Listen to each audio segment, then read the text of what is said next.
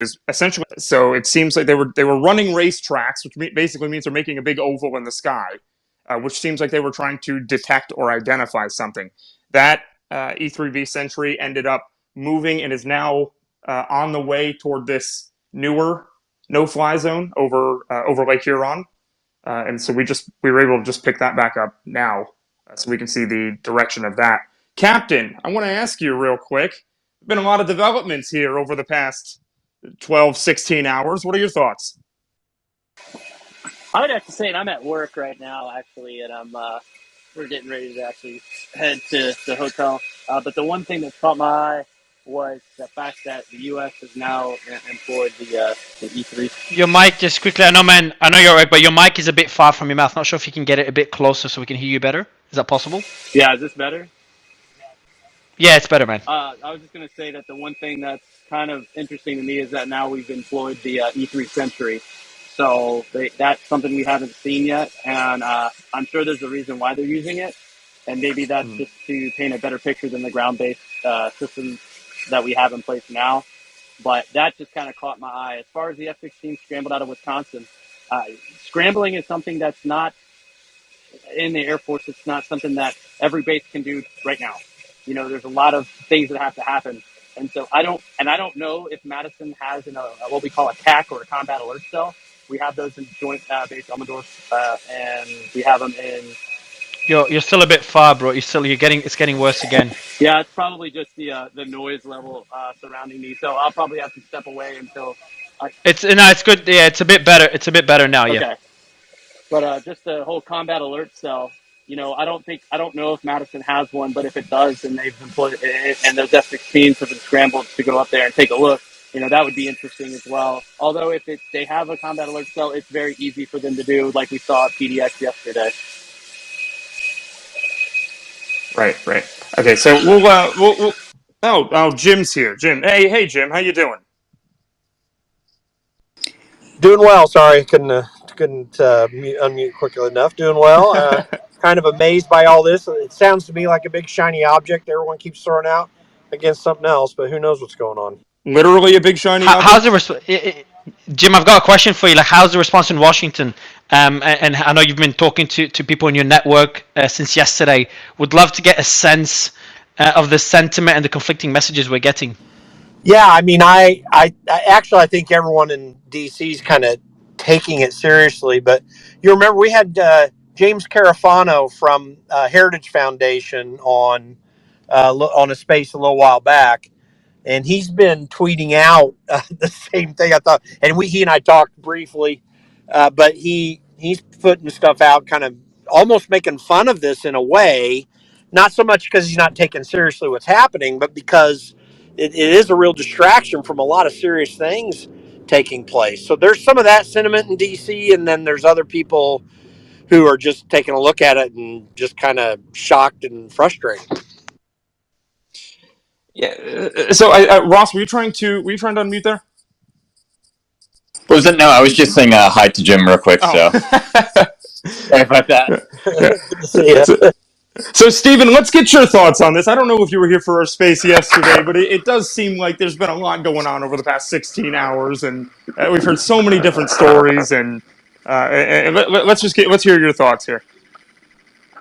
Well, when I look at something like this, I like to just look at what's high probability and what's low probability again. And so low probability would be a lot of stuff that I've been seeing float around.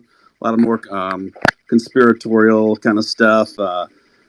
People even insisting that... Your mic, Stephen, your mic. I don't know what's happening with your mic. Oh, okay. Just a moment. Is this any better? You're just rubbing it on something. Make sure you just stop whatever you're rubbing it on. My apologies. Yeah, I was multitasking here. Is this better? Yes. Yeah. Okay. Yeah, so people are even kind of confusing certain kind of cloud images and saying this has something to do with it, that these certain particular kinds of clouds are actually, government weather control stuff, and this also somehow ties into the UFOs that we're experiencing now. Look, that would be a very low probability scenario. But what we are looking at What does kind of concern me is the fact that we haven't seen much of any footage come out from all these different locations that we're getting. The footage has been very minimal. Also, when we look at the UFOs that have been shot at or shot down, and even when we saw the balloon that was shot down, we didn't really get any imaging of the rubble or the of the materials that were shot down. So I'm wondering why all that stuff has been kept from the public so far. I'm not saying that there's anything nefarious behind that. Yeah, but no. So I've spoken to people. They're going to be joining the space shortly. But I have spoken to people that were that have more information than we're able to share. I'm trying to get them onto the space. But these things. So they're saying that these things do take time. A lot of people expect answers now. But even in Washington, there's conflicting messages coming out of there. Even senators, some of them are saying that we just don't. I don't know if Jim had the same sentiment, the same issue when communicating with them. But from us talking to a few of the senators that have been on the space, some of them just were confused, and some had conflicting messages, and some were even asking us for more clarity, which is a bit. I don't know how unusual this is. But when it's a developing story, I just don't find it too surprising. We've covered a lot of developing stories here in the space, so I just don't find it too surprising. So Breaking Forward did just send me an update that the U.S. Air Force KC-135 Stratotanker, which is used primarily to refuel military aircraft such as fighter jets, is now flying directly around the no-fly zone that has been set up by Canada. It is worth noting that this no-fly zone is massive. Lake Huron is a massive lake, a massive body of water. This is by far the largest no-fly zone that we've seen over the past week. So what's going on here is going to be anybody's guess, and we're going to have some military people on here very soon to hopefully go over this a little bit.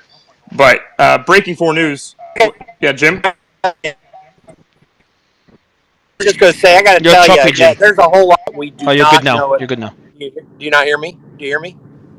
No, you're good now. You're good now. You go ahead. Okay. I said there's just a whole lot that we got to wait to get more information on. By the way, I'm not quite being a conspiracy theorist. I'm being a political theorist, saying, why is this suddenly such a huge deal and it's happening all over the place and reporting on it? So I see what that means moving forward. In terms of UFOs, by the way, I just want to say a Bayes theorem analysis on this kind of makes the chances of that to be even more incredibly low. Bayes theorem is kind of a way to break through probabilities to see what's really going on. And I think, that part of the analysis is entirely speculative.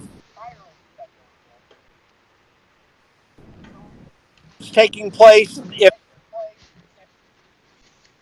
we might be losing you a little bit, Jim. Away from something, or physical properties on the ground. That's what I'm curious about. Right. So breaking 4 news, or actually, Ross, earlier you did mention that there were sightings of, I don't believe that they were specific on what type of fighter jets that may have been flying over Ohio. Do you have any more information on that? About the Portland or the Ohio? Ohio, I believe, or Indiana, actually. Sorry. Flying toward Michigan, flying into Michigan. Yeah, so I'm trying to find more information at the moment, talking to a few intel people. Currently, I haven't heard anything back. Still trying to find more information on Flight Radar, but do see a Black Hawk helicopter flying towards the restricted area. So. Yep, and it does seem that there is another KC-135 Stratotanker hanging here as well. So that would make 2 of them that are up in the air. Yeah, exactly. So and then you've got that E-3B Sentry. Let me ask you, Jim, real quick. What do you think is going on here in Washington? Are they actually hiding this information? Are they trying to survey this aircraft? Maybe if there is an aircraft. Actually, I have a question for all of you, and I'm really curious on this one, Jim. I hope your connection is good now because I'd love your thoughts on this as well. So there is a lot of distrust in the information that's coming out. I thought this is a Chinese spy balloon. That's not even up for discussion. But there's people, and I'm not talking about people that just come up with theories without backing. People that I would listen to and a lot of us would trust as a source, just doubting this whole story, this whole narrative, and doubting that just a random Chinese balloon managed to enter U.S. airspace and Canadian airspace and not be spotted for so many days, and now there's all these unidentifiable objects flying around. Why the distrust? Because it does seem like a very plausible story for me. Am I Yeah. missing So, something? well, let me just make this statement on that.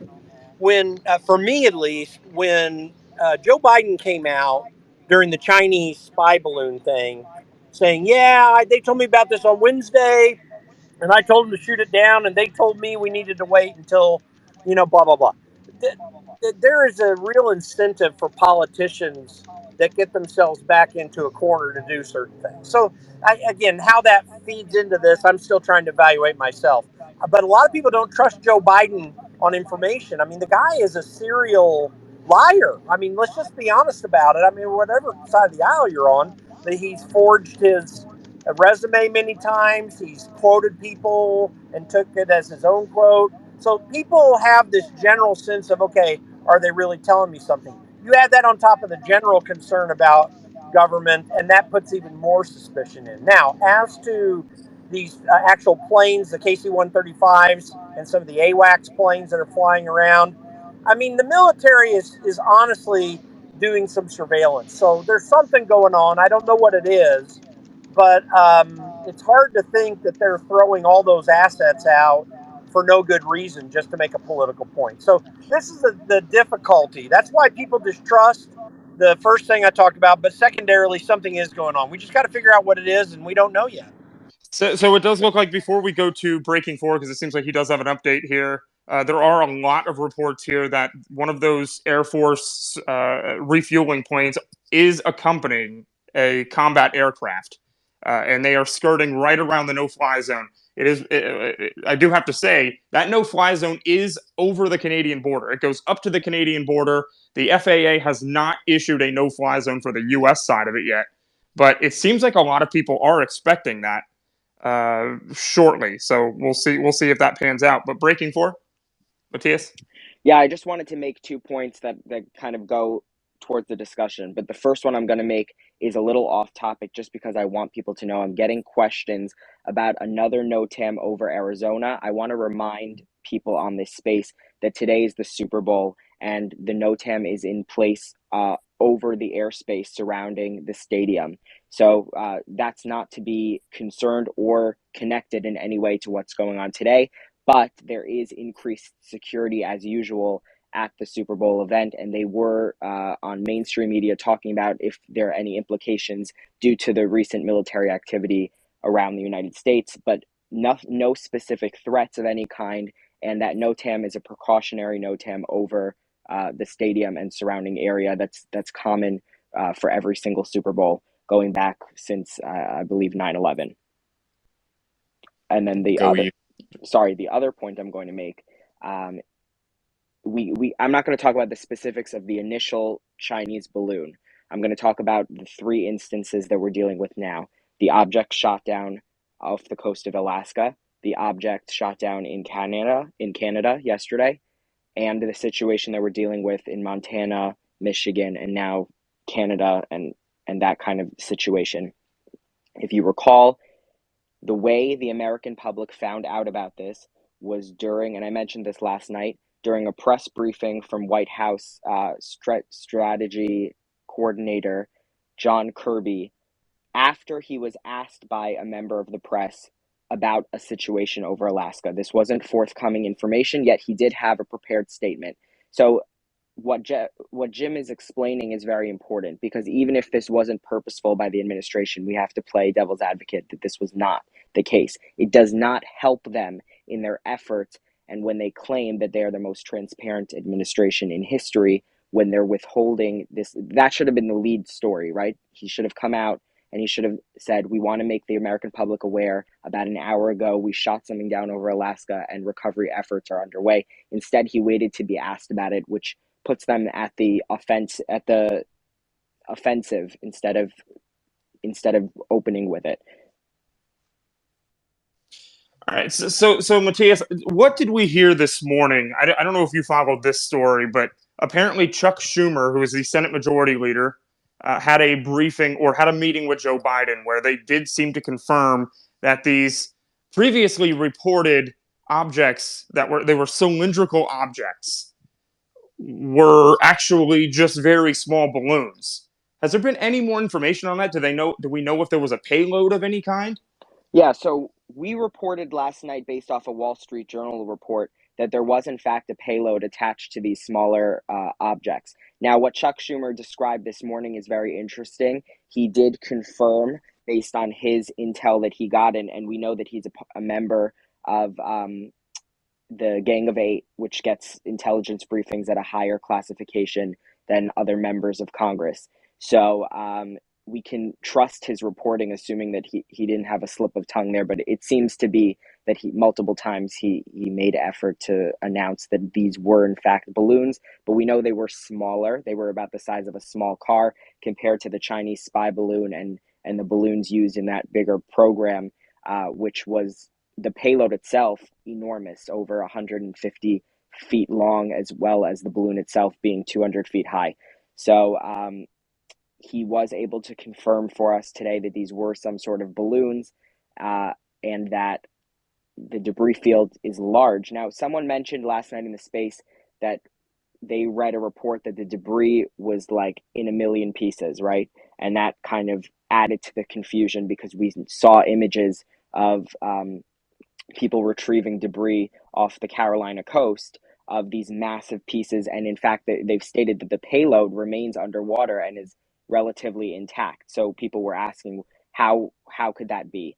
Two things. First thing, both of these objects landed on hard surfaces, right? Off the Alaskan coast, the waters that the first object landed in were completely frozen due to the winter, which is complicating efforts and why they needed to land helicopters and all that.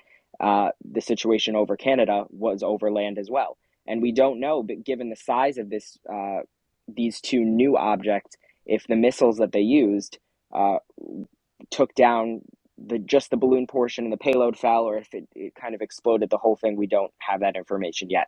So that's important to keep in mind. But to circle back, in conclusion, we can trust 99.9% of what Chuck Schumer's saying at this point. We believe that these were balloons as well.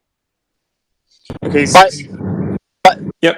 I want to throw in there, when anything lands on water, that is tantamount to landing on the ground, at least at initial point of impact.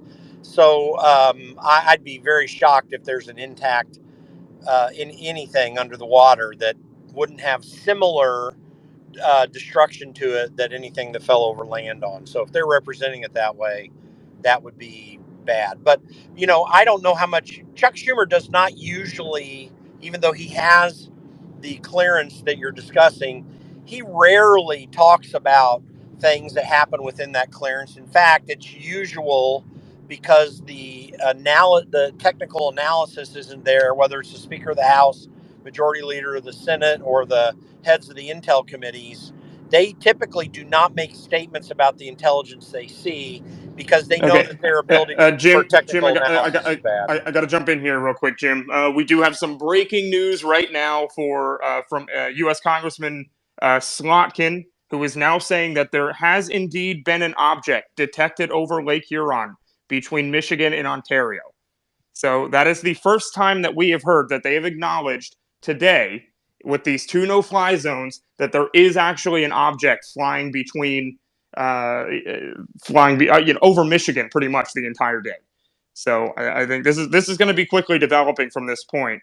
So we're going to keep track of this information. Matthias and Ross, if you can help us as much as you can, that would be awesome. But that was just put out, so I'll let you continue, Jim, while we track that. I just had a quick question for breaking four news. All this intelligence that Chuck Schumer has been privy to thus far, does it confirm that all of the UFOs that have been confirmed thus far are balloon-esque in nature?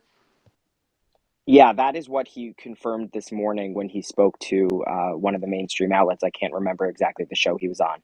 We know, obviously, the balloon the initial balloon sent from China was in fact a balloon. We saw it with our own eyes. It was large. It was above us. And we have images and video to back that claim. The two objects that were shot down, both off the coast of Alaska and more recently in Canada, and then this third thing that's being tracked, which we have confirmation from lawmakers, is in fact a suspicious object.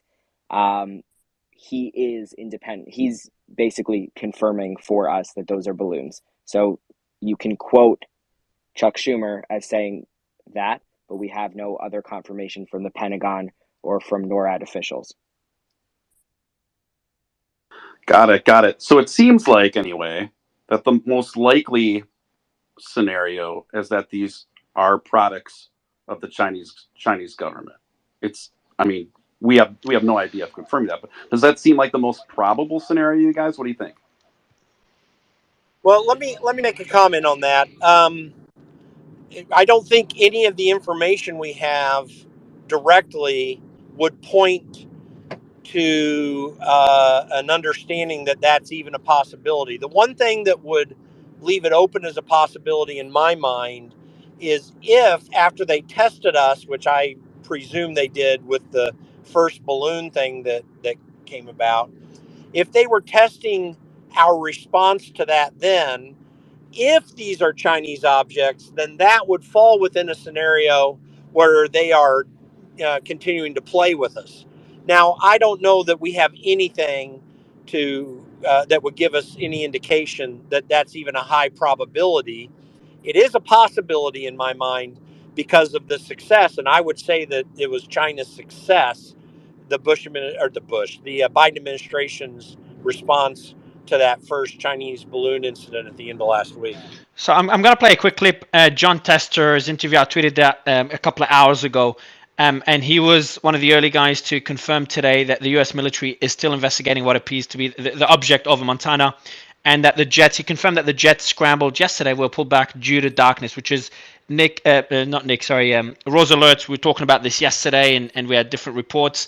Some of the reports said that there was no object over Montana. Then later, other reports were saying there is one, and that they couldn't shoot it down because of the darkness. Senator John Tester confirmed that was the case. I'll just play a quick clip from him now. Hopefully the audio is good. Let me play that now. Is there an object over Montana?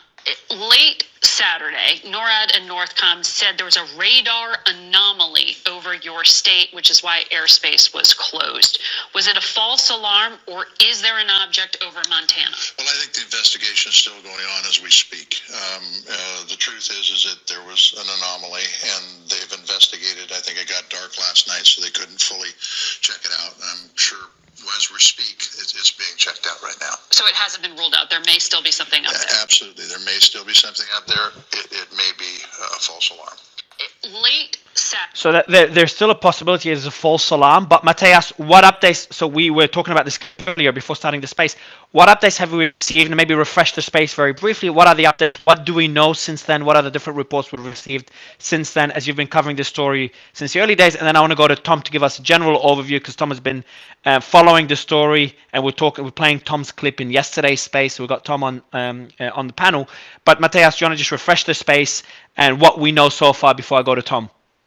Yeah, so last evening, I would say at around 7:30, 8 o'clock, we began to receive reports of military activity being scrambled from the Portland and Seattle area. And then we immediately following that, we had a NOTAM issued above Montana, and they were our lawmakers from those areas, both senators and congressmen and women, confirmed that they were in contact with officials from the DoD and from NORAD and military officials, telling them that they're actively tracking an object. Then immediately after that, I'd say 30 minutes later, the NOTAM was canceled and was was taken back. And we then had conflicting reports between military officials and our lawmakers. The military officials were basically claiming it was a false alarm. Our lawmakers were saying that they still have intel to suggest that there's an object, and that given the fact that it was dark, they couldn't proceed with the operation, but they would resume in the morning. And then this morning, during daybreak, we saw military activity resume. We heard the interview that Mario just played this morning on Face the Nation with our senator from Montana confirming that an object was still being tracked, and then the developments that occurred this morning with the first NOTAM over Lake Michigan, and then that being canceled, and then now the new NOTAM in Ontario. And that's what we are dealing with at this point. I appreciate the update. I will bring Emergent back up on the panel. He was with us today, who's worked at NORAD and the Air Force. So I'll get, he's just about to jump on. Tom, you've been following the story since yesterday. We played one of your clips. Can you tell us again what your concerns are that you were expressing yesterday, and what you think about the developments that we've seen today and the mixed messages we keep getting? Well, I don't remember what I said yesterday. We've got a clip, Nick. You've got the clip ready. We just played the clip in the space. Let me try to find it if I've got it here. I'll get the clip in a bit. Well, yeah, I mean, generally speaking, we're in a crisis with China, and they're attacking our airspace. It's not trolling; it's an attack. If it was a fixed wing aircraft or a drone, there'd be little question about the national security crisis we're in. But because there are these balloons, the Biden administration, I think, is benefiting from the comical nature of such an object to distract from the complete collapse of our national security apparatus, or the exposure of the failure of our national security and defense apparatus. I've been joking in recent days, and not really joking that much, that I bet you NORAD's number one activity in any year is their activity in tracking Santa. And the publicity to get from doing that, and knowing a bureaucracy, it probably takes an entire quarter of activity in terms of planning and deployment of resources. And we have these invasions of our territory, of the continent. Frankly, if they get into Canada, it's also a failure of U.S. defenses. And now it's causing chaos in the northern part of our country in terms of air traffic and such. People shouldn't worry about something falling on their heads from the Chinese, to be blunt. And you have to ask, why are the Chinese doing it at this time? It's an opportunity for them to obviously escalate confrontations with America and prevent America from taking what would likely to be lesser steps in light of other activity China's already done. So let's say people were concerned about cutting off more tech to China, or the sort of things that were likely to happen in the ordinary course. This makes those steps more risky because China has escalated things, and maybe people are going to be even more cautious about changing the status quo with our economic and funding relationships with China. And I think, and I also say, as I've also said previously, and I know we've said on this space before, that America's weakness in the form of President Biden invites this type of challenge. He not only has the cognitive challenges and the kind of the weak leadership as a result of that, but he has he's been compromised by the monies given to him and his family, as the evidence suggests happened when he was vice president, where you had this his office being converted into an operation to enrich Hunter and his family. And then, he was engaged in shady business with China by all accounts. Didn't Donald Trump Jr. say he had $100 million of Chinese money? Just wondering. Well, I don't know what the money. The monies. There are various reports of the various monies that have gone in and out. But it's not a $10,000 check, but it's millions. And and I suspect this relationship goes back a long way. But this is now, did China is send this balloon because they gave money to the Biden? No, but it's one of the reasons. I'm sure it's part of their calculations. So what is going to be the reaction of the United States? Well, we know the president is on the take because we gave him the money. We know he's on the take, and so he's kind of hamstrung a bit Tom, because of that. I've got a question for you, and I asked this to the panel earlier. The mixed messages that we're getting. So I've got two questions for you. First, regarding the Chinese balloon, there's a lot of skepticism that the balloon was just spotted. I'm talking about the first balloon, and then obviously we've got all the unidentified objects now, which kind of call them UFOs, that we're spotting over the last few days. But for the first balloon that took days to spot, we've spoken to some that had concerns, and we've spoken to others that did mention that it's Mario. Yeah, Jay, go ahead, man. Go ahead. Yeah, Slogan. Rep. Lisa Slotin. Or sorry if I pronounced her name wrong. She just tweeted 12 minutes ago. Our military has a extremely close eye on an object above Lake Huron. So hold on. Is that a new object? I think that's the object that they were saying before, but they're watching it extremely closely. So how many? So how many? Nick, I'll let you jump in. Elaborate. How many objects do we have now, Nick? We're only talking about one right now. This is the same statement that I had spoken about a little bit ago. He had not clarified through that tweet yet. And so what Ross just told us is Rep. Slotkin did come out and confirm that they have that the Department of Defense has a close eye on the object and they are following it.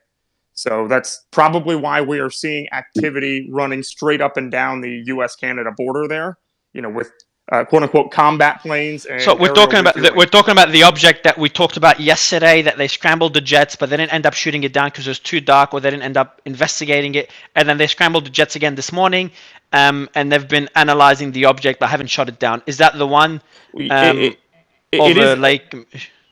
We're assuming it's the same one. We do not have any confirmation on that. What we were talking about earlier is the trajectory of the wind.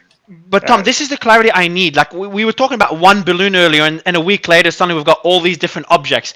Is that a statement being made by the administration that, hey, we're taking these things seriously after the criticism they've received around the first balloon? Or have they started expanding their, let's say, investigation, and they started spotting all these different objects? We did have someone that worked at NORAD who's going to be up on stage again shortly. We just DM'd him. He's going to be joining us. I think you should read this as, I think, Mario, you should. This is a new escalation of provocation. We can suspect other objects have come through, but if you don't know, I got to jump in right here, Tom. I'm sorry. We do have an update here. It seems like this is just now. An unidentified object has been, quote, decommissioned over Lake Huron, and that is from. So that decommissioned. Decommissioned means. Well, so we don't know exactly what decommissioned means, but we're assuming it means shot down. Shot down, yeah. Yeah. So this would be the fourth object. And there's a plane flying over the no-fly zone already. If you look, commercial plane. So they must have let him through. So this would be the fourth object, evidently shot down. I guess after the first balloon. I think it's the fourth, right? So we've what are the total objects? Matthias, I know you have your hand up, so I'm not sure if you've got more developments. And if you can answer that question, how many objects have we shot down, has the US shot down in the last, let's say, since the first Chinese balloon? This would be the fourth. This would be the fourth object shot down, and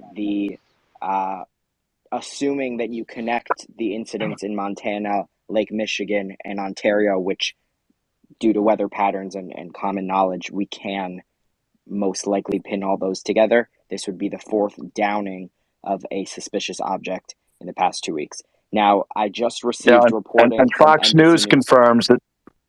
Yeah, Fox News confirms two of them had payloads. At least two of them had payloads. Correct. I just received reporting from NBC News, and I'm going to read it to you right now. It states, I just lost it. Hold on one second. It states that, quote, in wake of the Chinese balloon flight, the U.S. military is now looking at a wider range of radar data as it monitors North American airspace, including more objects and smaller objects that might have been filtered out as clutter in the past. That's quoting DoD sources. So it goes to what we were discussing, which is this heightened sense of sensitivity. I think we were talking about it last night, and continues to show because people were wondering, like, this didn't just come out of the blue, right? UFOs have been spotted and tracked for years and years prior. What makes these specific incidences, especially the smaller objects, the three latest that have been downed by United States and Canadian officials, what separates this from other UFOs in the past? And I think that shows us exactly what does. And it was the original balloon. Okay, it looks like U.S. Rep. Bergman has now said that the U.S. has shot down the unidentified object. So they did clarify. So now Emergent, you're with us. Can you hear me, Emergent? Yes, I'm here. Can I use your name, or are you keeping that confidential? Just use my handle for right now. Emergent. Okay, man. So Emergent, have you seen the recent developments that we've seen, or do you want us to give you a quick overview? And I think the audience will appreciate a quick overview as well. Have you been keeping track of the developments today and the object that was just shot down about a couple of minutes ago? I have not. Give me the short version. All right. So Nick, Johnny, just give a short version to Emergent and the audience on the developments we've seen today and just the announcement you made a few seconds ago. Okay. Earlier today, we did see a no-fly zone that the FAA issued due to national defense activity right in between Madison, Wisconsin, and Michigan. So right there over Lake Michigan was where the majority of this activity took place. We did see them retract that no-fly zone, and then soon later, the Canadians actually implemented their own no-fly zone on the opposite side of Michigan. It did look like the U.S. military was tracking the object all the way across Michigan, and now we have recently heard and that this is the first time that we knew that there wasn't even an object, because they wouldn't talk about that before. But it does appear now that members of Congress are saying that the object has been shot down over Lake Huron. So that's and then Matthias, before I go Emergent, I want to get your thoughts on Matthias. Can you just read out what you just said earlier? And for me, this is very important. I'd love to get more clarity on this from Emergent. You mean the NBC statement? I'm very curious based on that, particularly exactly what they would have shot down, because that's just a very extreme step in general, and a lot of boxes have to be ticked for that to happen per traditional NORAD doctrine. So my first question would really be, what could they or would they have identified that was a credible enough threat to tick off all of the boxes? So this is important. Emergent, this is important. Can you tell us those three boxes again, just for the audience, because we spoke about it yesterday? And then, Matthias, breaking for news, what I want you to do is tell us the what you just read out earlier, and I want to get an update from Emergent on whether those three steps changed. So quickly, can you give the audience an overview, Emergent, those three steps, the requirements before shooting down an unidentifiable object? What are those three requirements? So normally what you need is a positive ID, a hostile declaration, which means a set of criteria has been checked to ascertain that it poses a credible or actual or highly likely threat. And then the third is you need an engagement order from a valid engagement authority, which is normally, I would be very skeptical that anybody who would be given that authority would be anything less than a 2-star general. Okay, and then Matthias, can you read out the statement that was mentioned earlier? And I want to get your thoughts, Emergent, before going to Tom and Alex. I want to get your thoughts on whether those three requirements would change based on the statement that Matthias will read now. Matthias? Sure. Yeah, this is a statement from NBC quoting DoD sources saying, quote, "In the wake of the Chinese balloon flight, the U.S. military is now looking at a wider range of radar data as it monitors North American airspace, including more objects and smaller objects that might have been filtered out as clutter in the past." Do you think that they've changed the rules of engagement, Emergent, considering the statement that we've heard now and previous statements? Because it seems after the criticism that was received about the first Chinese balloon, are all these objects just popping up now? Are they spotting them now, or they've been watching them for a while and now they're taking action because they've become more aggressive? So it doesn't seem impossible for that to happen. As I've said in the past, there have been temporary engagement orders for specific scenarios and events, but those things are usually in response to something very specific. They're usually temporary, and they're usually for a specific purpose and withdrawn immediately after that purpose. So for that to be the case, there would have to be either orders from above NORAD, from somewhere in the administration, or some credible intelligence that indicates that somebody is doing something that poses a credible threat. So that's the type of, that's in general the type of scenario that would trigger an ROE change. Tom? Yeah, I would presume that if there are payloads attached, you know, there's now a look that they're looking for the balloons or whatever the vehicle is, and if it fits, you know, if it fits the new the new vehicle, the new distinctions in terms of having these vehicles with balloons and payloads. They're probably going to be taking him down. And I would suspect, I've criticized the defense establishment in terms of handling certainly the 200-foot balloon that was allowed to traverse the nation. I suspect, despite their efforts, the Biden administration's dishonest and corrupt efforts to pretend that the same thing happened under Trump, no one was aware contemporaneously. I'm guessing.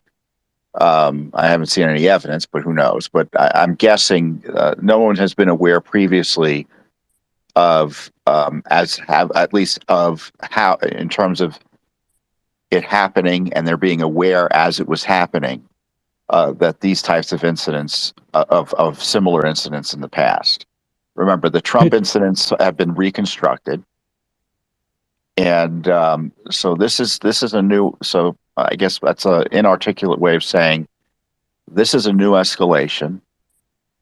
These are attacks from China on our airspace. It's disrupting two NATO partners here, the United States and Canada. It's placing everyone in these areas at risk of who knows what, and waiting for them to send stuff in and shooting them down, I think is going to be quickly seen as not sufficient. Tom, by Americans concerned about this. Tom, anyone who follows China will tell you they're not sending over balloons on purpose during this time and what they need. They have other ways to get to the U.S. They can't get any surveillance. What are you talking about? Why are you saying that? What makes you say that anyone who follows China says they're not doing this on purpose? Who says that? For what reason? They don't beat us militarily. No, so the message, Joe, the message that we've had in other, and that's actually an important point. Other speakers have mentioned, we did a foreign policy space after the first balloon on China, and we had General Spalding on there as well. And the explanation, probably the most plausible explanation, is that China is sending. It could be two things. Number one, sending a message to the U.S. That, hey, it could be related to Taiwan, recent escalations there. Or number two could be testing the U.S. response to a balloon. We've scrambled the F-22 jets, which is very uncommon. This is the first time NORAD ever engages, ever. It's never happened in history where NORAD has engaged any objects in U.S. or Canadian airspace. So there could be testing U.S. response as well. So these are the two plausible explanations that were discussed in previous Let's days. get Ross in here real quick because he's got a breaking news update. Go ahead, Ross, quickly. Go ahead, Ross. Chairman of the House of Foreign Affairs Committee tells CBS that the Chinese spy balloon shot down earlier had American-made parts on it. Do we know which spy balloon that, because they're talking about shot down earlier, and that's quite an ambiguous term there. Hold on. But the second part had U.S.-made parts on it? Yes, that's what they told CBS. So, can you? Yeah, if you could, if someone could play. I don't know if there was a written statement or was it a clip. I'll look into it. If you can get the clip, that's that's interesting. Emergent, is that common? If it's U.S. parts on a Chinese balloon, or could it indicate that they've possibly it's not a Chinese balloon? Is it back to the same quickly? Rose alert. The statement does state the Chinese balloon, or not? Just the unidentified object had U.S. parts. The Chinese spy balloon. What the fuck's going on? But So they're talking about the balloon that was identified before, not this new Not the the new item. first one. Yeah. balloon, the first balloon. But for a US for a Chinese balloon to have US made parts, can anyone explain whether this is this is common? You know, China's the manufacturing hub. Be a bit unusual for them to have their own balloon with US made parts. But we have balloons with Chinese parts, Mario. Yeah, well that's Yeah, Probably. you need more specifics to be able to comment intelligently on that, because if we're talking COTS parts, commercial off the shelf, if it's something you can buy at Walmart, then there's nothing interesting about that. But if it was, if it was something that was more specifically made by a U.S. defense contractor that's not releasable for foreign sale, then that would be more concerning. But it doesn't sound like that type of scenario has been confirmed. before Nick, I want to quickly go to Alex to get some updates. I know Alex has been following this story. Anything from Washington, Alex, that you can share with us? Hi. So when I initially raised my hand, it was to let you guys know that I saw the tweet from Jack Berman saying that they decommissioned the object. But what I do have to share is that, like, this morning, I saw the tweet from Matt Rosendale, who we were discussing last night, had said that he went on Fox News and said that there was an object, and then NORAD came out with that statement saying that there was no object identified. He sent a tweet clarifying this morning, saying, I am in constant communication with NORCOM, and there was I was just advised that they have confidence that there is an object and was not an anomaly. So I just wanted to raise the fact that the inconsistencies coming from both, the number one, lack of communication from the administration in Washington, Biden, like there's been zero, and then from NORAD and NORCOM, we're hearing one thing, but then why are we hearing this from, like, our elected officials and not from the people who are supposed to be reporting it? We're hearing there are no objects, but then we're hearing from Congressman Rosendale that there was, and the Department of Defense saying that there was, and he's having to contradict these reports. And then we're hearing that the actual object was shot down from a congressman as well. I'm just confused as to why they are the ones having to break this news rather than, the Department of Defense. Yep, so and we're the gonna. people I've shooting just it down. I've just got Nick. I've just got you've got breaking news, Nick, or because I do. No, you got breaking news. Not breaking news, but just some important information. The Associated Press reporting that, I'm going to read out exactly what they reported. 2 balloon companies in the southern province of Hunan tout military connections. The Juju Rubber Research and Design Institute makes the rubber pouches that fill with helium, making balloons lighter than air. The other, Hunan Airspace, says it makes balloons that can float 3 kilometers, 2 miles high for 21 days at a time. It also produces balloons called, quote, Elite Scouts, able to hover in place for long periods. Interestingly, I've noticed that both, and so this is someone analyzing the AP report. Interestingly, I've noticed that both entities have small but active export programs from China, shipping to various importers in the United States. So just wanted to add that. Not sure if that gives you more clarity, Emergent, but Nick, the mic is yours. Okay, yeah, I'm gonna put on Alex's point here. We're gonna play a clip real quick of the comments that the Department of Defense's secretary actually made on this issue, because obviously that's been a big point of conversation here. Is they have not been transparent, they have not been open about this, and all the information they've given has just created more questions than answers. So I'm gonna play this clip real quick. At the recommendation of the Pentagon, as it drifted at the whim of the wind. The object was flying at an altitude of 40,000 feet and posed a reasonable threat to the safety of civilian flight. Military officials declined to give a detailed description of what the object looked like, but said it was roughly the size of a small car. So not similar in size or shape to the high altitude surveillance balloon that was taken down off the coast of South Carolina. All right. So Emergent, on that, I really need to know, and the audience really wants to know, why. Why haven't we heard? Why aren't we hearing this from so many different sources? What kind of national security risk could there possibly be, to the point where the military just won't even talk about the issue? I think that's difficult to ascertain without any more information. As I said earlier, without the I mean, the way NORAD ROE has always worked is without a specific threat. Actually, I think something that might kind of help highlight my view on this is I just sent out 2 tweets on my timeline. It might be helpful, Mario, to maybe pin those to the channel. So there's actually a 1999 incident. It was you can look it up on Wikipedia. It's my top 2 tweets on my timeline. Where there was a Learjet 35 departed from Orlando and they lost cabin pressure early in the flight, missed their turn towards Dallas, and ended up being an unmanned aerial object in U.S. airspace. And over the course of its off-course flight, they intercepted it 3 times. But ultimately, even in that scenario, NORAD ROE are so strict that they just they just trailed the aircraft, monitored it, and allowed it to run out of fuel, and it ultimately crashed in a field in South Dakota. So this highlights just how difficult it always historically has been to get clearance to engage something.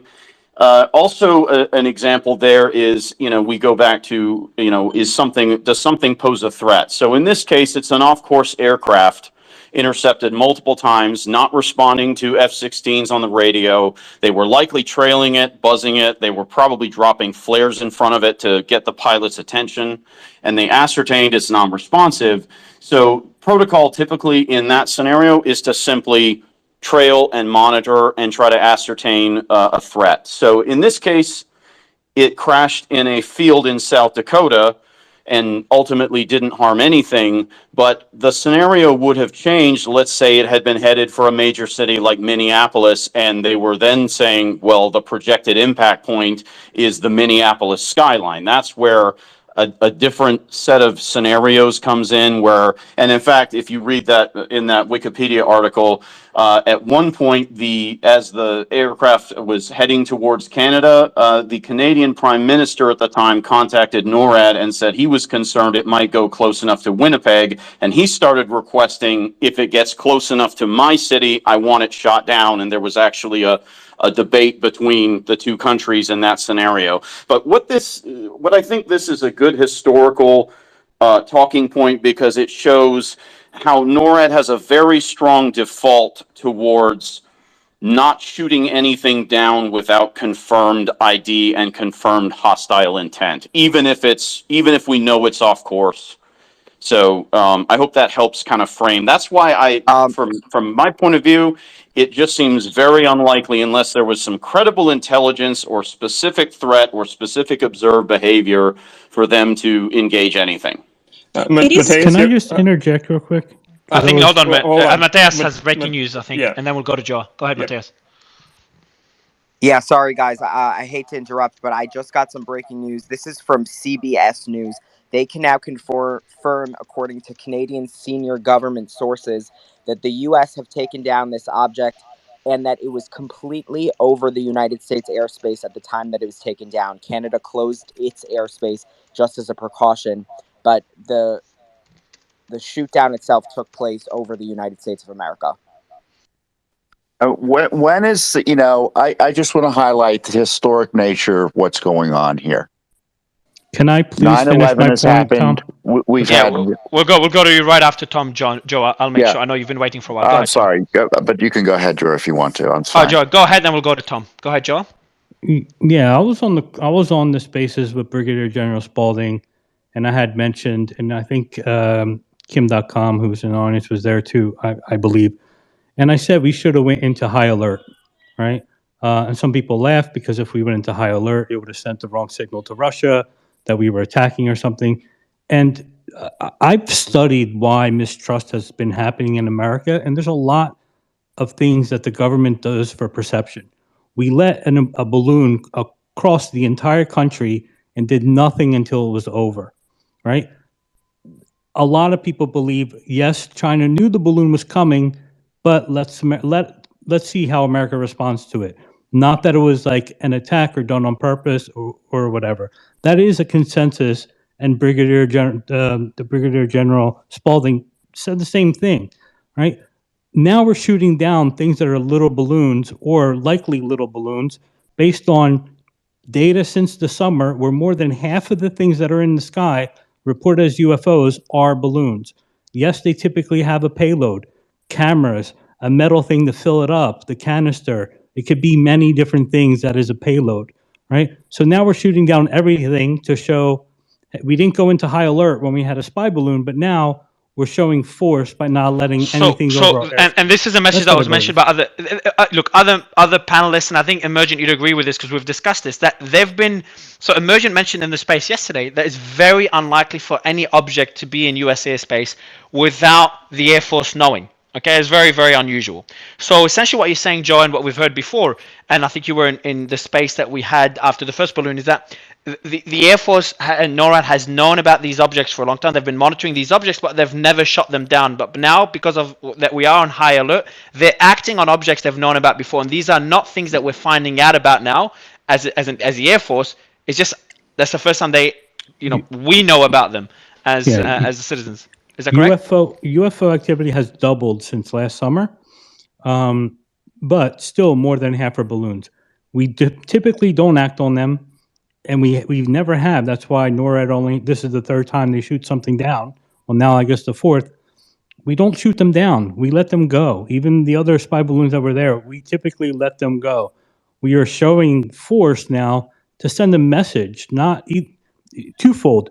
Send a message to the American people, hey, I'm not going to let things over our airspace because you guys get scared. And two, Russia, don't send anything. We're going to shoot it down. Or China, we protect our land. That's what they're doing because there's no reason to be shooting these things down, except when they're at 40,000 feet. Yes, it creates a commercial flight risk, but these planes can also fly at 25 and get by them. They don't have to stay at 40 unless this thing is like going wildly 15,000 feet, which I don't even think is possible unless there's like a huge gust of wind, and they know where those winds are. So it doesn't make a ton of sense except to create perception that we're protecting our homeland. Yeah. So Tom, I know you wanted to jump in, so let's go ahead and hear it. Well, I don't even know how to respond to that last comment. There's no doubt these are craft sent by a country that seeks to do us harm.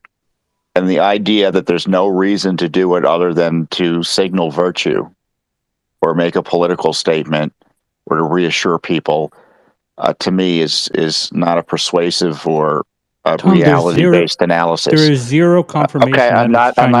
You made your comment, Joe. I'm not done with my. But you're response. saying that they're confirmed Chinese, and they're not. Well, they are. Please They are. inform people. Just let Tom finish, and you can reply right back.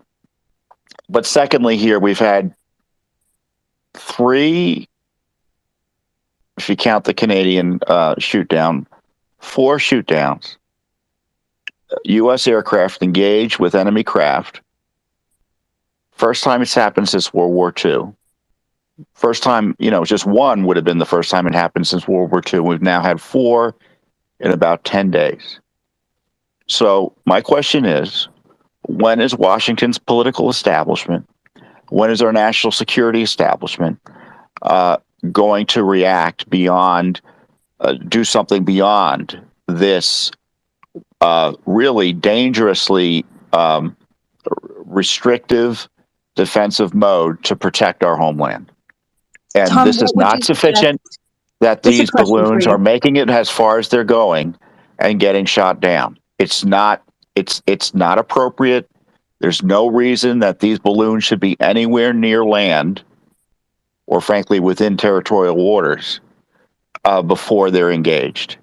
And it is inexcusable. It shows a collapse of leadership in our military. And of course, Joe Biden, being as cognitively challenged as he is and compromised by the Chinese, is seemingly incapable of taking the steps necessary to defend this country in the wake of this brazen attack by the Chinese communists. So, Tom, we should all be very concerned. This is a prelude to other military activity by China closer to their home with Taiwan or anywhere else. These are dangerous times, my fellow Americans, and our leadership is sorely lacking in terms of their capacity to deal with them in a safe manner, in a way that protects American lives. I want to play a quick clip just about, if you don't mind, Catherine, just about the fact that the balloons had American-made parts in them. So I'll read out I'm not sure who's speaking there, but I'm just going to read it. It's on the Face Nation. Joel Valdez sent it through. Let me play it now. I think shockingly, when the balloon was recovered, it had American-made component parts in there with English on that. It was made, parts made in America that were put on a spy balloon from China. I don't think the American people accept that. Yeah, so I that's what I just, for me it sounded pretty surprising, but I'm not an expert in that field. And then we've got here, I'm trying to find out who that is. When the balloon was recovered, Let me pause it. Find out who that is. They're saying the same thing, or being concerned about that same point on Face the Nation. But Catherine, I think you were speaking. And yeah, I would just love to follow up with Tom. And okay, so this very well could be an escalation, and what you're saying, let's assume that's all correct, and maybe there'll be an even greater escalation. But let's say this is currently, China is sending a particular signal to the US, to Canada, whoever. What would you suggest? What would be the action to take in this case? Because do we, want a full out war? Like what if you were in, say, Joe Biden's shoes, what would you do in this situation? How would you show strength in terms of, being American leadership? Oh, I'm sure there's a series of moves, both economically, in terms of military cooperation, other sanctions or direct action against the leadership, Chinese companies. You could cut off access to U.S. educational institutions by the Chinese population, Chinese nationals, all sorts of intermediate steps related to the economy and our relationship with China that you can respond. I would react to immediately, and I'll leave it to Emergent and others to the degree he's able to go through the steps that would increase our defense posture and make it clear to the Chinese they're in a box and they're not going to be let. And that let's put it this way: our defense perimeter needs to be expanded to as far as we can go without getting to a firefight with the Chinese. Okay, so I'll go ahead and just refresh the room here a little bit. We are covering and. Sorry, Nick. Tom Ryder from NBC News says the U.S. military shot down another unidentified object over Lake Huron earlier today, and it landed in the lake and is expected to be recovered, according to multiple U.S. officials. Okay, when you're saying another, can you make sure that we're clarifying on that? Because obviously we've been talking about an object that was shot down. I think that's the same one, isn't it, Roosevelt? Yeah. Okay. So just further confirmation of the and Matthias, anything else to add? Because we do have two special guests on the panel that I want to introduce. Would you have James is back on the panel, which Nick will introduce shortly, and a regular panelist, All Sources, with us as well. But Matthias, I'll let you add any updates you have on your end. Yeah, I just received an article from the Wall Street Journal. They're kind of contradicting reports from CBC that the fourth object was shot down in Canadian airspace, but we're going to put that aside for 1 second because as situations break, we obviously get conflicting reports. What's interesting to note here is the altitude at which this object was flying. They say an F-16 fighter jet. This is also different because in the past 3 incidences, F-22s were used, shot down the object according to a congressional aide who says the object was shaped like an octagon, also interesting and different, and was flying at an altitude of 20,000 feet, posing a hazard to commercial aircraft. So those are 3 pieces of information that are new and that are different from the 3 objects of the 2 objects that we've previously dealt with, right? F-16 versus an F-22, 20,000 feet versus 40,000 feet, and the shape, which is octagon-like compared to the spherical shape that we were dealing with before. Okay, so just to remind the audience here, the big balloon, the big Chinese balloon that we shot down off the coast of South Carolina, that was the first balloon. That one was at 60,000 feet. It seems that the two, and these are unconfirmed at this point because the U.S. military is not talking much, but the other two we think are balloons that were shot down yesterday over Canada and Alaska the day before were floating at 40,000 feet. And now we're hearing, to confirm with you, Mateus, this one is at 20,000 feet? That's based on reporting from the Wall Street Journal. That is what they've just broken in their article. Okay. So all source, let me ask you this real quick. Before jumping to all source, if you don't mind, Nick, I'd love Jim to quickly introduce James, and then I've got a few questions for both James and all source. But Jim, I'll just let you introduce James, who's managed to join us back. Yeah, James Carafano is the vice president of the Catherine and Shelby Collum Davis Institute for National Security and Foreign Policy at Heritage Foundation. He's a 25-year Army veteran with a doctorate from Georgetown University. He's been with Heritage and one of their top defense analysts. So welcome, James. Thanks for coming. Yeah, I want to say that. So before you were playing a clip about somebody saying that there was U.S.-made parts on the balloon, that was actually Mike McFaul. And so Mike's the chairman of the House Foreign Affairs Committee. And the other thing I would say is I don't know if you've discussed this before, but I think two stories go together. One is the balloon story, but the other is the announcement from the U.S. government the other day where they acknowledged that China has exceeded the United States in fielding ICBM launchers. And if you look at where these balloons have gone, and you also look at especially the first one, which they say was gathering signal intelligence, I think the logical conclusion is that the balloons are specifically designed to get targeting data for the ICBMs. It doesn't really do any good to have an ICBM force unless you can target and hold the enemy at risk. And there are two kinds of targets: cities and weapons. So you're blowing up somebody's city, that's the suicide thing, because the other guy can just shoot back with his missiles and blow up your cities. But if you have the capacity to take out his missile force in a first strike and hold his cities at risk, that's a strategic deterrent on the order of what the United States and the Soviet Union had during the Cold War. It's very clear the Chinese are moving in that direction. So why the balloons? Well, the one thing that these balloons can do from altitude that you really cannot do, well, that's much more difficult from a satellite from space, and difficult to do on the ground. You can buy the farm next to the missile field, but you might have line of sight issues or other challenges in collecting data and then getting that and not getting compromised. But what a balloon can do very easily is pick up short range communications that you don't even have to know what they are. They can be encrypted, and they probably are. But what that helps allow you to do is map not just the missile fields, but who the missile fields are reporting to, map the command and control nodes, and all this information helps with your precise targeting for your nuclear fleet. So I think very clearly this is something different. It's not like we saw under Trump. It's not like we've seen with them using balloons to collect stuff in other parts of the world, which they may be doing just because they don't have satellite coverage in those parts of the world.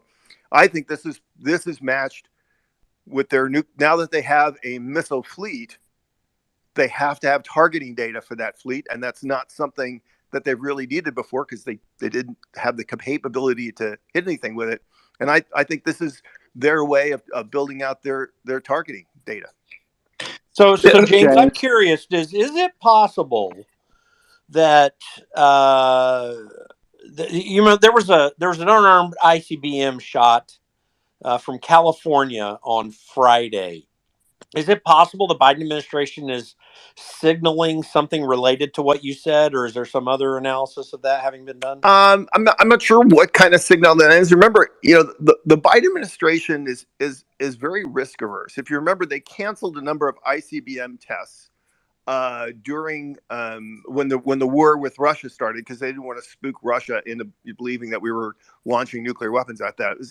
I was almost on the nonsensical being risk averse. I think the ICBM launch may have already been planned or not. I'm not sure if it was sending a signal to the Chinese, what signal it would send to the Chinese.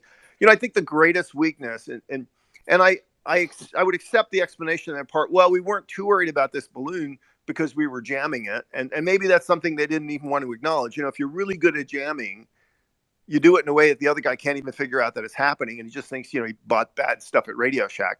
So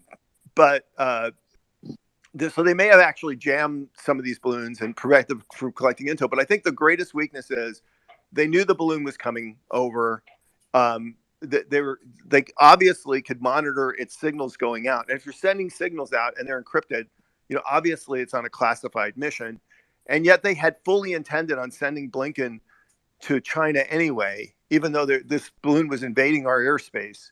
And I think they didn't want this to really be a story. And obviously it only became a story after, not just it was publicly announced, but after people got really upset about it. I mean, if you remember, if you look at the timeline, they didn't cancel the Blinken visit the very first second that the story broke. They waited till mid-morning to cancel it.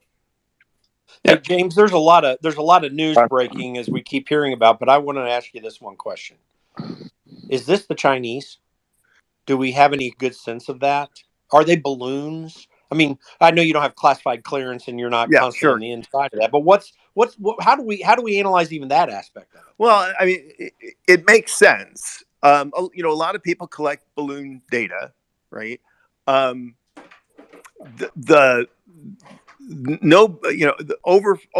the United States, going over the nuclear architecture. I'm not sure anybody does that except people that are targeting for ICBMs. The Russians have been doing this, since the Soviet Union days. They have targeting data. They have stuff that's targeted. They have a satellite thing that particularly does this. So I'm not sure it's something that the Russians would risk. And the Russians are a little bit busy at the moment.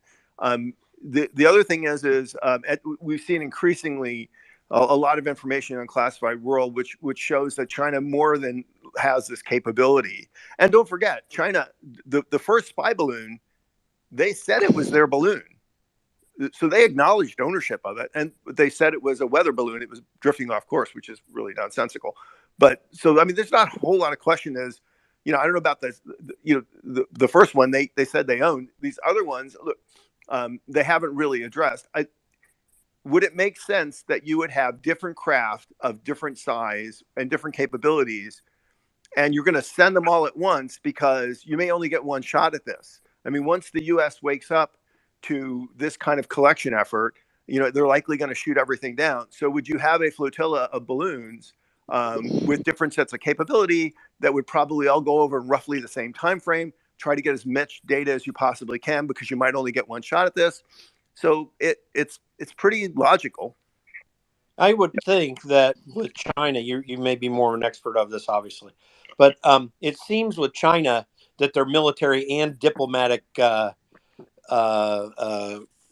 goals are quite similar. Is it possible, even if China's involved with this, that it's also they might be getting the targeting data, and that would be very important, obviously, with what you just said. But is it possible this is a psyop as well, too?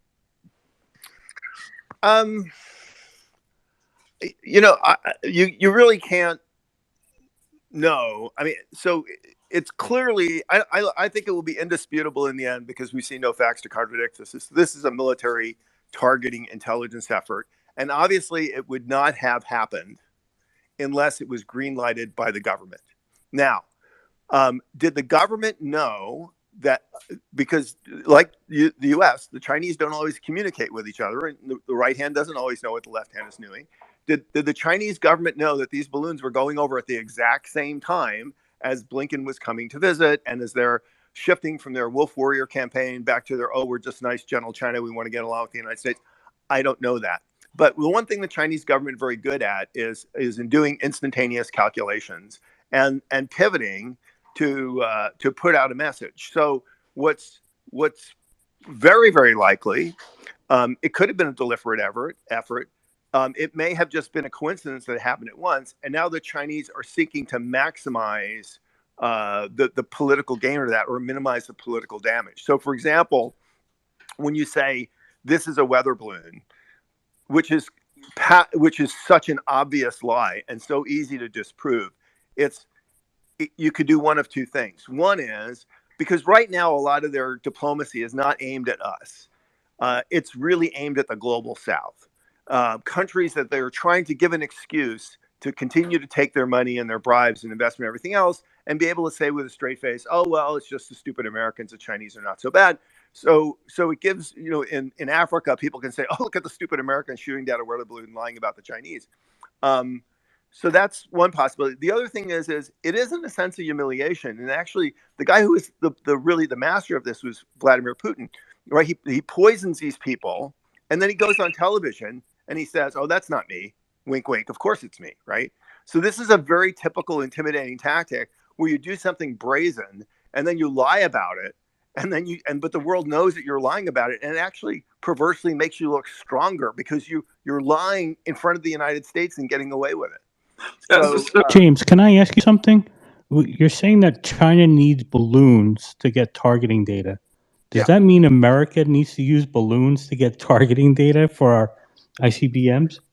And here again, I was in the military for 25 years. I had lots of clearances. I worked on this stuff. I haven't had a clearance for a long time. I haven't seen a classified document in years, and I can't speak to current capabilities. But our ability to do signal intelligence from space. So we're not talking about imagery intelligence. Imagery intelligence is you take a picture, right? Everybody has pretty sophisticated capabilities on that, but you can't see everything you need to target with a picture, in part because as the Earth rotates, especially the low Earth orbit satellites, the targets are uncovered, and it's very simple to know when the satellites are going to be overhead. And everybody's seen this in a Tom Clancy movie where you just cover everything up, right? So you can't see everything with imagery intelligence all the time because it's masked from you, or there are things you need that aren't necessarily visible. So you supplement that with things like radar from space and also signal intelligence. Our satellite's pretty sophisticated. Our ability to get SIGINT from space is pretty sophisticated. We have other ways to do that without actually penetrating somebody's airspace to get signal intelligence. This may suggest that the Chinese don't have that level of capability because the balloons are an ideal platform to gather exactly that kind of signal intelligence. But don't they have nearly the same capability? I mean, they're second only to the U.S., right? In space.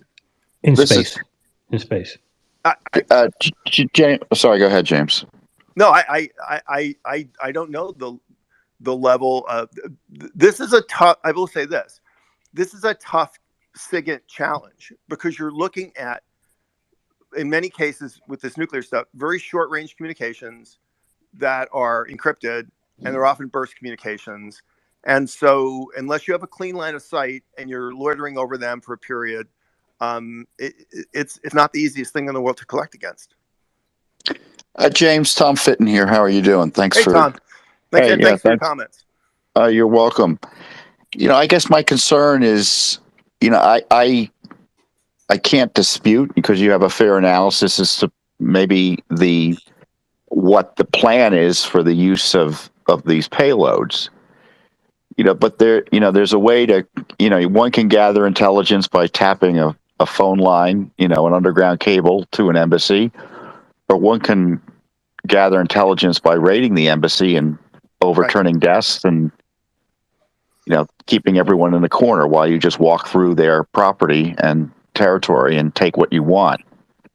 And this is the latter. It's a little bit apples to oranges, but not, certainly it's apples to, whatever close relative of an apple would be.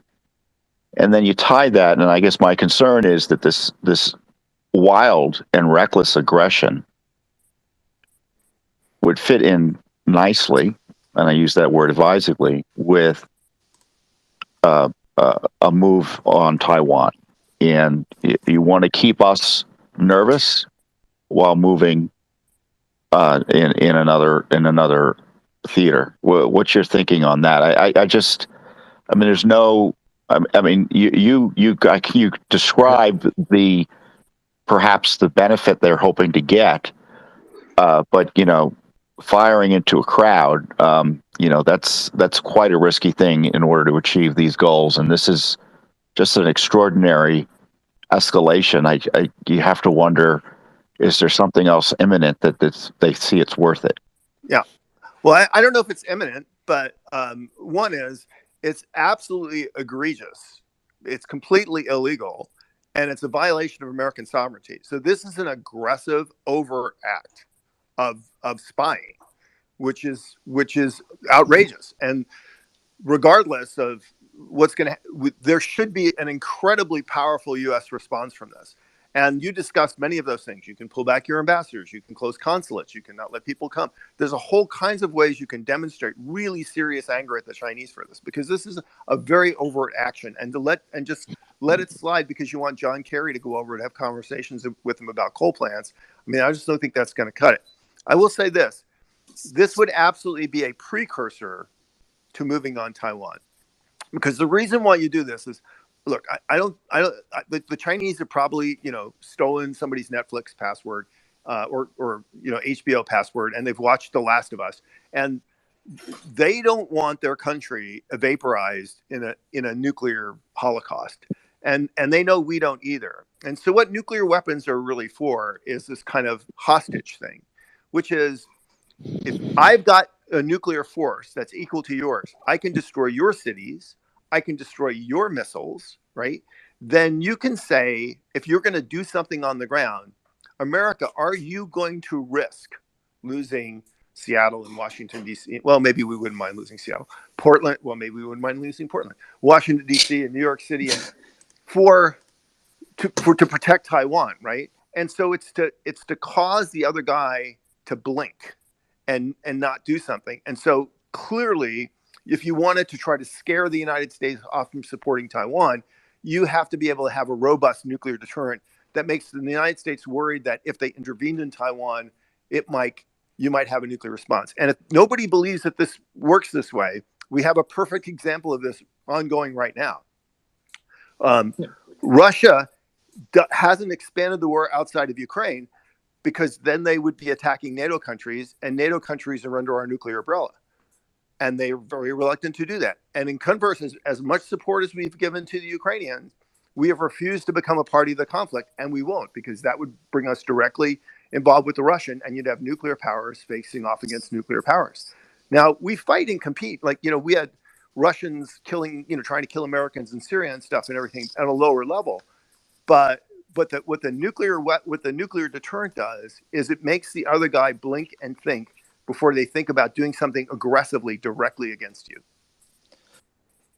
So before I go to All Source here, because I do want to get him in, I'll give a couple breaking news updates, because we have heard some here even over the past 5 minutes. Number one, the Pentagon is having a press conference imminently, and so we are going to stream that here live for you.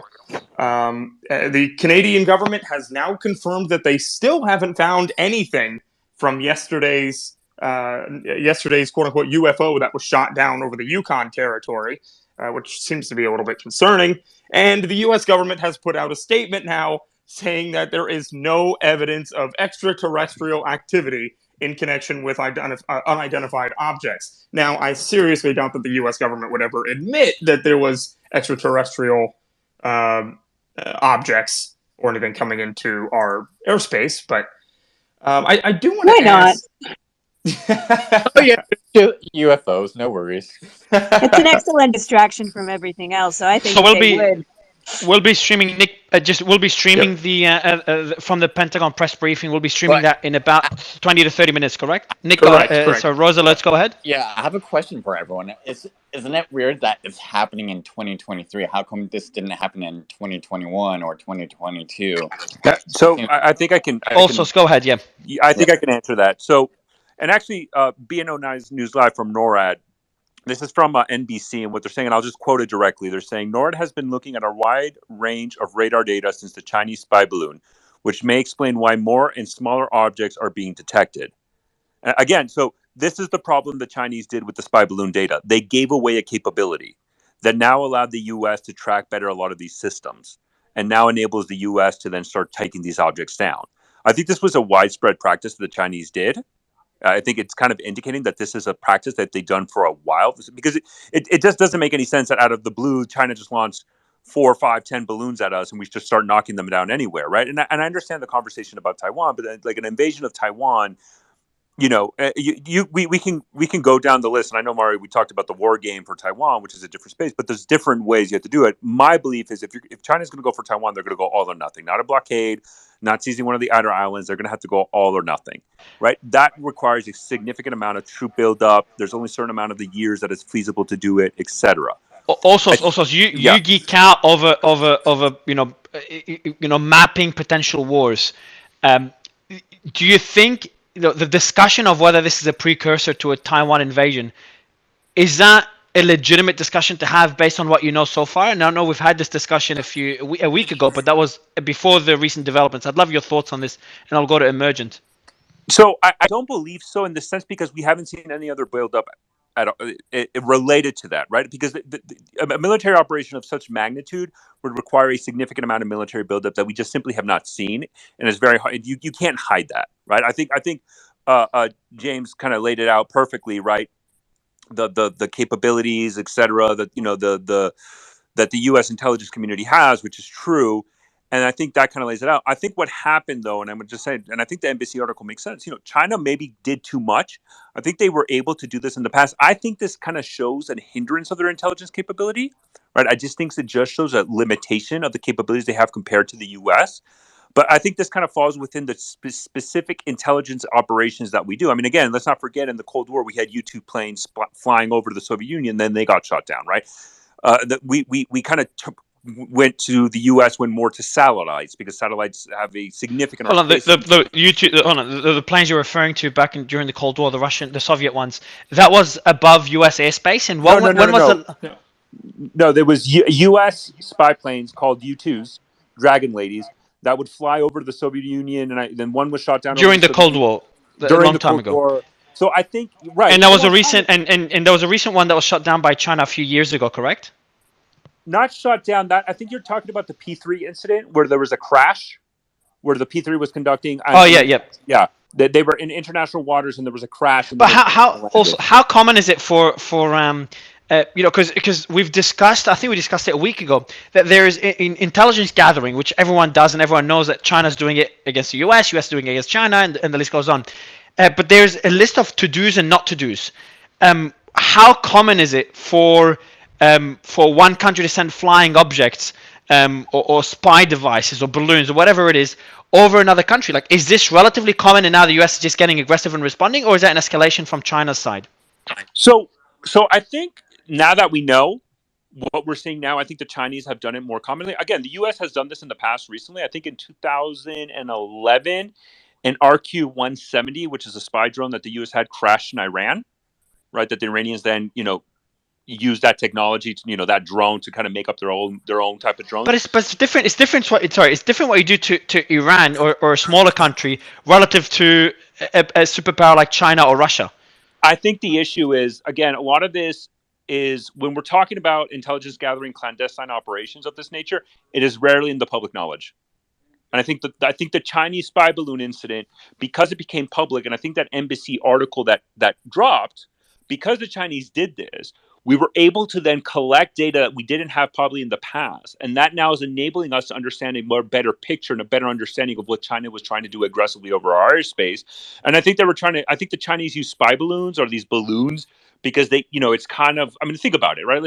We can joke about it. I mean, how many memes did we see about the Chinese spy balloon? We acknowledge the threat of our national sovereignty, and obviously we shot it down, but it's kind of a within the spectrum, right? It's kind of laughable, right? And I think the Chinese probably did a calculus in their mind, say, look, let's just send balloons over, and we don't believe it's going to respond to a notion of a declaration of war, et cetera. But what we're seeing NORAD doing, and we're seeing the president of this administration do, is now taking a very aggressive stance. And now I think this is a new standard. So the question is, what do our adversaries do in response? And oh, by the way, I think James hit it, and I think Tom was also hitting that. What is our response? In my opinion, my opinion, is if has been doing this for a long time and they thought they can get away with it, I think we should respond a lot more aggressively. We're not the intelligence collection to the point of even establishing intelligence collection assets in Taiwan to send a message to China saying we will not tolerate this. That will be as an escalation, but I think it's a proportional response to what the Chinese, and I think it sends a message to China to saying we will not tolerate this aggression of our national sovereignty. We are going to deploy intelligence assets into Taiwan Oh, overtly as a oh, oh, response. oh, oh. You know, look, this is the equivalent of someone coming to your home and leaving a bullet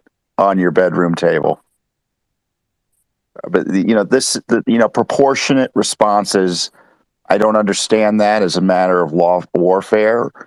I mean, we've been caught with our pants down. We are failing to our military establishment and the civilian leadership are failing to defend our country.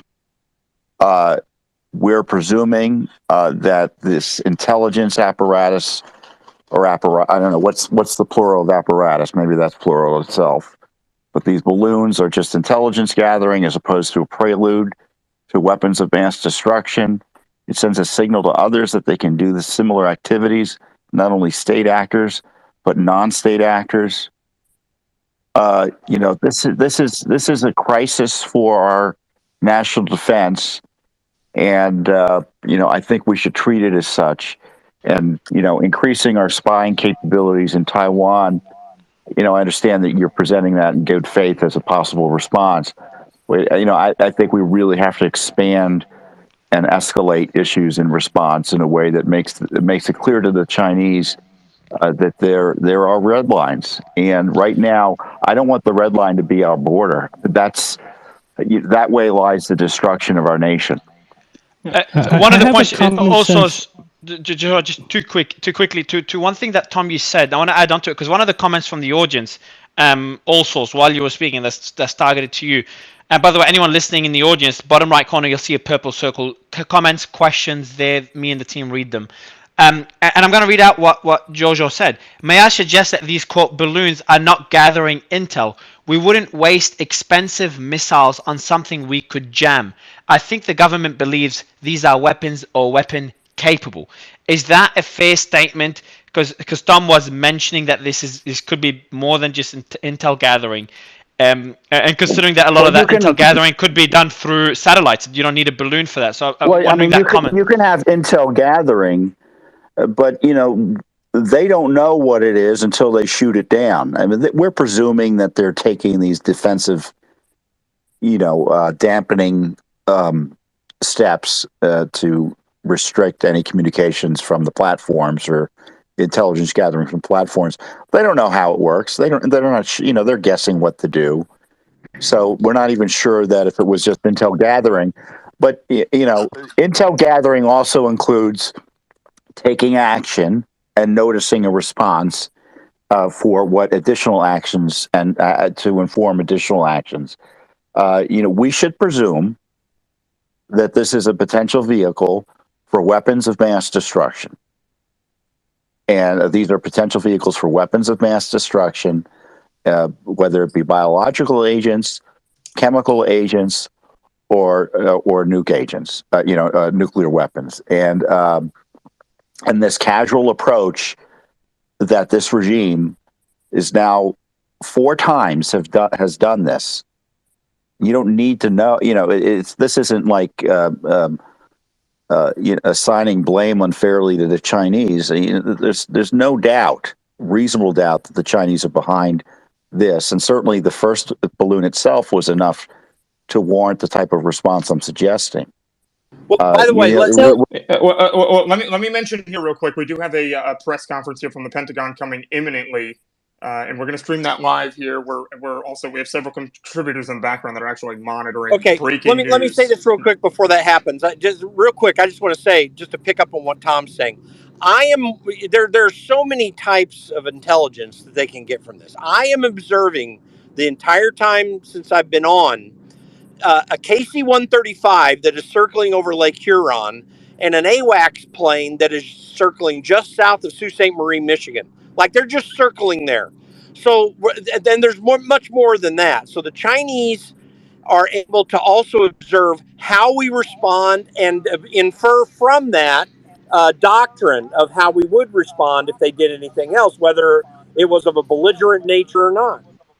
So I was with Tom for part of it, surprisingly, but the minus the chemical agents and so on. But I do have a question here. So I do think that even if it was like a spy craft and not just a provocation, it's still a provocation, and it does deserve a response in my view. But what I am wondering is, what is China's intent in having this provocation? Because that's just going to escalate things for them. So what is their goal ultimately? Where are they hoping to take all of this? Because, I don't know that they are necessarily wanting to have a physical war at this point. They're certainly trying to outcompete us. They've taken away a lot of the manufacturing.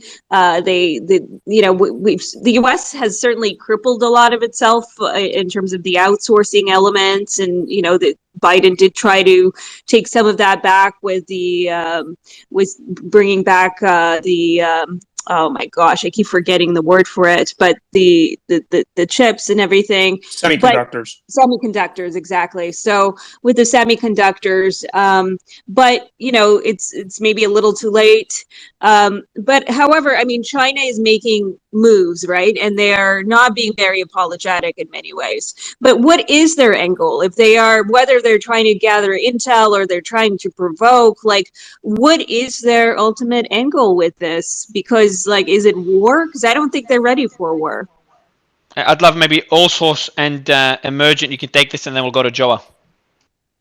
So Mari, just to I'll answer that. Just the first question of like firing a missile against a balloon, and like that's not how the Defense Department works or the military. Like I've seen like multi-million-dollar missiles fired on a guy with an AK-47 hundreds of kilometers away from like the front line. Like we don't.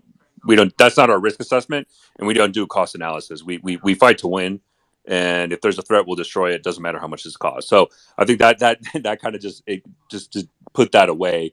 So to China's point, I really do believe that this is an intelligence collection capability, right? I think everything I've seen and everything. Again, we have to wait until hopefully the Pentagon gives more information. I think this is intelligence. To Jim's point, right, of them seeing us, like, again, if we want, like, we're not hiding it, to your point, Jim, because it's on flight radar and ADBS. Like, you can see it. KC-135s, our fuel tankers, our AWACS. I mean, those are standard procedures. And by the way, we do military exercises where, and Emergent has highlighted this in other space, and you can talk about it. Like, we have exercises where, the Civil Air Patrol will act as like a rogue fighter jet, and we respond to it, right? Like, that's not something that we hide. Our doctrine, anybody here can Google most of U.S. military doctrine, right? It's not classified information, and it's publicly available, and that's not that issue. I just believe this is an intelligence capability that they did. I think we're going to see that they probably did this for a long time. We managed to get information on it, and I think now we're going to take an aggressive response to answer it because of the Chinese spy balloon incident. But again, I would just wait for the Pentagon to see if they can enlighten us more, because they're the ones that are giving us this information. So hopefully they can give more explanation. And I think the American people deserves it. Okay, all source, let me ask you real quick, because there have been some audience questions here, and somebody did mention that there were possible U.S. officials that were talking about the fact that maybe these balloons have been coming in for a long time, and we didn't know it because we didn't have the capability to track balloons that are this small, or objects in general that are this small. Does that sound realistic? And actually, I want all source or Emergent to pitch in on that if I can. Yeah, that was actually Go the ahead, man. comment I was wanting to make. So I just want to be clear before I comment on this that this is speculation, but I do think what All Source said is a bit more credible speculation than a lot of what we've heard so far, that it could be something that's been going on low level at a long time, low altitude, small drones, small balloon type activity. And somebody else made the comment, why in 2023 are we suddenly seeing this? And one could be that now that they've provoked a response, now there's more of a focus on it. So one thing that I agree with the intelligence collection possibility. I agree with the trying to probe would be a motive, would be a credible motive. But also, I think in this case, given the climate in 2023, there's the possibility their motive could be to try and provoke a political response to get the U.S. to respond outside of normal ROE that they could then exploit for political advantage. I would say in the past, in my time, that I was involved in NORAD, it was, I think the U.S. military was during my time, was very professional, and I think politics were usually worked out of it. But I'd say the way politics has worked into everything in the last 10 to 20 years, there's always, I would say now there's a stronger possibility that political agendas could inflame how, folks higher up on the food chain and or how the administration might direct an incident to be handled in a way that I don't think was the case 10 to 20 years ago, if that makes sense. And if I may just add, Nick, something, I think here's an important point. And I'll take this from a personal experience. I've mentioned this before. I did go to the border mission in 2018. And one of the things that we noticed a lot when we were in the border mission, it's not tied to this, but I think it frames it. And one of the things that we were really tasked to sort of observe a lot, right, that our law enforcement personnel really wanted from the military to provide us was commercial drone usage, right? So this was in 2018. This kind of started, this is like more or less when we started seeing it in 2017, 2016, 2018. We started seeing ISIS do this a lot more with quadcopters. That was something because we would start seeing drones, commercial drones fly all across the areas we were operating and the military installations we were at. We would see them fly from the border. And we just didn't know. Some of us like, hey, was these civilians, U.S. civilians just wanting to know what's going on with this news organization? Some of them we confirmed were news organizations. Were these people from Mexico that were, it could be either the cartels or even the Mexican military trying to get a better understanding. So I think, right, that this is something that is newer compared to what we were used to in the past, I think. But just as in I'm sorry. 2018. Yep. Yeah, go ahead. But I just want Go ahead, Matthias. we just were able to confirm via multiple U.S. sources that President Biden himself gave the order to down this latest object, which is not surprising, but it is confirmation that the president was following along in this operation and gave the last order to shoot down this latest object. And for the president to be involved in such decisions, does that show, and actually that question will be good for All Source, Emergent, and James, for the president himself to be involved, does that show the seriousness of the matter? Because I was listening to a Fox interview that was talking about the Trump. I'm not sure. I'm going to mute everyone. I just muted everyone because someone has a lot of feedback sound. Nick, also you. So I was listening to a Fox. I was listening to a Fox interview yesterday about the reports that there were balloons during the Trump administration, and there was a whole debate about it. But one thing was said is that it's those matters are not always escalated to the president. Just depends on certain criteria that it needs to meet. So for Biden to be personally involved in those decisions, is that more for show? And again, just trying to be politically unbiased. Is that more for show, or does that show that the matter is pretty serious? Let me jump in with this real quick. I just want to remind everybody, and because this was just this was a press release that was just put out. The object over Lake Huron was shaped like an octagon and was at an altitude of 20,000 feet. It posed a flight risk and was shot down by a U.S. F-16. And this is the third shoot down that we've had in 3 days. So we've had one each day. But Matthias actually broke this news to us earlier, and this is sort of confirmation about what he was saying. So go ahead. Matthias is breaking for news. But just go back to the question, All Source, if you want to take it first, Emergent and James. The question on Biden making the decision himself, does that mean anything? And also, just for the audience, I forgot to mention the newsletter. I just pinned it above if you're not part of the newsletter to get updates on all the spaces, the breaking news spaces, and reminders when we do a future space. Make sure you subscribe to the newsletter pinned above and retweet it on my account. Also, do you want to take that question? Yeah, and I think Emergent, from his experience in NORAD, will provide a lot of context. I think what that means is that we haven't seen yet the ROEs change in the sense of who has the authority to intercept this over U.S. airspace is still held at the POTUS level, right? So what that tells me is that POTUS has not delegated that authority levels at a lower down the chain of command. So SecDef, the NORAD commander, one of I think Emergent said even down to the 2-star level. So I think that means that for now the U.S. and I think because of the sensitivity, the politics of it, and the visibility, I think the administration still wants to kind of, at least the POTUS wants to have this at his level. And I think there's probably a lot in the Defense Department that would agree that this should be a POTUS level decision because of the inherent risk that it entails. The question is, if this becomes a lot more recurrent issues or we start seeing a lot more of this, what I'm more interested if this is now the norm, it's at the presidential level, are we going to see in the future where this gets delegated at lower echelons in the chain of command? And I think Emergent could expand on that or agree or disagree with my point. So I'll just jump in here and say that first of all, if obviously if that's confirmed that Biden actually did make the decision, to me that's a very interesting update that has a lot of ramifications, because that really is outside of normal NORAD ROE and historical context, and in a way that I think could potentially inject politics into this in what potentially could be a dangerous way. Um, because I mean, these ROE and the personnel who've been trained to follow them, there's training, there's drills, there's certification of different operator and decision maker positions, and those are things that are trained and drilled daily, weekly, monthly, with both simulated and real world exercises. And I think probably most people who have ever operated in that context would agree that having somebody that's not well experienced in that step into that and make that decision. I mean, obviously, if he's the president and he's going to make that decision, then it is a lawful order for somebody to obey. But it's something that in my opinion, any credible system operator, any credible policymaker, any credible decision maker in that normal chain would advise against, due to the potentiality of political risk and injecting politics into a decision that should realistically be as apolitical as possible, and risking making the wrong decision or changing what are longstanding criteria. So to me, if that is true, that is a very significant move, and that seems very risky for a lot of reasons. Well, if I could just quickly respond, I don't dispute any of that analysis, but this is the bed we've made.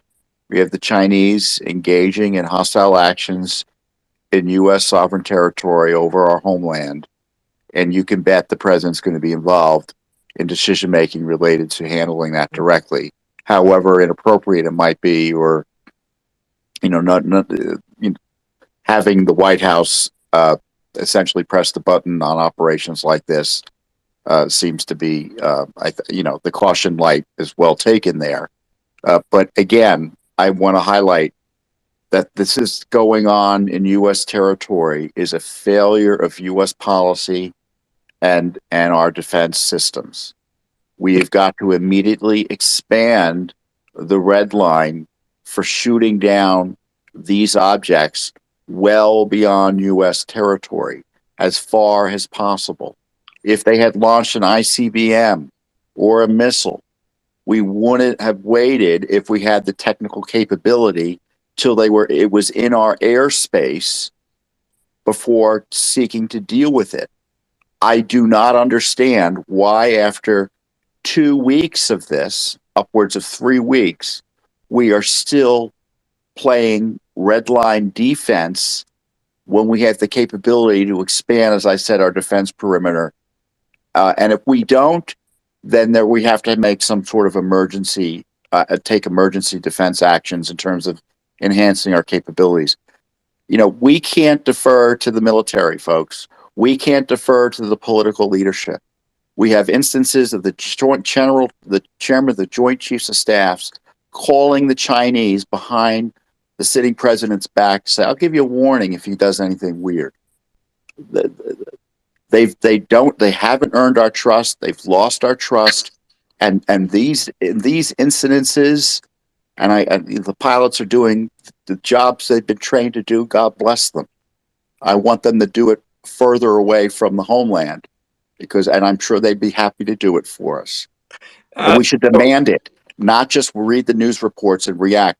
The citizens need to take leadership. Call your members of Congress and say, "I don't know what you think you're doing here, but we've got to really get some pressure to actually enforce our national defense, rather than wait for them to attack us and then respond in weak ways."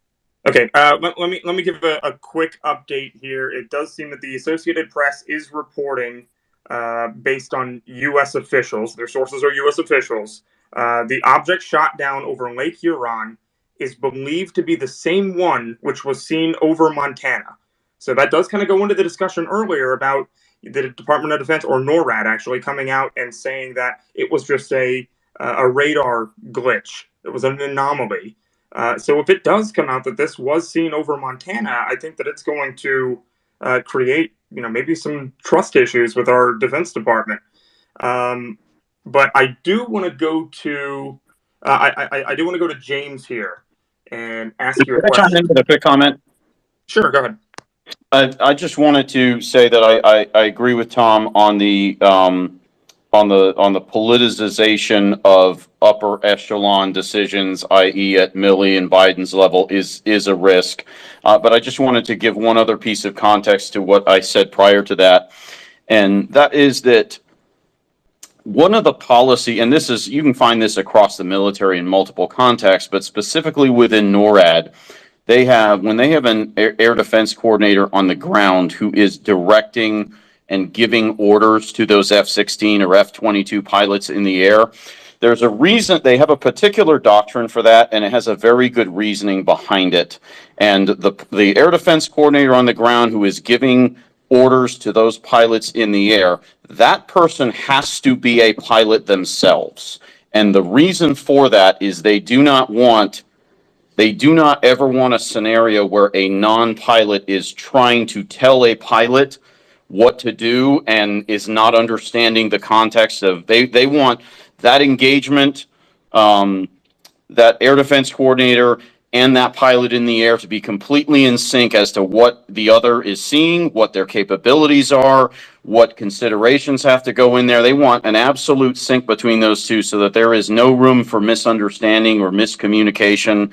And like I said, you can find it, and really that duty it's kind of a rotational duty. So pilots, they take a tour where they actually go and perform that on the ground role of giving the orders, and it kind of makes them a more well-rounded person so that whether they're in the air or in an ops center, they have both of those contexts. And like I said, stepping around that to me is that just seems like an incredible risk. That really, any competent person who has worked in that context would advise their leaders against it. So if I think there's misunderstanding though that I think is clear, because Emergent, you bring up an excellent point about the air defense, because the same with the U.S. Army Air Defense, the ADAFCOs, right? Those have to be air defenders that tell the air defense. What this is telling us is that the authorities to agree to launch is that right now it's held at the POTUS level. Once the authority is given, but that is that across all echelons, no matter where the scenario, right? If you're in, let's say, Africa, and you have Air Force, and there's an object that you want to shoot down because it shows hostile intent, there's a command matrix that shows at what echelon, where, depending on the scenario, who has authority to engage. Right? It's not the air defender. The air defender does not have that authority. He cannot dictate based on mission command and command and control. Yes, you can launch or not. He has to receive that authority from a command, either a commander, SecDef, or POTUS, depending on what that command matrix says. And then once the authorization is given, then the guys on the ground and then the air, they do the coordination, and then the missile release is given at the ADAFCO level or the air defense coordinator. Right? But this is standard procedure in any military where we can argue, hey, should this be held at the POTUS level for shooting down objects inside territorial, the U.S. territory?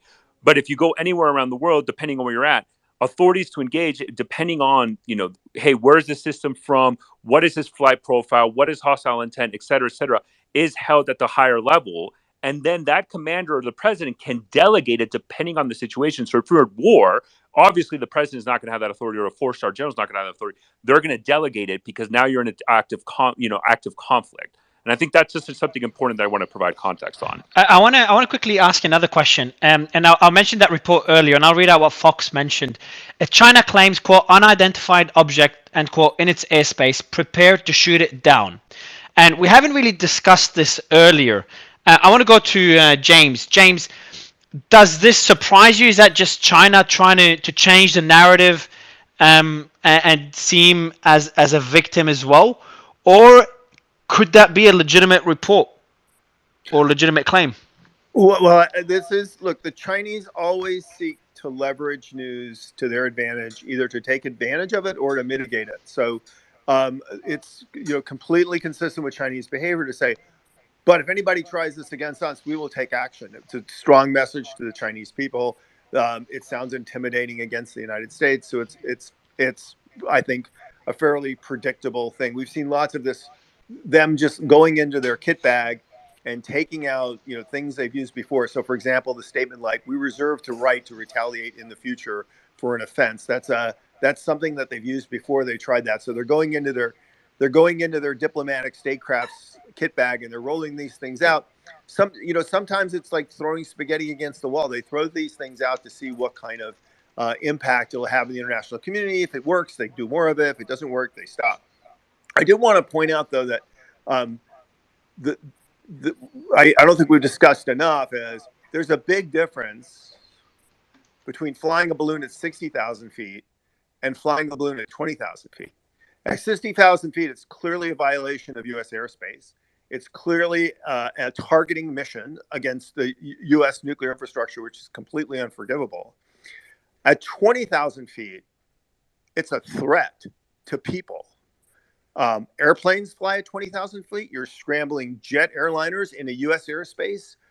You've got KC-130s flying around refueling these things. You've got drones in the air. And we are flying thousands of civilian airplanes in and out of that airspace every day. And those people are being put at risk. So the Chinese government is putting the lives and the safety of Americans at risk. And if something doesn't happen, it's not because of Chinese, irresponsible behavior. It's because we make really good precautions to make sure nobody gets hurt. This is a direct threat against American citizens. Now, I understand why the Chinese are doing it and why they're doing it now. They have a missile force. A missile force is useless unless you can target.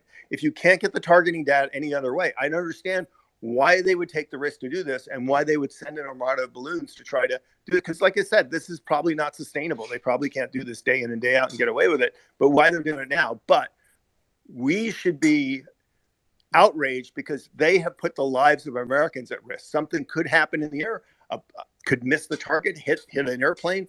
I mean, something could collide with something. I mean, this is a real danger, and it's completely unforgivable.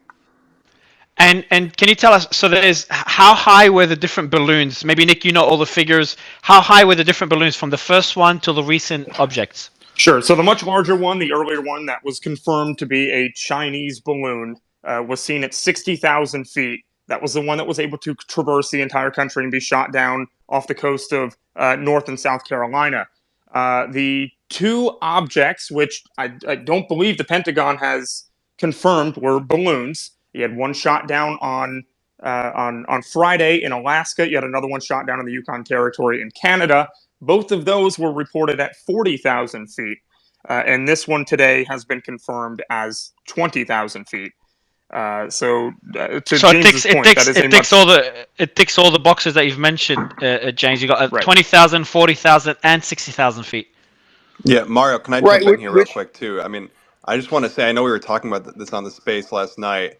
This started out as something that wasn't a huge deal compared to what it is now with the first balloon, and then now we have these balloons popping up every hour. We're starting to actually shoot them down without really any debate. I mean, we debated shooting down the first balloon for 3 days. So now that it's become such a big topic, it's become so political. Even if it wasn't intended to be like this, both sides now want to appear powerful. So, on the U.S. side, we need to make sure we're being proactive and that we're detecting these balloons before they're even over U.S. soil. There's no reason that we should be having these balloons drift over the entire country before we shoot it down. And actually, I think James mentioned this. You're putting the citizens in danger when that's happening.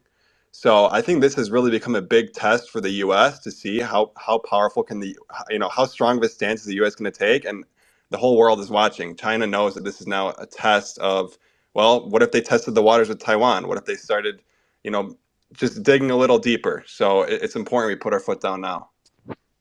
Can I jump in here? I don't think that China. I think this is an attack. To be clear, do I think the Chinese want to go to war with the United States? No. They will go if it's in their national interest. I don't think going to war with the United States in a limited fashion would prevent them from moving against Taiwan, for example. But they see their goal is to become even with and then overcome the United States in terms of power in the world. And the way they do that is by guaranteeing continued economic transactions back and forth with the United States. And however ironic it may be, this is one way to ensure the United States pays attention to them. It adds the risk of disengaging from China, the way many of us are advocating on the anti-communist side of the agenda.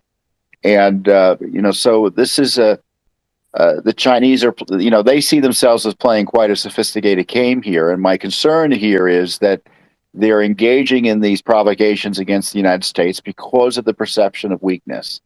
And I would tie that weakness to the unaddressed issues of corruption by Joe Biden vis-a-vis China and other nations, and his cognitive disability.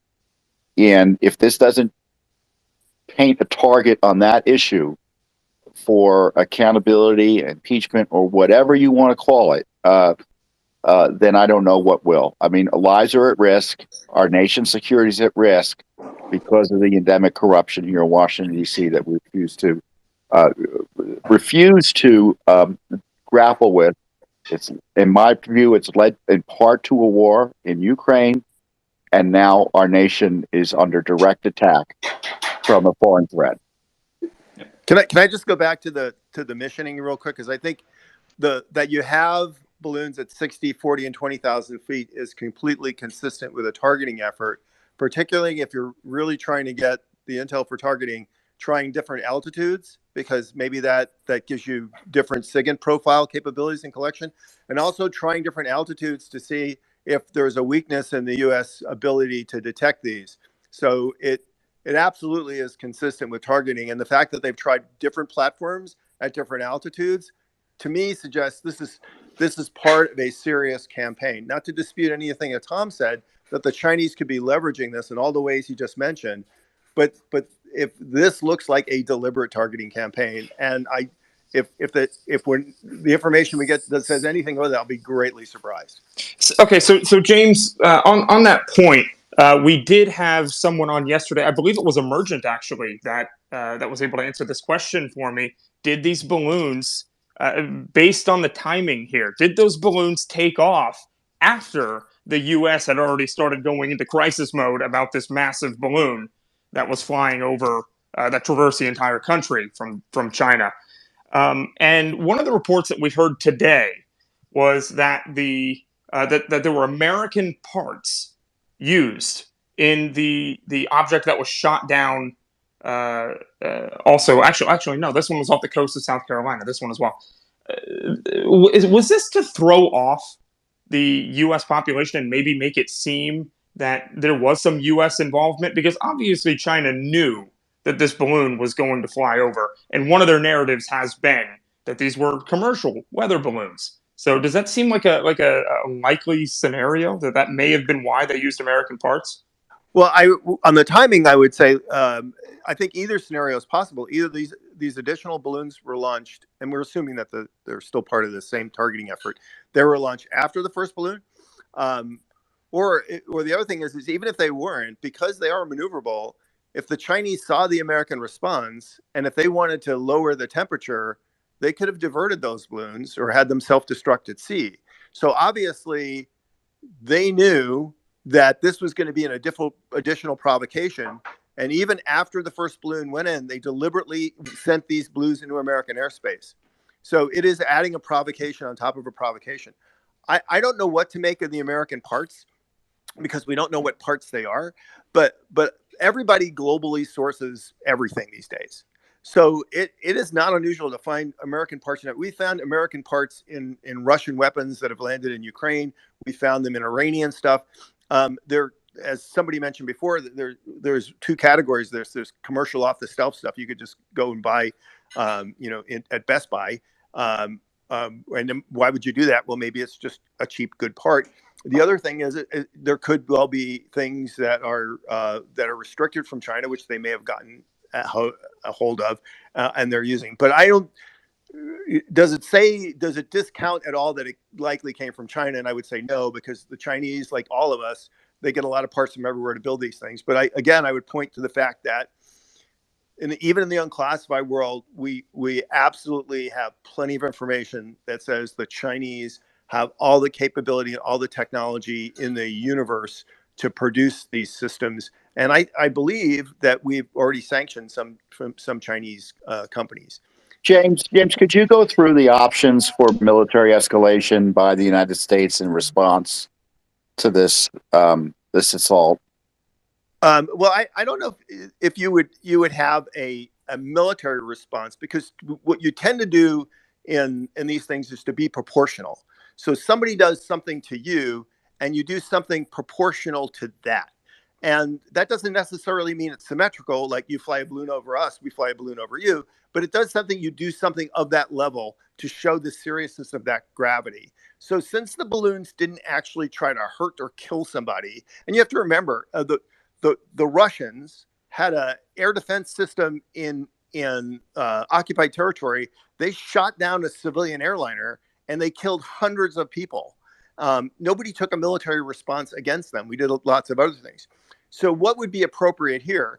And at this level, kind of the whole range of serious diplomatic and economic sanctions, we should definitely be going to places like ICAO, the International Civilian Air Organization, which, by the way, where the Chinese are represented, because this is a completely irresponsible act of public safety.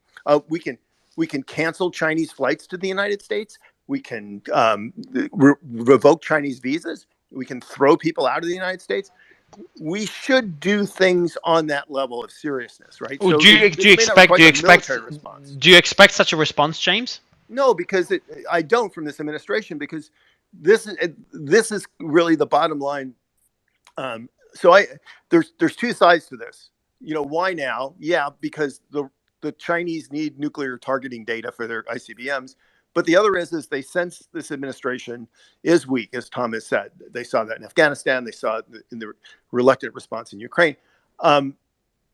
This administration wants it both ways.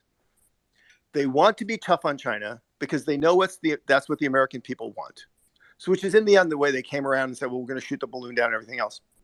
But on the other hand, they still, as a matter of fact, we saw a U.S. Senator, I won't name names, but Tim Kaine get on the news today, and he goes, oh, but we have to find ways to work with the Chinese on, public health and, other. This is nonsense. So the administration wants to work with China, and they want to be tough on China at the same time. And that is a completely impossible strategy, because the Chinese they pay attention to what we do, not what we say. And if they can do provocative acts like this, as egregious as they are, and pay no real price for that, they are never going to stop. James, and I didn't mean to suggest a kinetic military response. I was thinking in terms of extending the perimeter, other military moves to escalate it in terms of alerts, deployments, and things like that, to make it clear that this has been something that can't be tolerated beyond what's happened thus far. James, question. I've got a question for you, James, and I know Jason, you've got something to mention as well. But James, the question for you is, what would lead to a military response by the US? Like, what type of escalations could happen in the next few days? They'd be like, all right, now a military response from the US is more plausible. Well, I think it's unlikely with the balloons, because I think it would have to be an intentional attack on U.S. territory or U.S. assets. But to Tom's point, I mean, there's plenty of things you could do. You can fly, a whole flight of B-52s right up to the line. You can send an aircraft carrier into the Taiwan Strait. So there's a lot of things you can do to send a very, very strong signal, and we should do those. I agree with Tom. That we should make it. We should send a strong message that we should do that. We don't have to change DEFCON levels. We've got lots and lots of military things where we can show, oh yeah, well, how about this? And I think and we've done them before. So I don't understand. We have lots of naval and air assets that we can use, that we can go right up to the line, and the Chinese will get the message. Before going to Jason, there's a comment here from the audience. Again, anyone in the audience, bottom right corner in the purple circle. We do read the comments. We do see the questions. That question, I'd love James and all sorts to respond to it. And then I want to go to Jason for a comment he's made earlier. James, I'll let you go first. I'll read out the comment from the audience member. Hey Mario, loving this space, but there's one glaring problem with most of this discussion. We cannot be sure that these originated in China. Indeed, that may be proven true at this point, but at this point, the Chinese saying it was a weather balloon is hardly a credible comment, given that we know what we know about how their communications work. Is it really that far out there to assume that it could be a Russian balloon? All this taking place not a week after Seymour Hersh's piece? Yeah, I don't see. It doesn't make sense for the Russians to do this right now. They're bogged down in a war. They already have nuclear targeting data. They don't need it. They have no reason to do this propagation. And I'll just comment on the Hersh article, which is it's a fine article, except all it lacks is facts. I mean, there's absolutely no evidence in there that the U.S. did this. As a matter of fact, the most credible the evidence I've seen on this are actually people who said, what's most likely is the pipelines were blown up from the inside. And the reason for that is it's easy to do. It gets Pravda out of being sued by the Europeans for not delivering on gas. And it's easy to fix the pipeline later. So I don't put much credibility in the Hersh article. And the Russians are bogged down right now in a major offensive. This is not very Russian for them to do that kind of distraction, especially when they know the Chinese are on the hook for this. So it doesn't really make a whole lot of sense to me. Also, do you agree with the conclusion there from James that it is very unlikely, from what we know, that this could have any Russian involvement? Yeah. So, also. So I think I'm not going to go. I think as severe. I'm not going to say. Intel parallel, right? Not like very unlikely. I would say it's unlikely. I'm not going to be as definitive as James is, but I mean, he brings up an excellent point, right? But can the Russians do this? Of course. But I think the issues in the past, to kind of back up James' point, is in the past we had the Open Skies Treaties, which was specifically designed to allow Russian and U.S.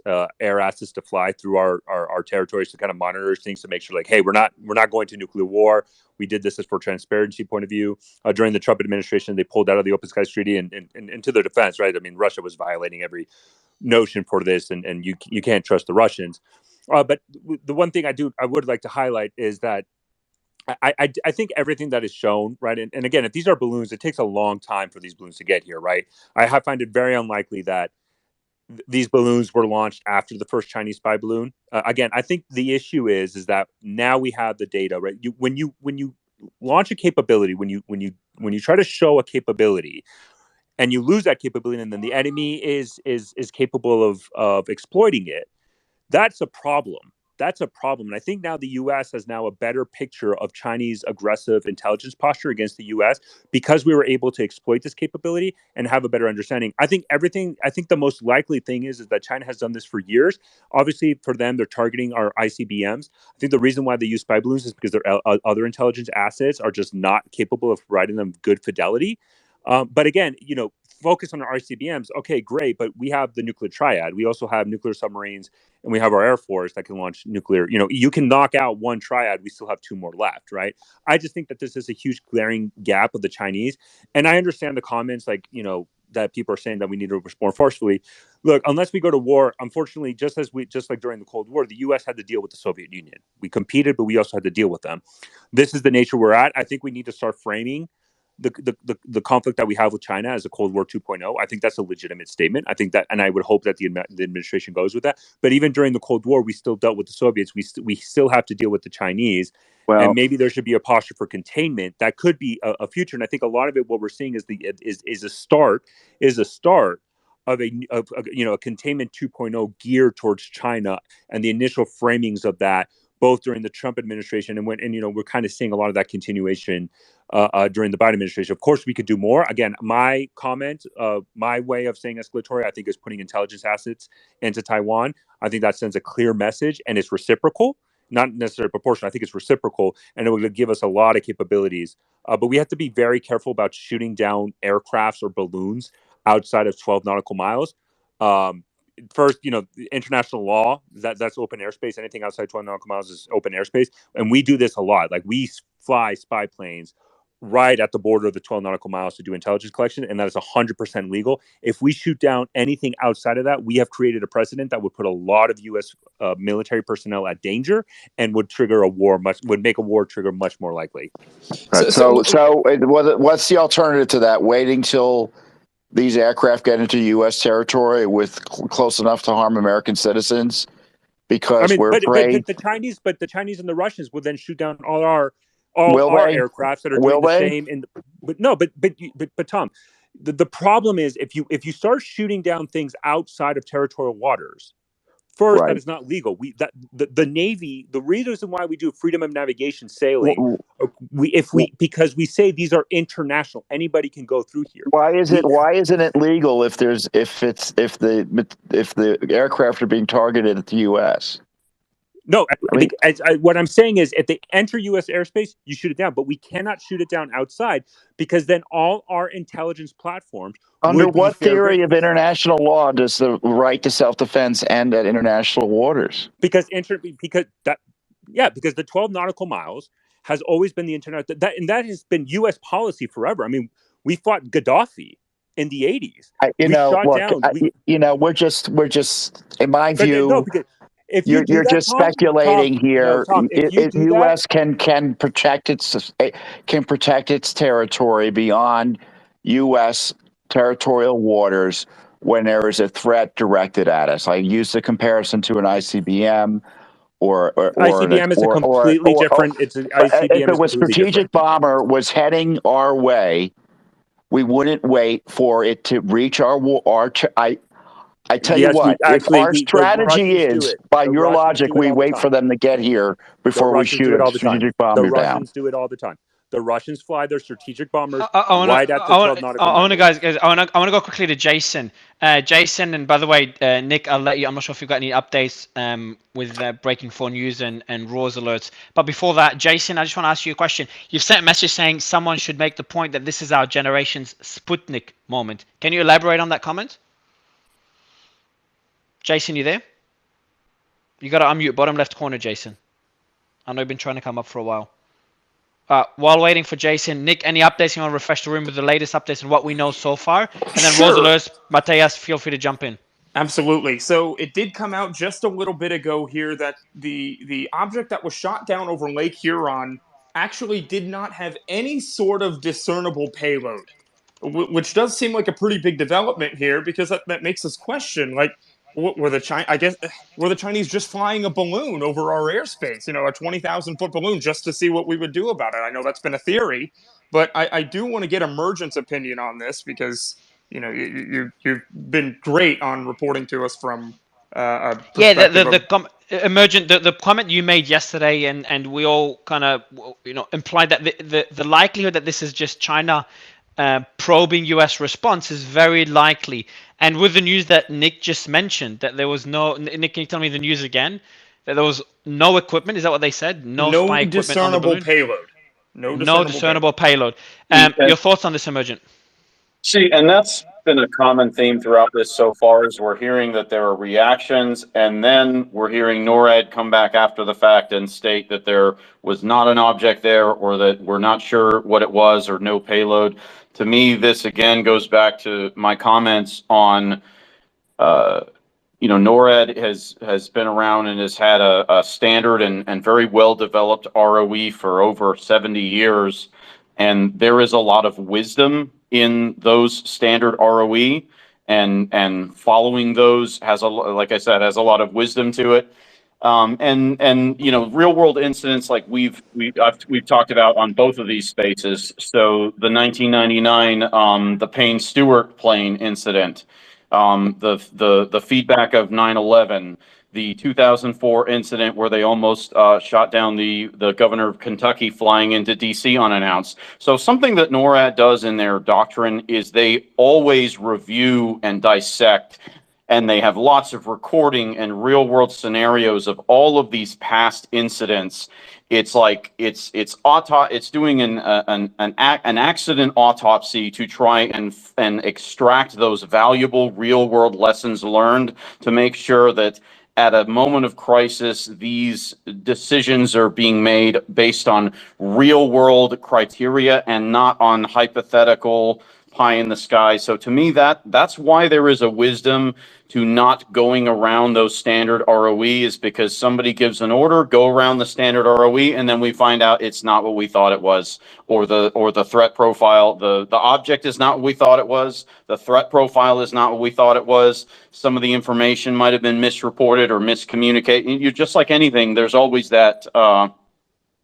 We've all know the game of telephone. You get five people and they each whisper something to each other, and by the time it's the fifth person, the stories change just a little bit. Well, that's always true to an extent in a military chain of command too. But you try to design your protocols to minimize that. And like the example I cited earlier was where you have a pilot on the ground giving orders to that pilot in the air, and that is to minimize that effect as much as you can. And again, stepping outside of that standard ROE, in my opinion and experience, and in the historical context of the way NORAD has always operated, I think that is very unwise. So I want to jump in here because I want to say that we're still monitoring. There was supposed to be a Pentagon press conference at 5 p.m. We're still monitoring that. It seems it's been delayed or maybe even canceled, but we're not exactly sure on that yet. So we're going to keep on that. Obviously, there's still a lot of breaking news come out, and so we're going to have Breaking 4 and Ross Alerts give an update here shortly. But Scott Adams, I want to welcome you to the stage. I'm not sure if you've been up here before, but I'd really love your opinion while we're looking for this breaking news in the background. What are your opinions on what has happened over the past several days?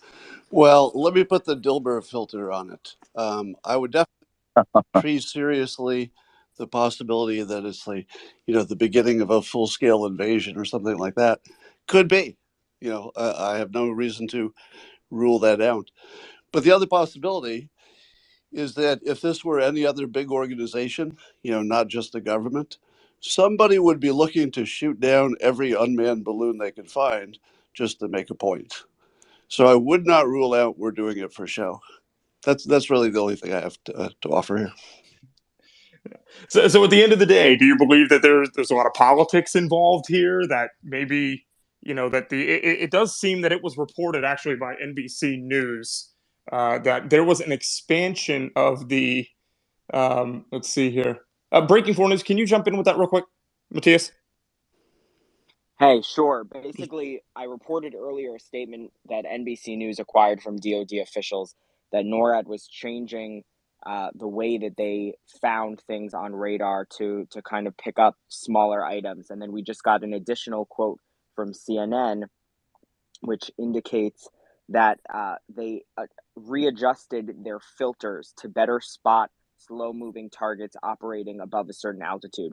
So what we don't understand at this point is whether or not 3 objects downed after the Chinese spy balloon were only picked up because of these adjustments of the filters, or was it coincidental that we readjusted our filters and then 3 additional objects emanating from an unknown location? At this point, we'd have no reason to confirm any place of origin for these 3 objects. Mm-hmm.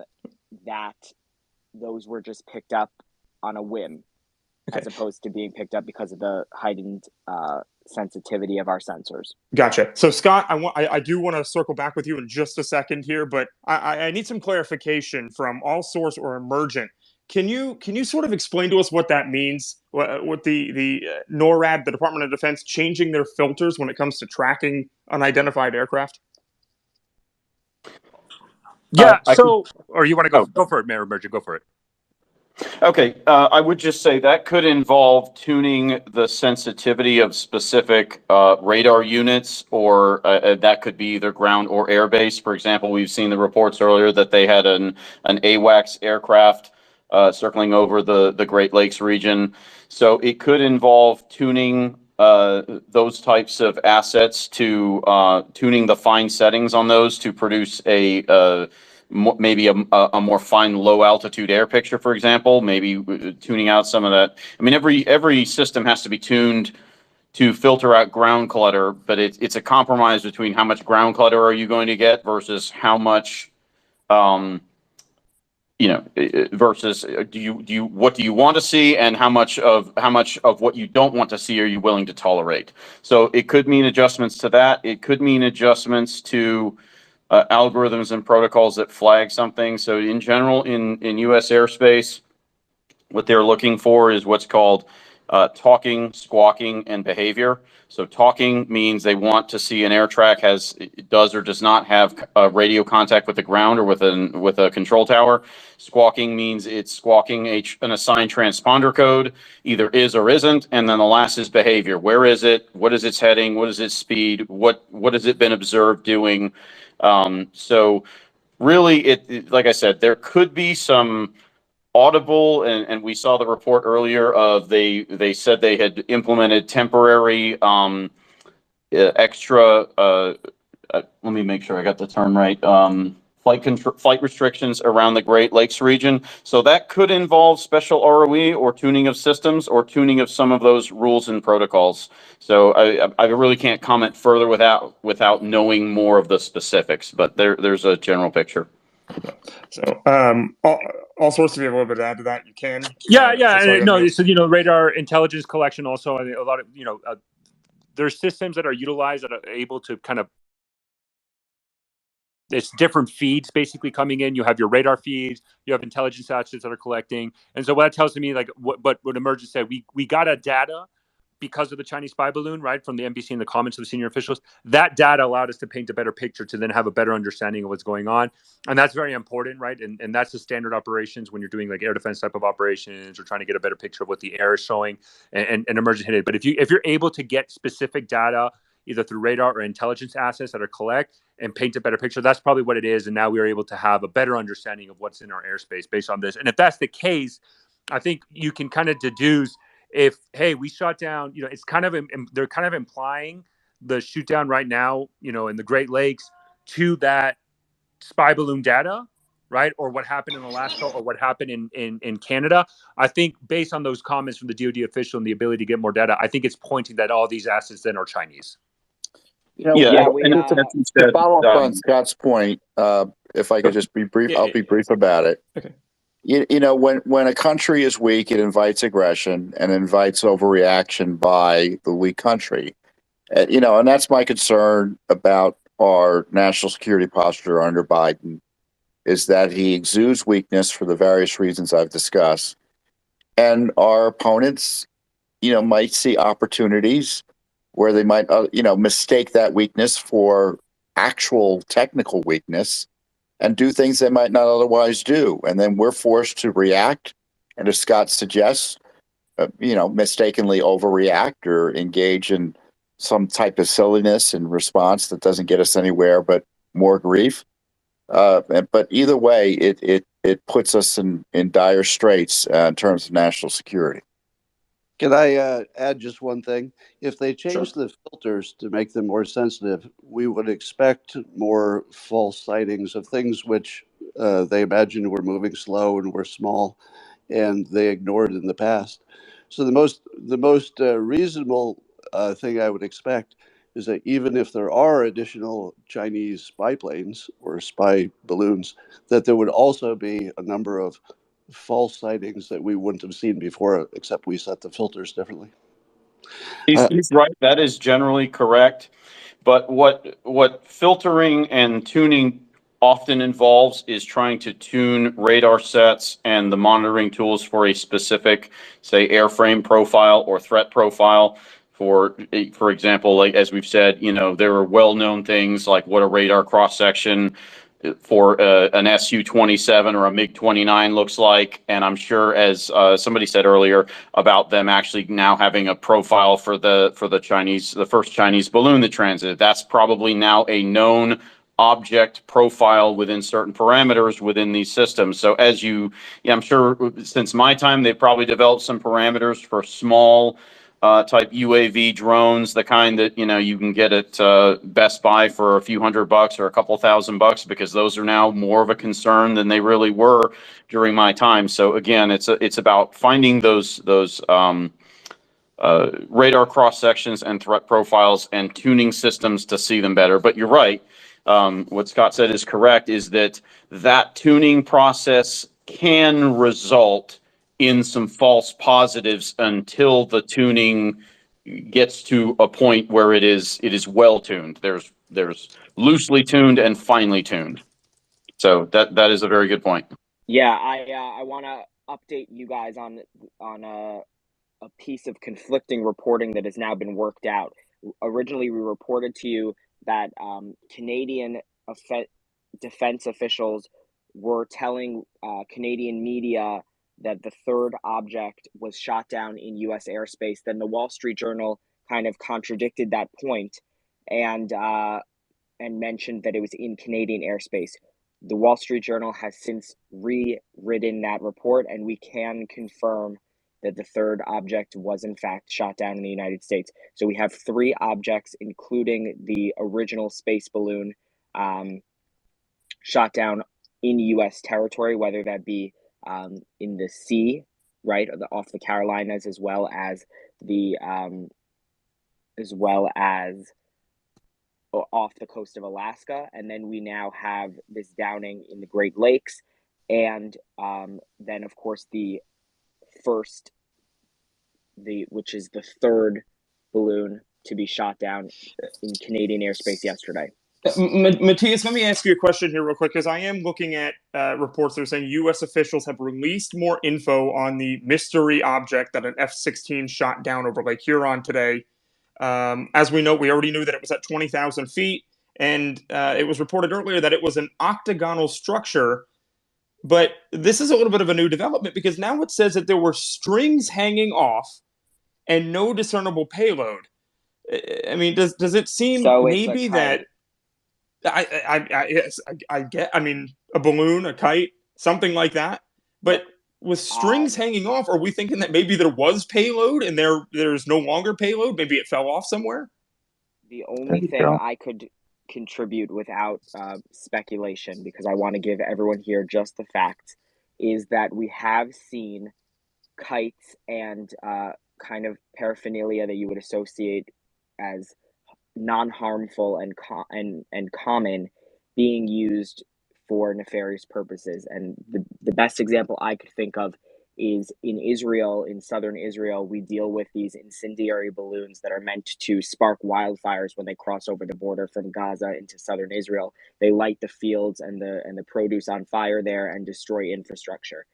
So we have seen that kind of situation used in the past, but again, we can't speculate what it is at this point. And I'm sure that when the time is right, we'll hear more from U.S. officials on more of the details surrounding this exact situation. But clearly, we're dealing with 3 different types of objects, right? We have the massive Chinese spy balloon, part of a larger program that China has undertaken over the past several years. You then have the 2 objects down off the coast of Alaska and in Canada, which are described as this cylindrical objects, small size of a car. And then you have this third type, which is being described as octagonal and was downed over the Great Lakes maybe an hour and a half, 2 hours ago. Okay. I want to ask you real quick, Ross, if you're still here. I know you've had a few problems with Twitter crashing. Yeah, here. Yeah. So you were talking about earlier that there were, and I know you tried to investigate it a little bit. I don't know how much you were able to find. Obviously, one of the biggest concerns that people are having right now, especially in the United States, is how many more of these things are going to come in. It doesn't seem like this is just going to stop now. So you mentioned that there were people reporting, some identified flying objects out in California. Did we find anything else about that yet? And Ross, just before you respond as well, I just want to welcome Brian. Brian, you've got direct experience with POTUS level decision making. So I'm going to go to you with a few questions and your thoughts on the recent developments as well, Brian. Glad that Twitter worked for you. And also Justin, who's got some clips for us. He is on stage. I know everyone's favorite. So we'll go to Justin in a bit as well. But Ross, I'll let you respond to Nick before we go to Brian and Justin. Yeah, so currently I'm packing up for the Philadelphia. I'll be covering the chaos there. But to answer the question, so a viewer of mine have sent me a DM on Twitter saying they reported a object, a white round object over California. So I've been trying to get more information and haven't heard anything back. But it looks like it might be another balloon, but this is unconfirmed at this. Unconfirmed. Hold on. Unconfirmed balloon. Where did you say? California? Yeah, Cambridge, But this California. is just getting. This is getting a bit too far. I don't understand. This is. Yeah, Rancho, Cambridge, California. They said I live in Rancho, Cambridge, California. My wife spotted 2 UFOs over our backyard in the last hour. Not sure if anyone else local. Okay, so it's only one. Is this a random eyewitness, correct? Yes. Oh, okay, good. So, okay. By the way, is that Rancho Cucamonga or Yes? Yes. Yeah. So. Okay. Anything else, Ross? Before we go to Brian? No. Any other updates? Say thank you so much, Mario. This is probably going to be my last time. I'm going to be heading to Philadelphia covering. All right, man. Enjoy, bro. Enjoy. Good to have you. And if you got more breaking news, just jump in. I do want to go, Brian. Brian, pleasure to have you. Thanks for making the time. Hey, thanks everybody. I jumped in here mainly based on my actual reading and study and writing about alien UFOs because I was afraid that was the discussion. But then as soon as I saw Tom and James and others in here, I knew it was a serious event. So thanks for having me. Great host, great program. Just for context, I was a career CIA officer. I served under presidents of both parties, and I was Condoleezza Rice's lawyer for intelligence operations when she was the national security advisor. So the main thing I want to talk about is presidential level decision making. But I can't help but say, as a professional intelligence analyst, we're making a couple of pretty significant assumptions here. And I apologize, I haven't been on the whole time, so maybe this has been covered. But first of all, we're assuming all of these objects are from China. And secondly, we're sort of lumping them all in the same category as the balloons. And my hypothesis here is that it's not that China or a combination of nations have suddenly just sent a swarm of objects over the United States. It's that once President Biden and the administration were embarrassed once, they are now hypersensitive to it, and they've issued orders essentially to shoot down anything that you can't identify as friend or foe if you believe the risk is acceptable. Now, on this question of presidential level decision making and politicization, I was in the room many times during the Bush administration and a few times during the Clinton administration when sensitive intelligence or other operations were greenlit by presidents. And I think it's entirely predictable and also appropriate that right now, with this either new threat or newly discovered threat, President Biden is making these decisions personally. I think he's the politically accountable person. I think that's the right thing to do. And I know from personal experience that this is exactly what happened when the United States started doing enhanced interrogation and when we started doing warrantless wiretapping. Whatever you think about those programs, they were in the beginning usually authorized personally and directly and individual operations by the president, just like the UBL targeted killings were authorized personally by Presidents Clinton and Bush. At some point, if this becomes routine, and I agree with James and everybody else that we have a strong national security imperative not to let this become routine.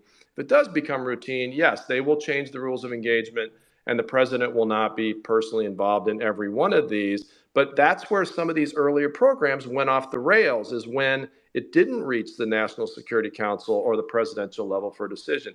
And one more point, and then I'll shut up, is I think the real politicization here is not that the commander-in-chief is involved in these decisions. It's that the White House now seems to be so burned and embarrassed by whatever the intelligence gaps, whatever the lack of deterrence, and I agree with James on that, that now they are hypersensitive to all this and they're reacting politically because it's in the president's interest to do this politically. So thank you, and I'll shut up now. Brian, pleasure to have you, and I do have more questions. I know Nick has more questions for you as well. I do want to mention, Mateus just sent us as breaking. Pentagon statement will be coming out.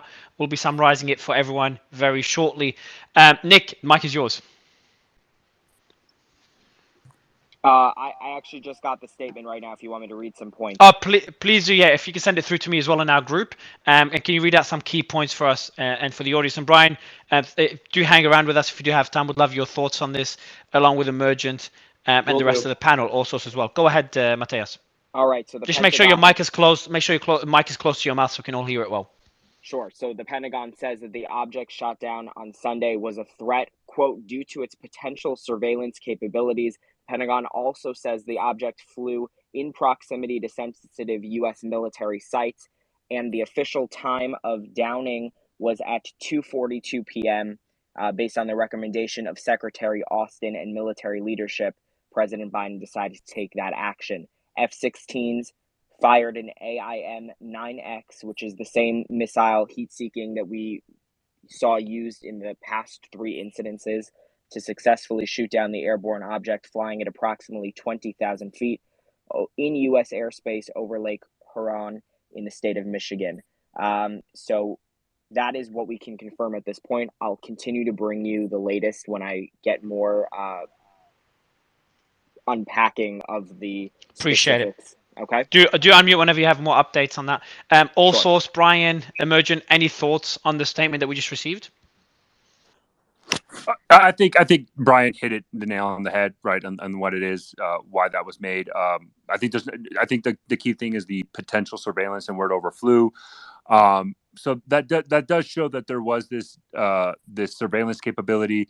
Again, I think Brian, anything we're saying that this is tied to China is pure speculation. And at best, we have circumstantial evidence to support it. But I think that the U.S. administration is very hypersensitive. I would 100% agree with that, and that's why they're reacting to this. And I think this is just the response to the Chinese spy balloon. The question is, is this become a new normal? Does something change? Does delegation of these types of engagements? Does the POTUS delegate these engagement authorities down the chain of command?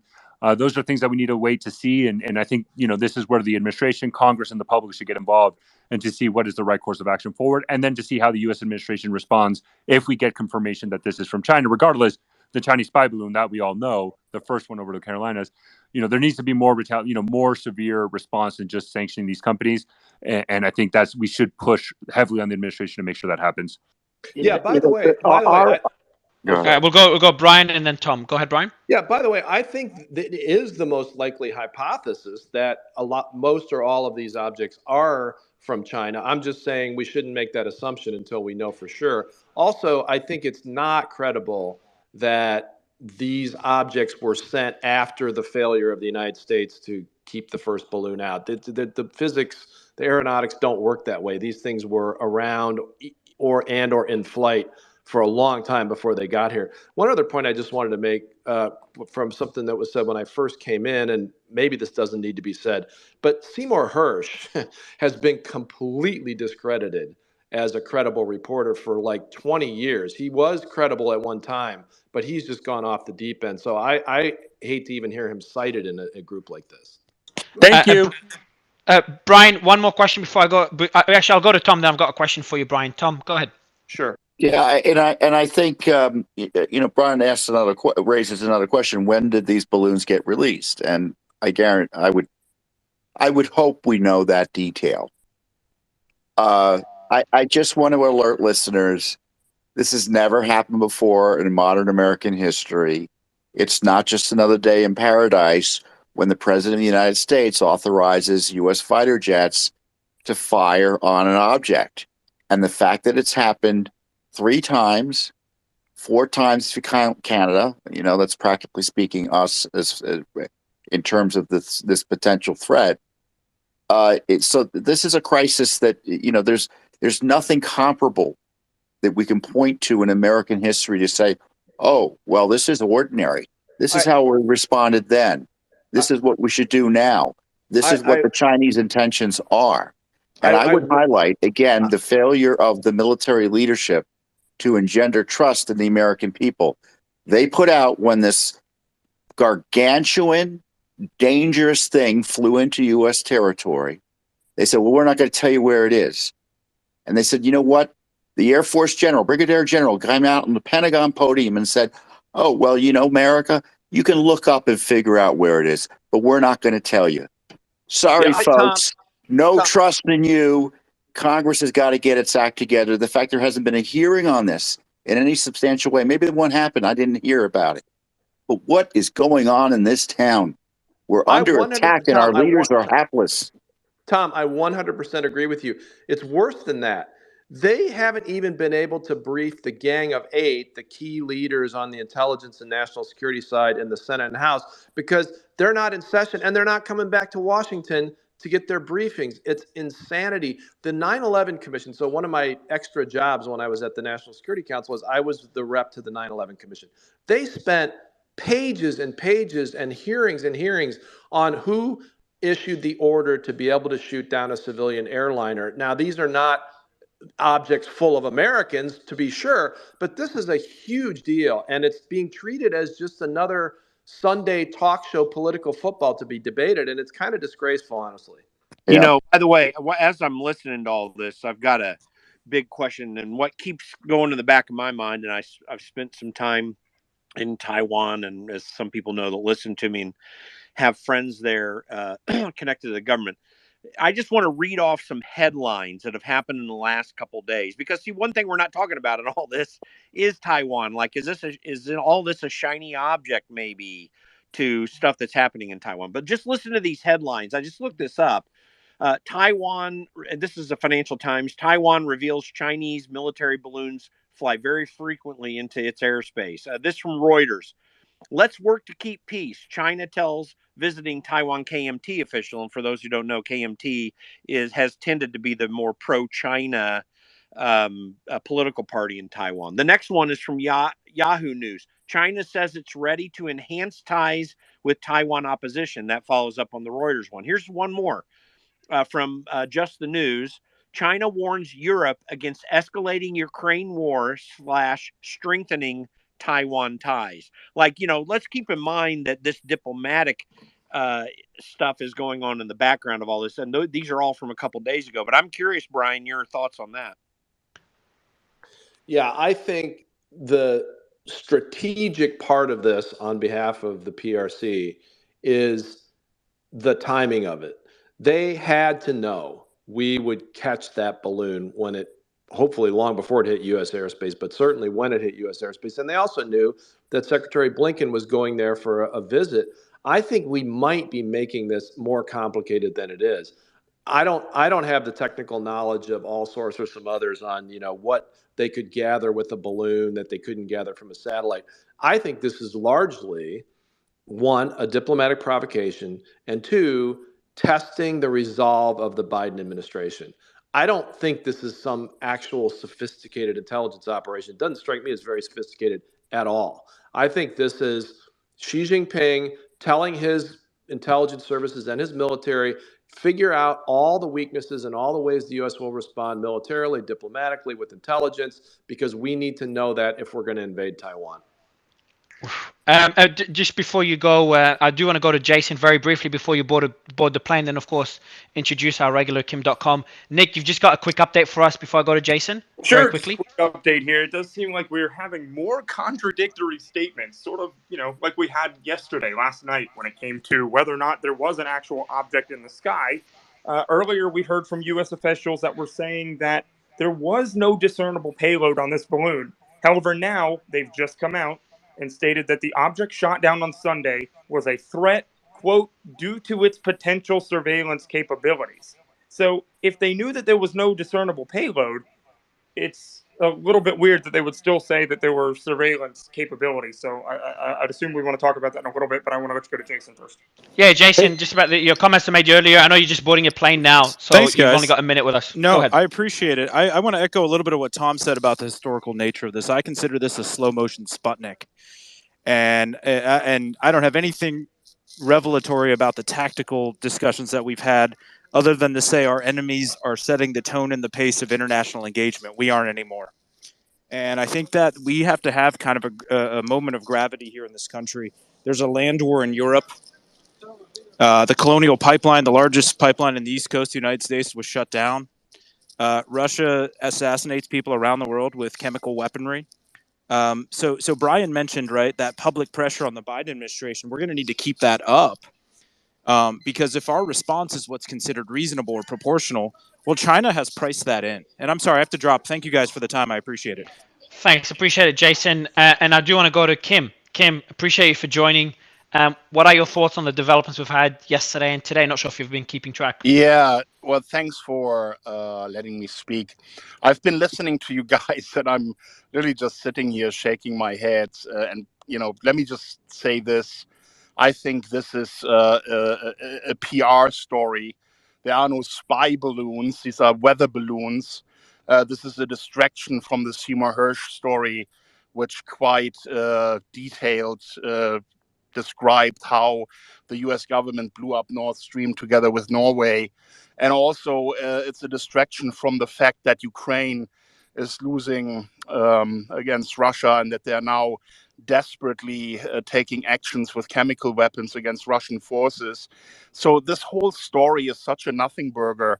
And when you consider that China has dozens of spy satellites circumventing the globe, they don't need weather balloons to spy on America. And this whole space is just such a laughable situation because it just shows the kind of propaganda victims that Americans have become over time.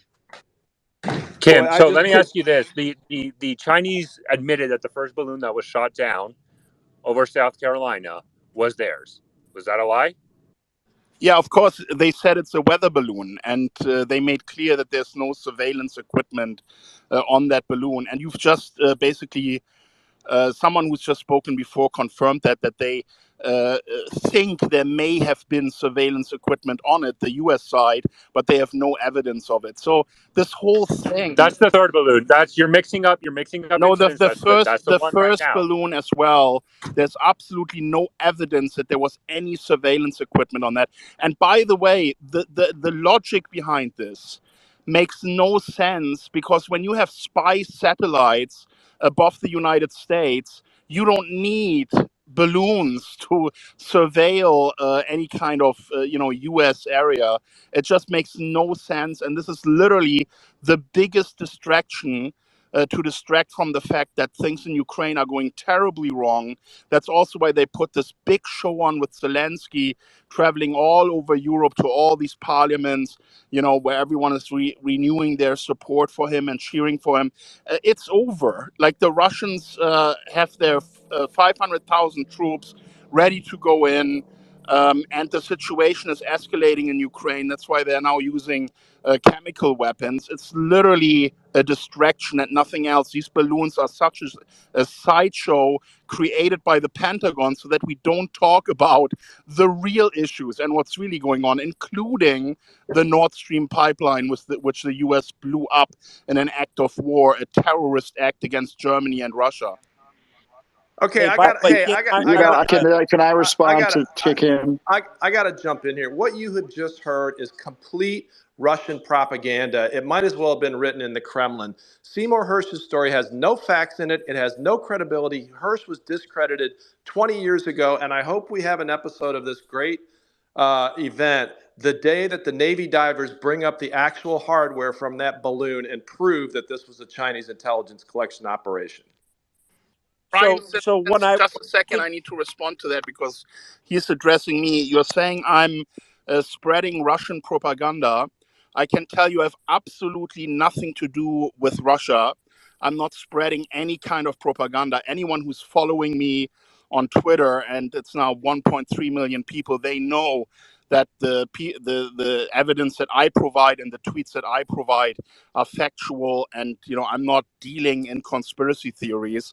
What's happening here is a disinformation campaign to distract from the real issues that are going on in Ukraine. And you can be sure that Joe Biden was very concerned about the Cy Hersh story coming out because of the implications it has for NATO. Jens Stoltenberg, who was an 8-year prime minister of Norway, is implicated in this. And he's now the leader of NATO. If he was in the know about this Nord Stream attack, then he has acted against the interest of other NATO members who had no interest in destroying the pipeline. That is what's going on. That's why they don't want us talking about this. And that's why there's a distraction here going on with weather balloons. It's a fucking joke. And I'm actually amused by how it works again. Can I, I think what I love about Kim's analysis is, hold on, let me just put this point. Can I add? I don't know if someone else is talking. Sorry. Yeah, go ahead, Tom. Will you Yeah, jump in? And sorry then about that. also, yeah. So also, What Tom. Also, go ahead, Tom, and then we'll go to Osos. what I love about Kim's analysis, I do think it's being made in good faith, and I think his skepticism is warranted. But I would direct it the way I've been directing it, that there is this transnational effort to excuse Chinese misbehavior. Our government has done everything they can to mitigate and ameliorate the radical Chinese attack on our sovereignty. It's a way for the Chinese to guarantee continued hegemony in the region. It sends a signal not only to the United States but to their weaker, neighbors much weaker than the United States, closer to China. New Zealand there, Kim, and Australia, and the Philippines, and Japan, and Korea, etc., India. That this is, look what we're doing in the United States. Just think what we can do to you. So, the skepticism, I would respectfully suggest, Kim, be directed in that area of this is where they're out to get us, as opposed to your analysis. But the skepticism generally is warranted. I reject Kim's focus, but it doesn't mean the alternative is all happy and honey. Yeah, I agree with that, Tom. If this story wouldn't be out there right now, everyone would be talking about how this the Seymour Hersh story is having an effect on NATO members and on the alliance. And you see how the story is being shut down around the world, the media not reporting about it, despite the fact that there are so many details and intricacies in Seymour Hersh's story. It's the most detailed description of what happened. And Seymour Hersh, to say he is discredited and he isn't really someone we should listen to, that's just false. He's a Pulitzer Prize winning journalist who has broken many big stories, always against the US government, and he's well known to have contacts within the intelligence community, because people there who do not agree with the actions that the US government is taking are talking to him and are seeing him as a credible valve to release their frustration. Well, Kim, I don't think. Hold on, guys. I have to respond to this. Yes, Seymour Hersh, at one time, as I said before, was a credible journalist, and at one time he did win Pulitzer Prizes. He has been discredited ever since his BS reporting after 9/11. That's why no one in the mainstream media, on the right or the left, is going to take him seriously. And if there's any facts to back up this NATO self-sabotage of the pipeline theory, he can put them out there in the world instead of just stating his opinion and relying on unnamed sources. And Kim, if I could just not to jump on you, but I would just highlight, even taking what you say about Seymour at face value and the interest in diminishing talk about Ukraine, they don't need China to accomplish that goal. I mean, that the great suppression on fulsome debate about China and Russia, they've got that in place, and they don't need these types of distractions,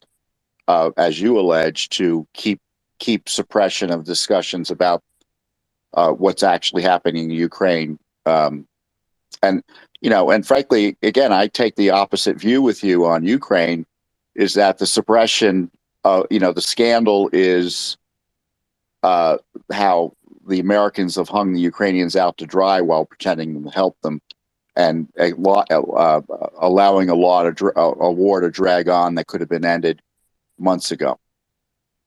Well, this war is becoming a real problem for the Biden administration, right? Because obviously Ukraine isn't winning. The situation is actually quite dire for Ukraine. Recent reports about the use of chemical weapons have now been confirmed by multiple sources, including observers on the ground. There's video material about it. They are bragging about these canisters that are connecting to drones to release these gases onto Russian soldiers, which are basically forbidden. And Ukraine has signed a treaty against chemical weapons and is now in breach of it. See, these are the kind of things that are going to be, the topics that are going to hurt the Biden administration the most. The story about the Nord Stream pipeline and how bad the war is going for them in Ukraine. And when you send fighter jets to shoot down weather balloons and then make this into the biggest story and aggression by China, it's such a joke. Like, how are people still falling for this? Have you learned nothing from all the propaganda bullshit that has been going on for years now? It's just like listening to you guys. You need to let's wake up.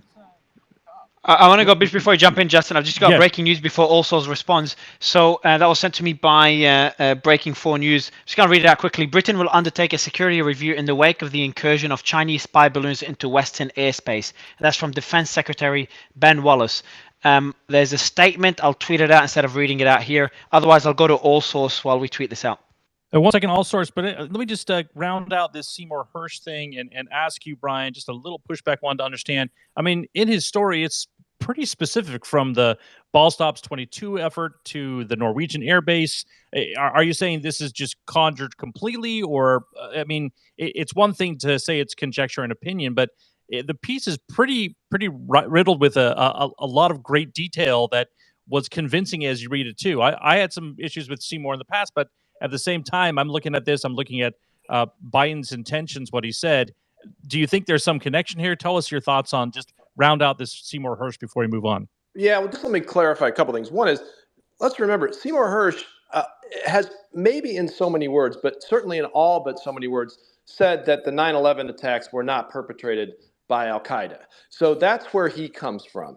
But in terms of the recent story, I'm sure he does have sources, and I'm sure he has sources that have raised questions. The problem is he's connecting these dots in a way that makes absolutely no sense. The idea that NATO would blow up the pipelines to Europe, first of all, that there's no way that secret would be kept. So Russia blew itself up, is what you're saying.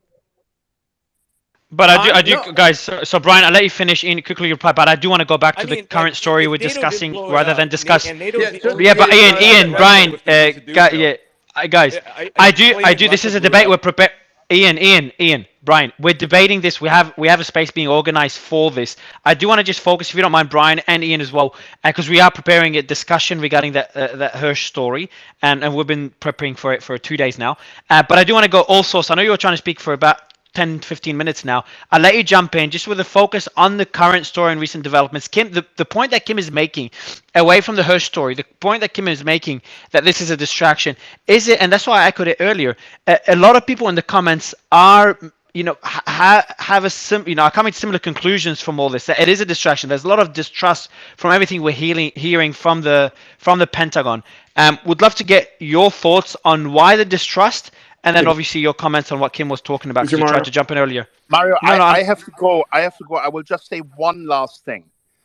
A nation that is so sophisticated that shoots spy satellites into space, and China is one of those superpowers, doesn't need balloons with cameras connected to them to spy. They have spy planes, they have sophisticated satellites. Like, this whole story is actually so laughable. Okay, but I wish you a great rest of the space, because I gotta go. Enjoy. Let me agree with Kim on that point. I don't believe China would need these balloons for purely intelligence collection purposes, as I said before. I think this is, one, a provocation, two, a diplomatic way to derail the Blinken visit, and three, and most importantly, they're trying to see how we respond, because they're making plans for the future. I don't think they need this for intelligence collection purposes. I think it's much bigger than that. And I don't think it's a weather balloon, and I think we'll know pretty soon, because that stuff's at 47 feet. Yeah. Before we jump to all source, I do want to jump in here that NORAD just announced, they sort of confirmed the reports that we heard earlier, that the flying object flew over 1,500 miles from Montana before being shot down over Lake Huron. Which now they're acknowledging the fact that what their statement was last night, about about this being an anomaly seems not to be true. So I just wanted to throw that out there and let all sources respond to that, and then give. And these conflicting messages don't help the distrust. But Right. then again, this is a developing story. Yes, so I just want to give them the benefit of the doubt. Also, did you want to jump in? You're muted. Yeah, no. So what I would say is, like, to even, okay, let's make this argument that was a weather balloon. Okay, still, it flew over U.S. national sovereign territory. We have every right to shoot it down. Period. Like that. This isn't up for debate, regardless of what it is. Two, what a coincidence that the weather balloon flew across multiple sensitive military sites across the United States. What a coincidence! I mean, that is just the most coincidental weather balloon I've ever seen. I mean, come on, look, this was done for intelligence. Everything is indicated it's done for intelligence. You can make the argument that, hey, because they have advanced satellites, but there's still capabilities. That's why we have manned drones and we use it. There's a reason why we fly river joints across the border between Poland and Belarus and Kaliningrad, and you track it in flight, in flight radar. You can track where U.S. intelligence asset aircraft are flying. We have those systems. The Chinese just decided to use balloons for whatever decision and whatever reasons they had. That is a platform they decided to go with. The U.S. is going back to balloons. We've heard multiple reportings on balloons. Just because it's a balloon does not mean it's antiquated. Intelligence capabilities are intelligence capabilities, and we use it. Hold on, and let me just say this. So for that, two, this is a distraction. Well, are we all going to forget how everybody was blasting the Biden administration for not acting on this before, and then they do and they're not? It's kind of like one of those, like, you're damn if you do, you're damn if you don't. What I think happened is the U.S. this spy balloon got into the U.S. This has been a recurring issue into the past. We have a better picture. The administration is flailing, trying to respond to it, trying to get back, trying to establish a normal. The messaging is all over the place, but because people are demanding answers immediately, and I think NORAD, instead of just taking a step back and trying to gather all the information, is giving information as they have it. And I think there is this logic of saying, hey, we need to back down a little bit. And it also doesn't help that NORAD tells something to the public, then they tell something to a congressman, and then a congressman tells, rightfully so, within all their right, tell it to the public. This is what happens if you want a transparent government. There's going to be messages all over the place. And hopefully, what I hope is that they start to figure this out. They send a standard procedure of how to deal with this in the future. And then the messaging point of view to the American people should be led by, like, one organization, one person, right? It should be just led. I don't believe Chuck Schumer did us a service going on ABC, I think it was Face the Nation, and saying, oh, well, we believe all these were balloons. Like, we need to have, if it's the Department of Defense, let it be Secretary Austin. If you want to drag him in front of Congress, drag him in front of Congress. But there should be one person. But if you're demanding, that's what transparency looks like. Let me just say this: if it's a weather balloon, and I say this 75% jokingly, then we should shoot down every weather balloon floating around in the United States. Let's just clarify that. We're in a crisis. We need to shoot this stuff down. We need to shoot it down before it enters our territory. Let's stop playing games. Let's stop talking about, for instance, it's like the border. 5 million people come across the border, and we're arguing about Section 42. It's this focus on detail, missing the forest for the trees. And right now, our nation's under attack. Our government is compromised. And to echo Kim's point, or to kind of take his kind of approach, Joe Biden has been on the take from the Chinese communists. And we're trusting him to make these decisions. That would be if we were similarly situated, if Trump were in a similar situation with a similar compromise position, we'd hear nothing but stories about how the Chinese were giving money to him directly. And he wouldn't be able to do anything with the media coverage and congressional attacks. Here we have Biden directly compromised by the Chinese, and we're under attack by that country. And still, 2 weeks later, we are still feckless, ineffective, and our people remain at risk in a way they have never been put at risk, I would argue, since the Cuban Missile Crisis. All Source, let me ask you a question sort of on that topic just a little bit, because there were reports that came out eventually that under Donald Trump's administration, there were 3 spy balloons that traversed the United States in some way, shape, or form. And we have no idea if any of that is true because we didn't hear about it at the time. Trump, but yeah, just to add something to it, Trump and others in his administration did mention that they've never heard of it. I'm not sure if you know that already in a Fox interview. It's being denied by Pompeo as well. So yeah, this comes from intelligence sources, which same no, people. Yeah. So I think that came from the Steele dossier, I think. Go ahead, Osos. Go ahead. Yeah, so what I would say is that's totally plausible, and I mean that's the reporting. I think what the difference between this one and the previous one, what it looks like, is this literally went through the entire United States where everybody got to see it, right? So we couldn't hide it, and then the Chinese got caught, right? And I think that creates a new standard, right? So I think in the past we had a situation where this was a common procedure, a lot more common than we think, and unfortunately we do not like. But I think this is a lot more common. And now that we have, because of the Chinese spy balloon incident, now that we have the data necessary, and this is something we were talking with emergence before, to kind of cue the radars and better prepare our intelligence assets, now we're starting to detect a lot more, and we can respond more effectively, right? And I think that is what's going on. So then the question is, by responding more forcefully, does this action stop, right? I guess we have to wait now. Do we have to wait a month, 2, 3 months to see where are we at now? Do other countries say, okay, this is too much public, we're going to stop, or do they continue? That we just have time has to tell.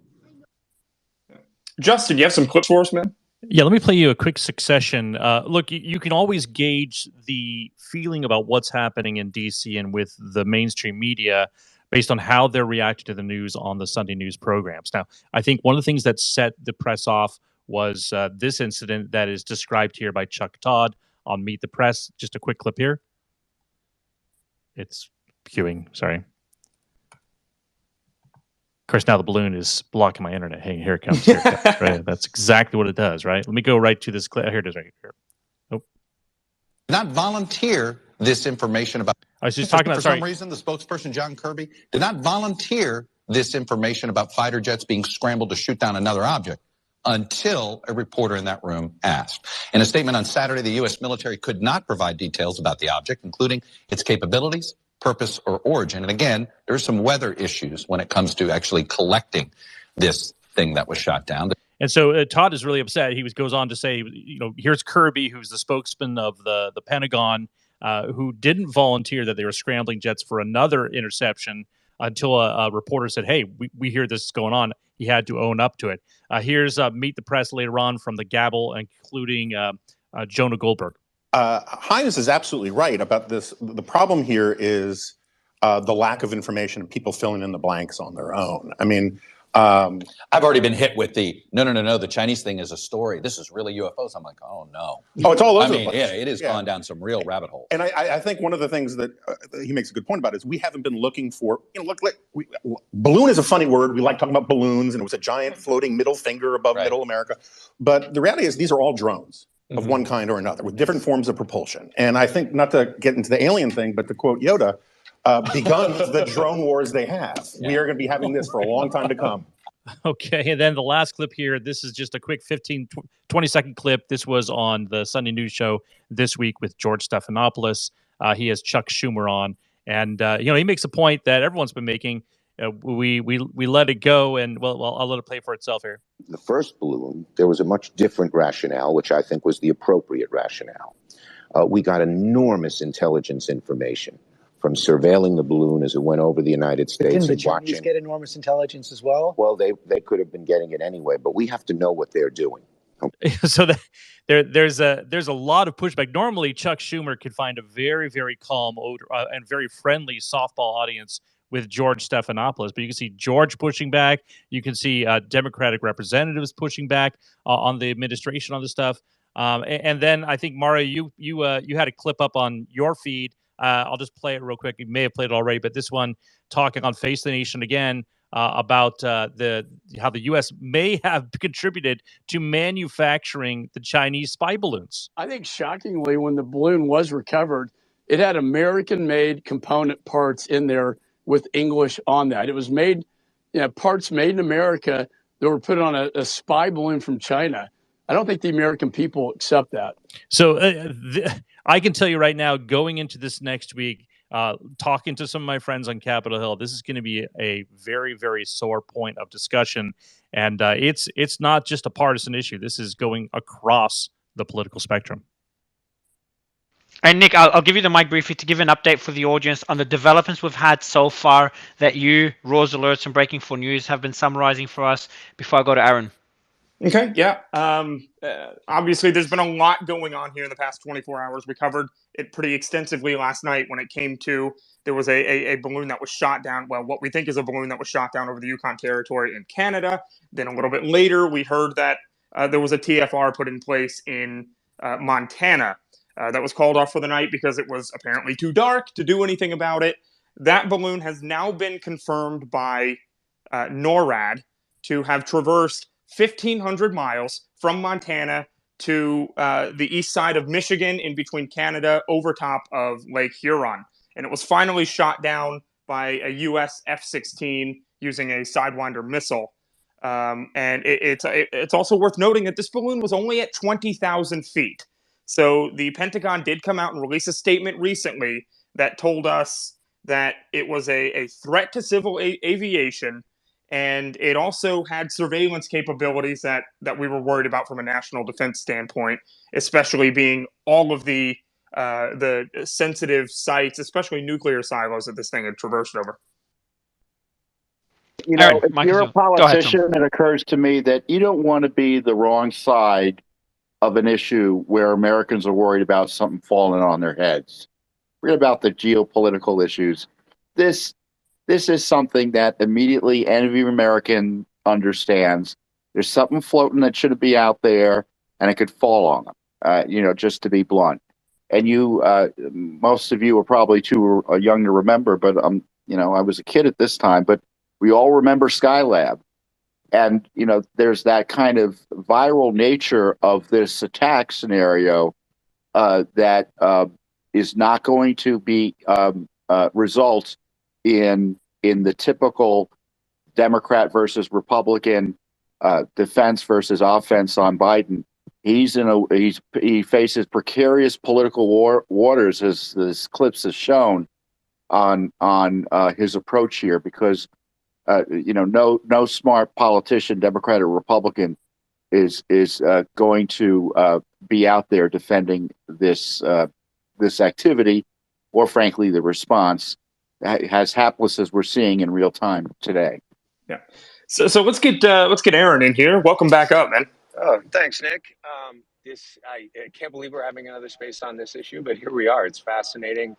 I want to pose a question. I don't know if there's anyone with the technical your mic just, by the way, Aaron, your mic is a bit far from your mouth. Just thought I'd let you know. Oh, okay, sorry. Yeah, I don't know if there's anyone with the technical or military background to answer the question in the space right now. But I had some engineers reach out, and basically the whole question of why would they be using spy balloons, assuming this is China, which I think it is, when they have satellites. And apparently there are some satellite systems that use balloons to sort of probe deeper into the atmosphere, and they're communicating with the satellites all the time. There are deep sea systems that are sort of analogous, triangulating systems with a ship on the surface of the ocean and deep sea divers or smaller probes going deeper into the ocean. So there was some back and forth earlier about, you know, why would they be using this sort of low-tech solution if this was about surveillance or probing with surveillance. And I just wanted to ask if the information sent to me by some engineers affiliated with the military was accurate, and because the sort of either they're using high-tech satellites or low-tech balloons, maybe a kind of false dichotomy in a way of dismissing the concerns about attempted surveillance. And Drew was talking about this earlier. Sorry, I can't remember his username. He was talking about this earlier, and you know, there's various explanations for this. The one I found to be most plausible is there's other reasons they had a balloon floating beyond intelligence gathering. And there was a question that was asked by one of the audience members that if it was just purely intelligence gathering, there's no need to shoot it down, and they could just not allow it to send through the information to China, for example, which was done, and that was one of the reasons they let the balloon float over for more than for a couple of days. I'm talking about the first balloon. So another one could be to test out first the response, probing U.S. Capabilities and U.S. response. The second one could be, sending through a message that those balloons could carry a weapon, and our ability to get those balloons into your airspace is kind of a warning shot to the US. But it's really hard to determine the reasons for this. We've had different panelists with different explanations. But I found the second one to be a more interesting one, just showing the capabilities of a balloon that could carry a weapon within US airspace. Tom? We went down to the border, Judicial Watch team, and we learned 9,000 drones had been used by the cartels to surveil law enforcement operations in the prior year. This report was back in April. So the idea that that NORAD, or frankly federal law enforcement, are protecting our airspace from hostile non-governmental actors, and the Chinese, now we see proof of it, is fanciful. If the politics are affecting our national defense, we're under attack in so many ways, one's head spins. So if you're upset by a balloon, and I think you should also be upset by thousands of drone flights, largely unmolested, on our southern border. We are in crisis, America. We are in crisis. I'll just mention too, my home is near Rancho Santa Margarita, Rancho Cucamonga, the area of the apparent spotting of something over California, and we're not far from a Marine base there, Camp Pendleton. So flying home from Tucson, but when I get home, I'll be looking up into the evening sky to see if I see anything. Let's hope not. Tom, you got your hand up. We'll go to. Let's hope. Yeah. Tom, we'll get you in, and then I want to go to Patrick. I want to get his expert opinion on all of this. Go ahead, Tom. Go ahead. I just took it down. Thank you. Patrick? Yeah. Hey, thank you. Look, there's an old saying in Britain: "Storm in a teacup." Now, I know a lot of things have been said here. I've listened very closely to what people are saying, their arguments, and so forth. Imagine if this was a U.S. balloon flying over Chinese or Russian territory. Do you think the Russians would be scrambling fifth-generation MiGs to fire Sidewinder missiles and then make a big show of it on their national media? I really don't think so. Neither would the Chinese. They would definitely apprehend it, if not capture all of its transmissions, wait, see what's going on, maybe take it, don't tell the other side they took it or they've apprehended it. What the U.S. has done is shown their hand, so this looks like it was a political show, quite clearly. And so, including Patrick, you're referring to the first balloon as well was a political show, because it kind of backfired if it was. Well, it's all a political show, because one instance has fed directly to the next. These are not separate incidents; these are all related. And I would posit here that the common thread here is that this is a political maneuver by the White House, and there's a lot of different reasons that you can read it that way, because under normal circumstances this wouldn't be happening. U.S. has been in much more extreme positions in the past. One good example is in Richard Nixon. U.S. navigation plane was shot down by North Koreans, 31 Americans dead. And Nixon came to the country and said, "We'll not be responding in any reciprocal fashion because we don't want to escalate."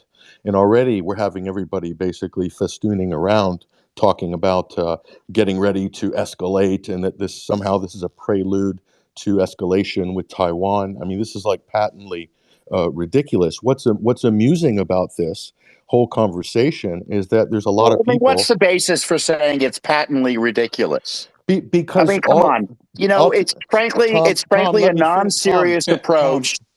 It's frankly a non-serious approach. Tom, you've had a chance to speak. Can you let me finish my thought, please? Okay. Well, I think we're obligated to highlight unserious arguments on spaces where we have thousands of people listening, and I just You think haven't even heard my Tom. With all due respect, you haven't even heard my I argument. have Patrick, heard it, You Patrick. But just go I'll come ahead. let You in you. can I and do. Just I've stop just got arguing breaking. over arguing. You can go ahead and speak. I've just got breaking news very briefly. The Pentagon press briefing is imminent, very shortly, so I'll be covering that live, and we do have Dr. Gorka on stage as well. I'll have a few questions for Sebastian. Sebastian, appreciate you responding and joining the panel. Patrick, I'll let you continue. look. There are conservatives on this panel. I count myself as one of them. Okay, but I wasn't screaming that Biden duffed up Afghanistan, and therefore anything that the Biden administration does is weak and ridiculous, and he's totally incompetent. Actually, I agree with all those points. But in this situation, you have people on the right, plus you have the White House, the New York Times, the Washington Post, Lindsey Graham, all in agreement for some strange reason that this was some great American act to scramble F-16s to fire a Sidewinder missile to blow up a hot air balloon. I mean, you got to be kidding me. So that alone shows you there's a political shape to what we're witnessing right now. And the fact of the matter is, whether you like it or not, in terms of SIGNET, China has at least 400 satellites that can do exactly what our satellites do in terms of image processing, in terms of heat processing, heat signatures, lots of different ways to collect data and intelligence. This idea that I think it's totally over the top to say that this balloon, whatever it is, whatever the provocation is, the U.S. just played the worst hand it could possibly play by turning this into a show. There's a number of things they would love to distract from, and the other is the situation in Ukraine is dire right now. It's dire for NATO and it's dire for Ukraine. And consider how much they pumped up this narrative over the last year that Russia's on the verge of defeat and Russia's running out of ammunition and Vladimir Putin's backed in the corner and he's going to launch tactical nukes. I mean, there's no the fake news media. There's many Trump supporters on this panel. You're trusting the fake news media on their narrative with this ridiculous Chinese balloon story. For some reason, you're all on board with the Washington Post, with CNN, with MSNBC. Everybody's celebrating this like this is some show of American force. Well, And I will say it's the frankly, opposite. Patrick, It's a that show of analysis it's a is show is of American completely oblivious incompetence. to what You've was got going on in this Tom, spaces. Tom, you've got Jake Sullivan calling the shots. Do you trust the future of the country, the Well, security of did you the listen to U.S. what I to was Jake? saying? Did you listen to what I was saying? You're trusting. Obviously not. You're just trust. making you know what? It is easy to say a pox in all our houses, and say you don't That's not believe what I'm saying, anything. Tom. It's Tom, not a serious I'm analysis. trying to bring some And Tom, with Patrick, all I'm due responding to respect. you. Tom, I'm with all due responding to you. respect. Stop interrupting me. So Patrick, I let I'm Patrick. Tom, So I'm quickly, bringing some balance to the Patrick. conversation. What's the problem with that? Is there something wrong with that? I know. So I was having Patrick, the same problem. you're lucky. By the way, Patrick, Patrick, you're the lucky. I clicked mute everyone. Everyone got muted except you, Patrick. So you do have superpowers on the space. Okay. Use those powers Good. responsibly. Tom, I I'll let don't you think quickly it's a respond, serious. and then I'll let you respond, Tom, and then we'll go to Dr. I just don't think it's a Tom. serious analysis. What I've said speaks for itself. No one is buying into the media spin on this or the Biden administration spin on this. We're criticizing it, or at least I am. And to say that it's just a hot air balloon is frankly reckless ignorance. And I just hope Americans listening to this ignore Patrick, because we're in a dangerous time, and we gotta straighten up and figure out what to do about this. By pretending this is a distraction in Ukraine, and that's frankly talk that is so unserious that it What's unserious America unserious at is people risk saying because it go. So distracts Patrick, from our ability we will to put on a proper defense. You and your colleagues saying that we will Russia go. blew up the Nord Stream pipeline is not a serious analysis. Patrick, Sorry. so That's yeah, Patrick, ridiculous. Patrick, And we'll go that's the to whole you right. point. I don't know if you can hear me, Patrick. We'll go to you right after. Dr. Gorka, I know you don't have much time. First, appreciate you joining on such short notice. So, thank you. Look, I don't know what the latest, conspiracy or allegation is. Let's just look at the last 2 years and then the last 6 years in correct context. Our number one peer competitor at the strategic level is China. As I've said before on your spaces, Mario, they wish to be the sole hegemonic power. They have a plan to get there by the 100th anniversary of the communist takeover of China, which is 2049. Anybody on this space can download the translation of Unrestricted Warfare, the manual of how to take down far more powerful nations like America.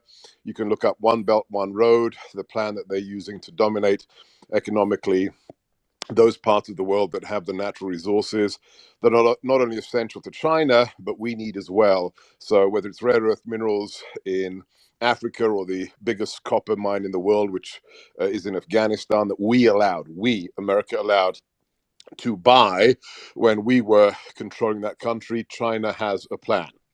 Now, when it comes to the actual military capability of China right now and the military capability of lighter than air vessels like balloons. And China, this is not, can we stop it with the crazy ideas that this is a prelude to war with America? No, it's not. There is only one nation in the world that has force projection capabilities today, and that's us. Not even our friends in the UK or elsewhere have serious force projection capabilities. China isn't one of them. That's just a matter of fact. Do they compete with us every single day in the economic sphere, in the intelligence sphere? Do they steal our secrets? Absolutely. Are they planning some kind of military action against Taiwan? You can bet your bottom dollar that is on the cards. But the idea that Chinese tanks are going to be rolling down, Constitution Avenue is not happening. That's just fantasy. Also, EMP attacks. One EMP carried by one balloon is not going to be a military takeover of the United States. So neither can you launch chemical or biological weapons from 60,000 feet. So let's just stop it with the crazy ideas. Flip side, let's look at us. We have a national security establishment led by people who really have no experience in national security, people like Jake Sullivan, people like the Tony Blinken, who was literally bitch slapped by the Chinese at our first bilateral in Anchorage right after the election, where the leading diplomat of communist China threw literal BLM talking points into Blinken's face and said, "You are, quote, not in a moral position to lecture us." So that's the paucity of our Sino-American relations right now. And on top of that, we have bad actors, whether it's Putin, whether it's the mullahs, whether it's Pyongyang, or whether it's Beijing, that look at the catastrophic withdrawal from Afghanistan, the sacrifice, the surrender of the only strategic airstrip in Central Asia that was under our control, and they say, well, looks like America's waning. Looks like America doesn't want to lead. Now is the time to act while Biden is the commander in chief. These are all the realities today. China wants to undermine us. They can't do it in a classic kinetic sense because we're a little bit too far away from them. They do want to take Taiwan. I'm not, prepared to comment on the rest of this UFO, phenomena because, I'm fascinated. I have been since I was, 10 years old and pulled my dad's copy of the Chariots of the Gods off a bookshelf at home. But to this very day, the fact that if there's so little evidence of what we've seen in the last 60 years being something extraterrestrial, if there is something spooky in the sky, it's probably us flying the replacement to the SR-71 or the Blackbird. It's not people from another planet. The only thing I will say that the recent footage released by the Pentagon of recent years is fascinating in terms of the G's the objects pull, but that's not a balloon from China. That's something else. So I'll stop at this point. Happy to answer questions, but let's have a little bit of rationality here. Yeah. I do want to ask you a question, Dr. Gorka. It's worth noting for the audience that you are a military and intelligence analyst, and you were a former senior advisor to President Trump. And there have been reports that this apparently happened a lot, even under Donald Trump. And have our systems changed to the point where we can actually see these things now? Because what it seemed like the Biden administration was saying is that there were 3 of these balloons that traversed the country, but the Trump administration didn't even notice that. Does that even seem in the realm of possibility? So I'll just tell you, I think you managed to get him on last Saturday after I had to drop off, but I have a longer interview with my former colleague who was the B-2 stealth bomber pilot who was head of strategy and planning in the NSC under the Trump administration. That's General Spaulding. I think you managed to get him on for a few minutes. General Spaulding was explicit on my show because I asked him live on air in front of 3 million people, what about these reports of multiple instances of airspace intrusion by Chinese balloons? And he said, if it occurred, quote, the DOD, that's Mattis and Milley, never told the White House. That is a on the record statement from the guy who was chief of strategy in the White House in the NSC. We were never told, which is not completely unbelievable given what we know about Mattis and Milley and the statements Milley's made with regards to General Lee in China and the PLA. So I would be surprised if these things are new. I don't think this is new. I think Chinese overflight of various nations, ourselves included, has been happening for years and years and years. But I can see people inside the DOD saying, we don't want to tell President Trump because we don't like him, or he's going to post a nasty tweet about it. And I want to ask you one more question on this as well, because this is sort of your field. How do you believe that the U.S. should respond to this? And is this over? Do you expect? Are we going to see more? Because it just seems we've seen 4 in the past week that have had to be shot out of the sky. So is this over? I don't know if you managed to reach out to him. Best answer to that. I'm not a sinologist. My thing was in the British Army was the Soviet Union, Russian Federation. And then here in the US, I did the strategy of jihad. So I will stick in my lane as much as I can, but I'll tell you who I respect. So whether it's General Spaulding, who, by the way, I forgot to mention, wasn't just a B-2 pilot in the NSC, he was our US defense attaché in Beijing. So prior to the Trump administration, he was our man. He was the highest ranking US officer in China.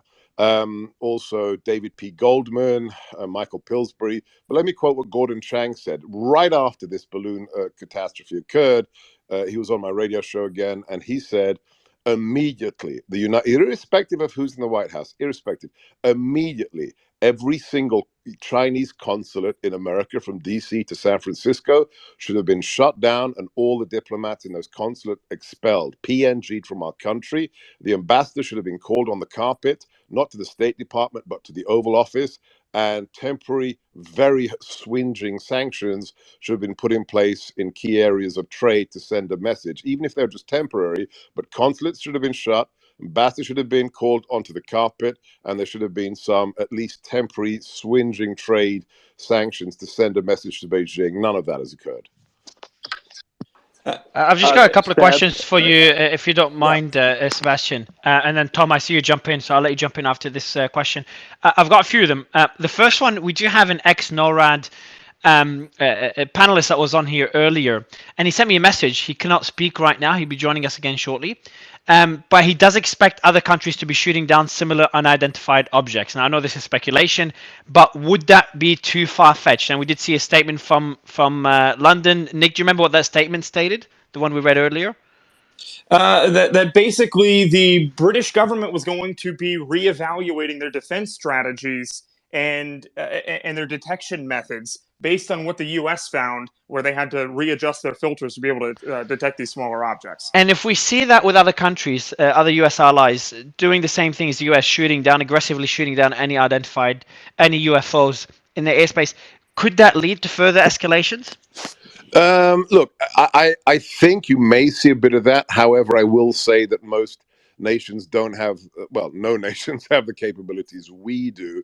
The Brits could do it, the French could do it, the Canadians to a certain extent, the people who have like 4th generation aircraft like the Gripen in Sweden, they could do it. But I don't see a spate of this because at the end of the day, I think I said this previously, look, this isn't about the technological penetration and the SIGINT, scoop of a very slow balloon vessel traversing the nation that over a series of days. As the prior speaker said, China has more than enough ISR in the stratosphere, more than enough military satellites to get whatever intel that they can. This is a 200-year-old technology, having a slow, mildly maneuverable balloon go at the top of the flight range. That this is a political and psychological message. The idea that Beijing can say to the nations that it has been intimidating since its remilitarization in the last 20 years, look, we can fly unimpeded across US airspace with a surveillance vessel, even if they picked up nothing, even if they picked up this Twitter space, it doesn't matter. They're sending a message, look what we can do to America. So other nations that likewise feel they need to send a message to China to say, we patrol our airspace, may do that. In terms of escalation, no. What are the Chinese going to do? Send more balloons? No, I don't see this. There'll be a lot of rhetoric, in the South China Times and coming out of the official organs of Beijing, but I don't see a serious military escalation. So we'll jump to Tom real quick. I'll let you respond, and I do have another question for Sebastian. So go ahead, Tom. Sebastian, thanks for popping on. I'm a little more concerned about the nature of this activity than perhaps you are, but I think we largely share the same approach. And I want you to explore more, if you could, or respond to what I think is the crisis in our military leadership. I was joking, I think, with some foundation earlier that NORAD probably gets more excited about its annual tracking of Santa than some of its other core duties. We have the Air Force brainwashing its cadets on critical race theory. The other academies are doing it. They're obsessed with the social and engineering aspect at the general officer level. And, this kind of lackadaisical approach to these, what I consider to be attacks. We have the border out of control with drones run by the cartels. Don't we need a top-to-bottom overhaul of our military establishment if we're going to be secure in situations like this? Yeah, that is what we should be talking about, and that's what we should maybe have. If Mario's looking for another topic, then that would be a Twitter space I'd be on for hours, because that is the key problem. So look, I don't undermine anything you've said in terms of China. China is the strategic threat. When we came into office, if you look at actual purchasing parity, power, if you look at, if you don't look at the straight currency conversion, you actually look at purchasing parity, China had a bigger economy than we did in 2016. People didn't realize that. We came in, we redressed the balance, we put in serious sanctions in place against China, we started targeting the Confucian Institutes and everything else. So yeah, this is the number one threat, and it has to be taken seriously, but it can't be taken seriously with the current administration. So before I joined the White House, I was a DoD civilian from 2008. I served 5.5 years at the highest military education institute in America. That's National Defense University in DC at Fort McNair. And there we were training 05s, 06s, and 1-stars.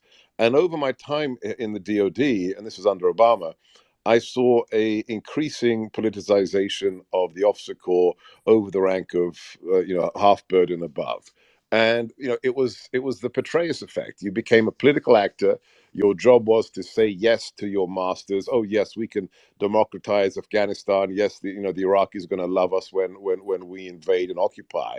And people were not prepared to honorably tell the truth to their political masters. At the end of the day, this led us to the Mark Milley general staff or chiefs of staff, where you have him as chief of staff of the army in uniform, not in dress blues, in combats, in camo combats, at a public event. You can look this up on C-SPAN. I use the video regularly, saying just a few years ago, China is not our enemy. It is a great nation on the rise. Quote, it is not our enemy. This is a nation that calls us their enemy explicitly every single day in unclassified documents. Then he rises to the chairman of the Joint Chiefs. he testifies before the Senate that I don't know what critical race theory is, but I'm glad it's being taught at West Point because I'm white and I want to know what white rage is.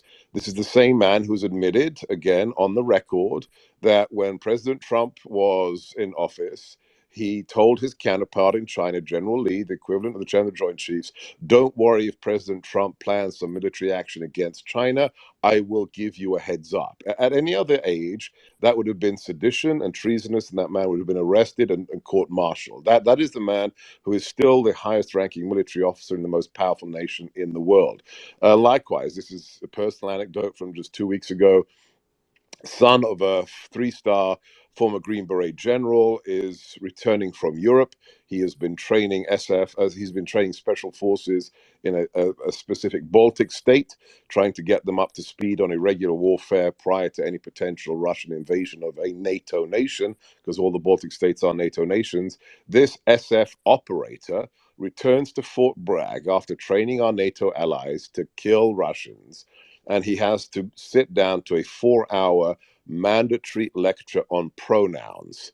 A mandatory lecture on pronouns. And the latest, I was at an event about a month ago, and I'm going to have this guest on my show. I'm not going to use his name now because he's a former SEER instructor, and he said he'd talk about it openly on my show, but he'll do that when he comes on. And he said that SOCOM, that's the Special Operations Command in MacDill in Tampa, was recently ordered to have all of its main elements swear allegiance to the Commander-in-Chief, not the U.S. Constitution, to the Commander-in-Chief. Now, God bless SOCOM, they refused. They said, we do not swear allegiance to an individual. We serve the U.S. Constitution, and we fight enemies, foreign and domestic. But that is where we are today. We are run by people who don't like America, think America is the problem, and their ideology is being infiltrated into the last bastion of patriotic conservative values in America, which is the military. We saw this experimentation using the military as a petri dish under Obama and Clinton. Now it's not just, don't ask, don't tell.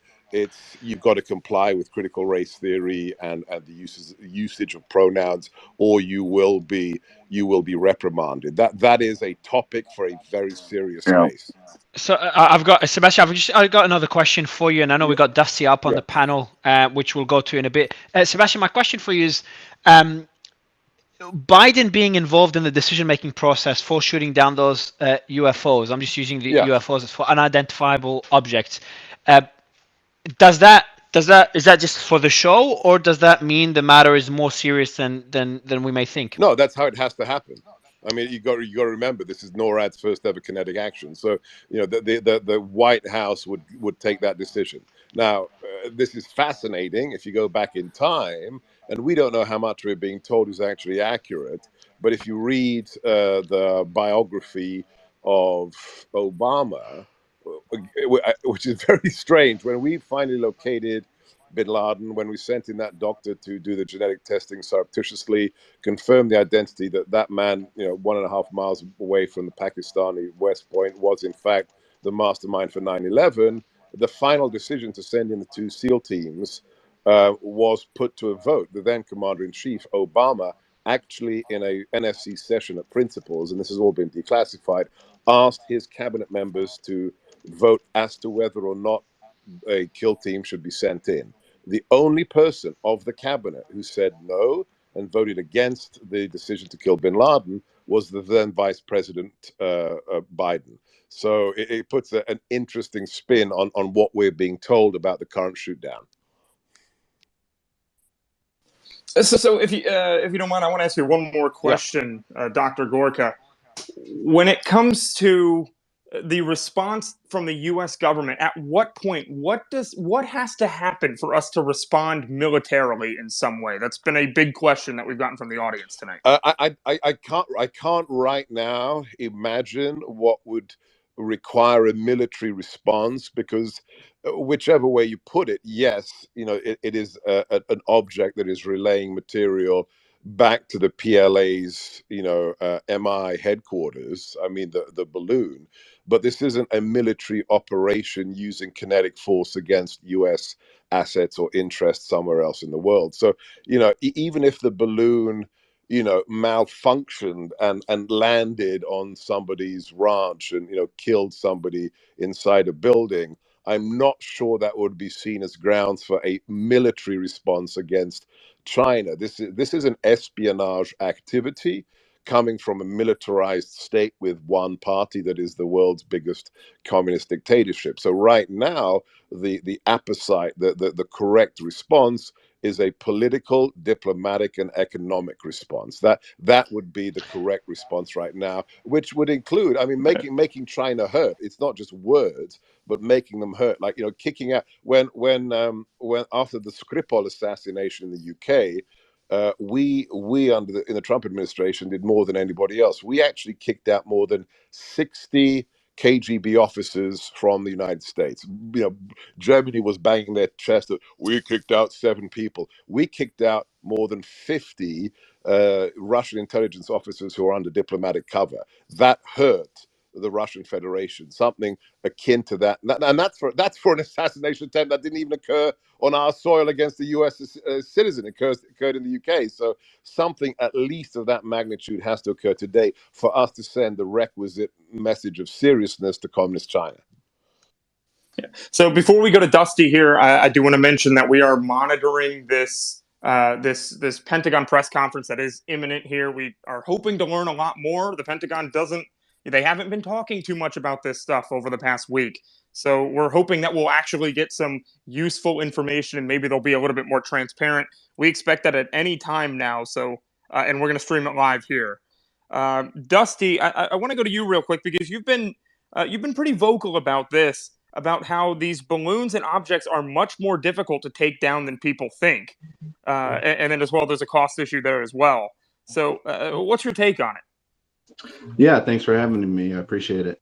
I'm no expert necessarily, but as a producer on a YouTube channel, I've been consuming 24/7 everything balloons for a handful of weeks here now. But so some of the things that we learned while developing the story go completely in contrast with like what the attitude that Patrick guy had. No offense, Patrick, but these are not hot air balloons.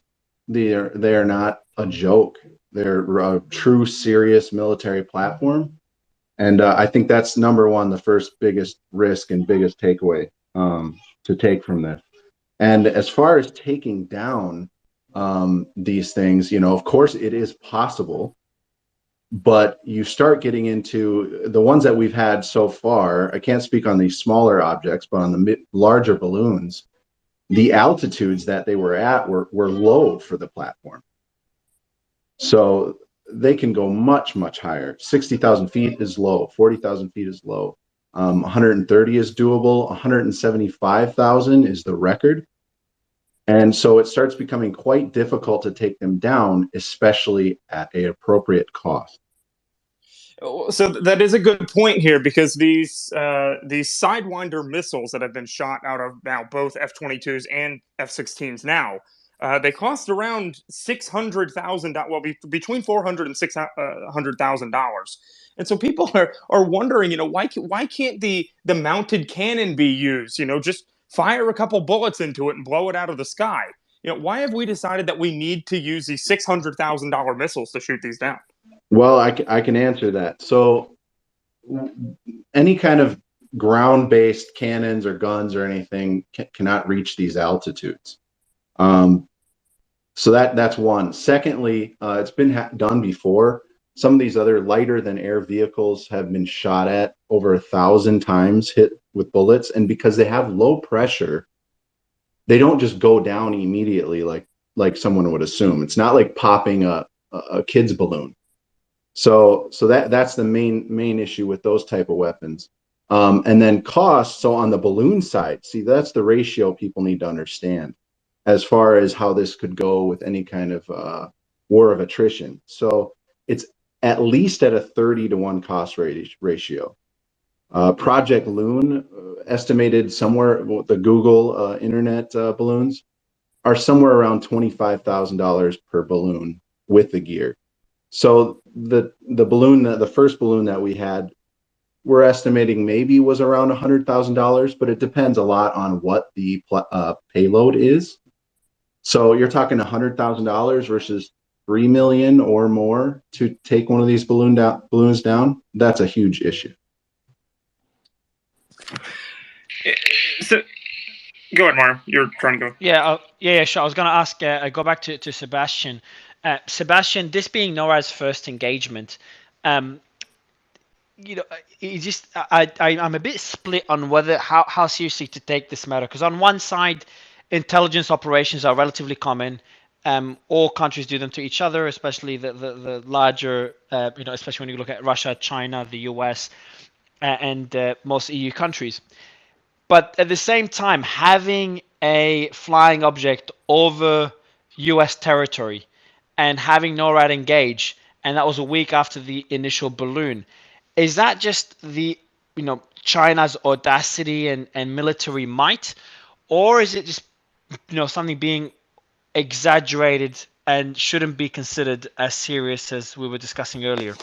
I think there's a in this instance there is a happy medium, Mario. So the bottom line is this is our sovereign airspace, and it doesn't matter who you are. After practice, you have territory. That's the Westphalian system. Your land mass and the air above it until outer space is your airspace and your sovereign territory. Now, at the end of the day, yes, it is a low tech, low pressure.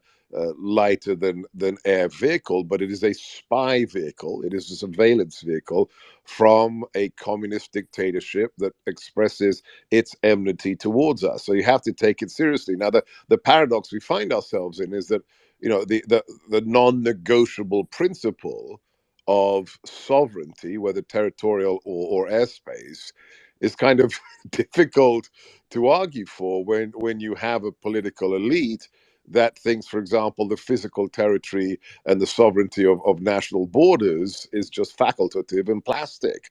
I mean, the idea that we've had more than 2 million people cross the border illegally in just the last 12 months,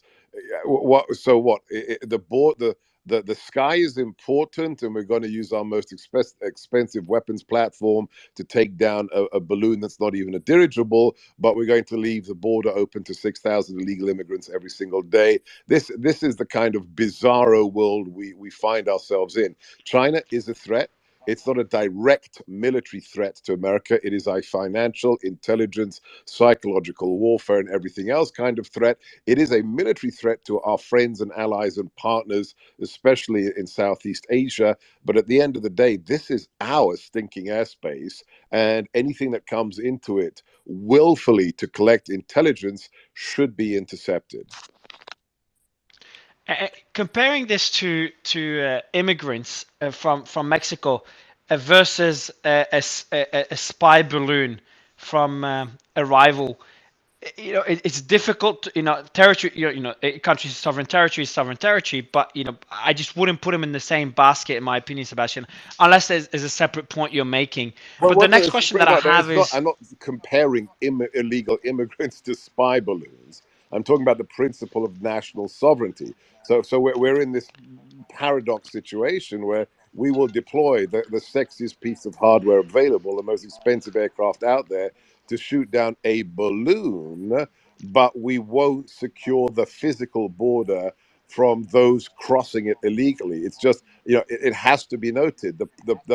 There's a strange dichotomy between the expression of national sovereignty in those two different instances.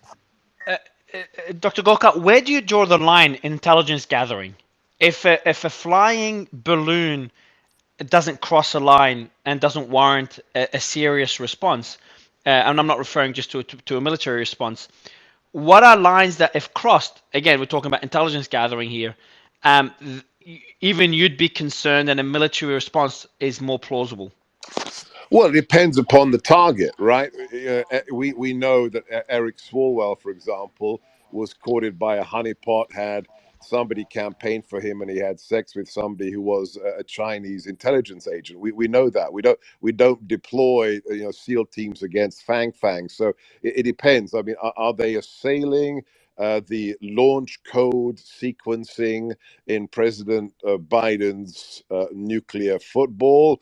That is that is the ultimate intelligence target. Are they trying to hack into our continuity of government systems that would be used if we actually went to war with any nation? That kind of an intelligence assault would require a far more robust and instant response, as opposed to a honeypot attack or plot against an upcoming politician in California. So every one of those is a case by case threat analysis and requires a response that is commensurate to the threat posed by the intelligence gathering operation.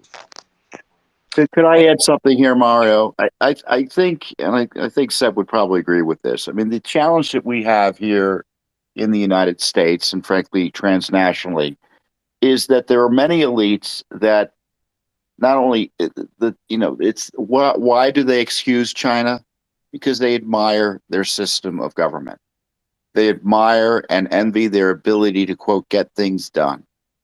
And I don't know how many times we have to have American officials jokingly refer to the fact that the Chinese can do this and that, but we can't, with this envy. And, going back to General Milley, coordinating with the Chinese. So there's a lot, and plus you have this other corporate structure that has a great interest in maintaining a status quo with China. And so as we respond to this, that's going to be that's kind of the battle. You have those of us who want to change the relationship to China, make investment in China similar to the way it was treated during the days of the Soviet Union, investment in the Soviet Union, that anyone who did it was a pariah. And, our government rejects that. And they see these balloons not as a national security threat, as, I don't want to say they don't see it completely as a national, solely as a PR issue. But it's largely a PR issue for them because it gets in the way of their desperate effort to maintain the status quo with China, despite the obvious reality that China is desperate to overtake U.S. power in a way that would put us all in the position of, the Seb knows this language, dimnitude, with respect to the Islamist attacks, dimnitude with respect to China. And and certainly the Chinese aren't helping their cause here, but it exposes this dishonest approach with China. There are a lot of folks who don't want our relations to China to change at all, no matter what they do. There's a before you go, and Aaron, I'll go to Aaron and Dusty right after. I've just got one more question for Dr. Gorka, if you don't mind. China's response. Go ahead, Nick. I just want to let you know we got about a 10-minute warning here on that press conference. 5 and 10 minutes, but we'll carry it live. So go ahead, Mario. Perfect. That's the Pentagon briefing, correct? Yes, it is. Beautiful. Okay. So while waiting for that, Sebastian, China's response has been interesting. Initially, they were apologetic, and when we did the first space on this, we discussed this at length and kind of indicated that a mistake was made on their end, or it seems like a mistake because they're not usually apologetic. Yeah. And then the second response was, kind of mocking the aggressive tone in the U.S. And the anger coming from the U.S., and they were obviously calling it a weather balloon. Then number three, we saw anger from China after the balloon was shot down, and even rejecting a phone call from I cannot remember who it was, but they rejected communication. I think it was the Pentagon. Yeah, it was Lloyd, and then the fourth Austin, one, I think. Lloyd Austin. And then the fourth response that we're seeing earlier today is that China's I'm not saying they're creating, but now they're reporting a story of them having spotted an unidentified object a UFO in their airspace and they will shoot it down. So kind of replicating the same story as the US, which kind of seems like either they're just mocking the whole story and it's not that serious, or trying to change the narrative. What are your thoughts on China's response, and what does it indicate? Does it seem like it's a mistake? Do they want to de-escalate the situation, or are they flexing and they don't mind an escalation? Look, I think the original operation with somebody just DM'd me and said, balloon isn't a good description because people think of something innocuous, and they're using the phrase atmospheric satellite, and I like that. Or I say surveillance platform. The original mission, I think, was a classic probing mission. It was less about what they could pick up at the lower frequencies in terms of the radio spectrum that is impossible to pick up from a satellite. I think it was to test our response and our resolve. And I think the path of the balloon or the atmospheric satellite, traversing most of the United States in a diagonal, was deliberate to see what to be as offensive as much in our face as possible, and to see what the response was. Now, their initial reaction was classic, communist regime, whether it's Cuba, the Soviet Union, North Korea, or China. The garbage. Oh, it was just a civilian balloon, because yes, there are a lot of civilian surveillance balloons in China. There is no such thing as a civilian company that is flying, surveillance balloons at 60,000 feet. So, it's the derisive lie at the beginning. Then it evolved into the apology. Then it kind of became the classic. It's like, what is it, the 12 steps for an alcoholic? They went through the 12 steps of communist propaganda, whereby by the end of it, it was, saber rattling and probably generating a story of, we have our own UFOs and we know where they're coming from and we're going to shoot them down. So it's classic one-party state, maskirovka to desinformatia to saber rattling. So very, very typical for the Chinese regime or any communist regime. Okay, and you don't seem too worried, Aaron. I'll jump to you right after, but you don't seem too worried about this escalating further, because we didn't expect to have more balloons after the incident, or more balloons, or more objects after the shooting down of the balloon a week ago, and obviously now we're seeing three unidentified objects shot down, and I think one of them is confirmed to be a balloon. Nick, you know the facts, in the last 3 days. And obviously other countries last 4 days, in 3 or 4, hold on, 3, 4 days, sorry, or 4 in the 4 past week. I thought you were saying 3 total. I'm sorry. Yeah, 3 in the last 3 days. But from the tone and what you said, Sebastian, you just don't seem too concerned about this escalating further. No, I think I'd be in the same boat. Both countries can't afford that to escalate. No, actually, I wouldn't say that. I would say that asking the question of a potential escalation is missing the point and is being ethnocentric, and is looking at China's way of war from our Clausewitzian way of war. So, this is perhaps, apart from a woke military leadership, this is our biggest weakness in the West, whether it's us or anybody else in the NATO alliance. This applies in a certain extent to Russia, but most specifically to China. They don't look at war the way we do. We have a very binary conceptualization of war.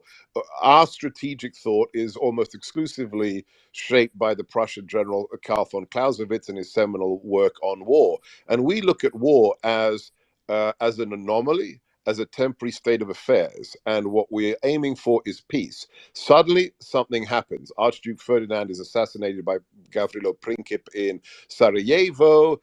Hitler invades Poland, and boom, the switch is flicked, and we are in a state of war that will end when, on the deck of a U.S. aircraft carrier, we sign a ceasefire and a peace treaty with Tojo's Japan, and the emperor surrenders. That is absolutely alien. That conceptualization of warfare, that it's on and it's off and it's on and it's off, is utterly and completely alien to Asian conceptualizations of warfare. If you want to know the difference, you've got to read Sun Tzu's book. It literally takes 2 hours to read, and to this day, it absolutely defines whether it's imperial China, whether it is communist China, whether it is Xi Jinping. They do not think of war as a binary with peace. For communist China today, war is a permanent state of being. They are always at war. Sometimes it gets kinetic, but most of the time it is in the low intensity political, economic, intelligence, and psychological operations field. So us even asking the question of escalation is irrelevant because they want to defeat us. They are already at war with us.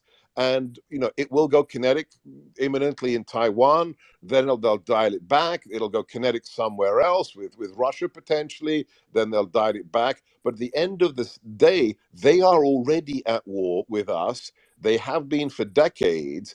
Our asking the question of whether it escalates is a very pedestrian, prosaic way of asking, will shots be fired? That's irrelevant. They have a plan. 2049, they will be the hegemonic power. They don't even think of on and off. They are in it to win it.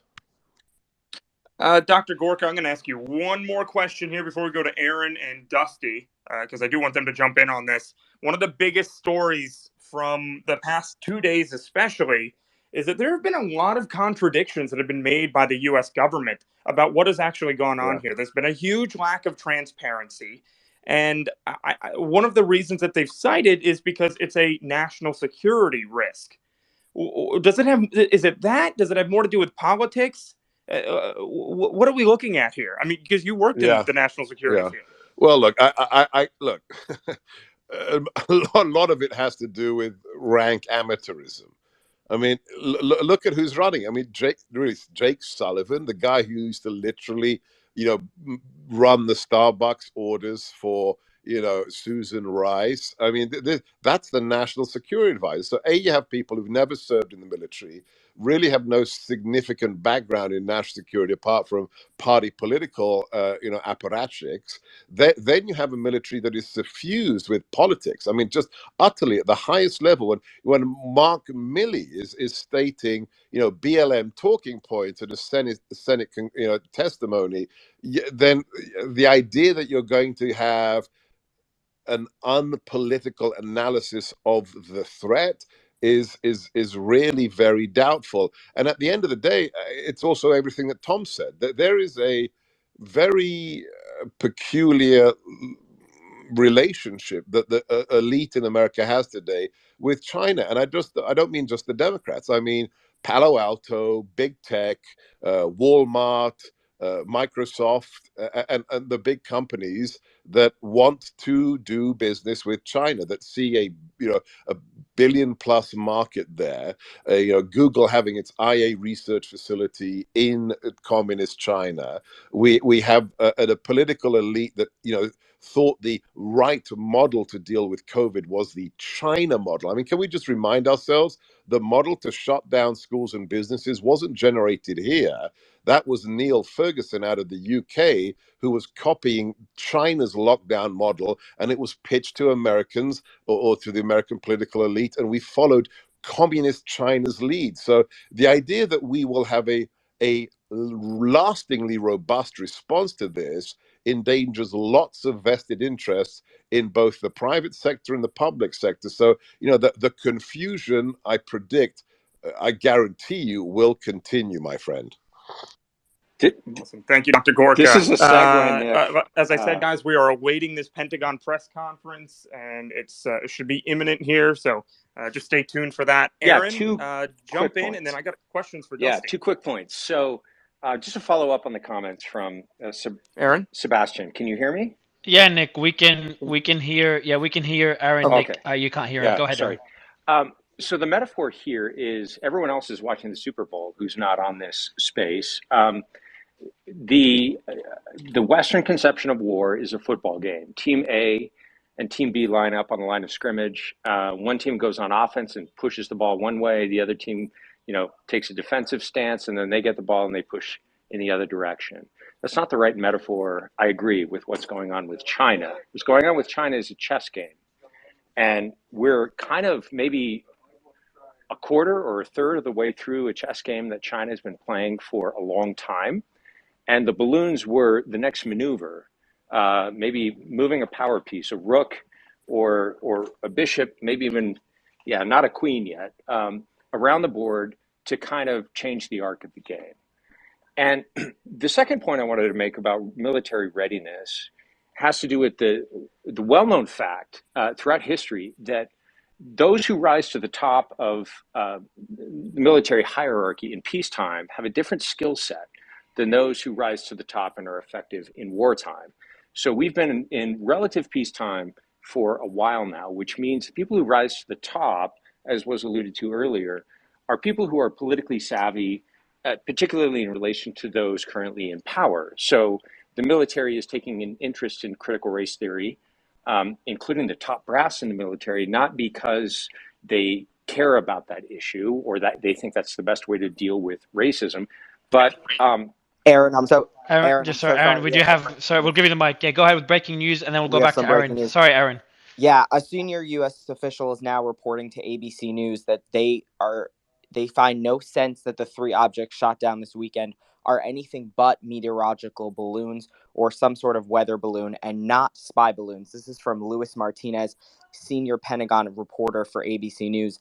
It's very interesting and contradictory, these statements that we're hearing, and also would beg the question why at all then shoot these down if not to make just a statement out of their sensitive radar systems. So wait a minute, Matthias. This is very important. Oh my God! So they just shot down fucking weather balloons to make a statement. I mean, that seems likely. They overreacted to this one. Can you tell us, Matthias? Do you know what their source is? Luis Martinez's source, right? The ABC source is, quote, a senior U.S. official. That's all we have at this point, but it's been confirmed by Luis Martinez, who is an ABC News senior Pentagon reporter.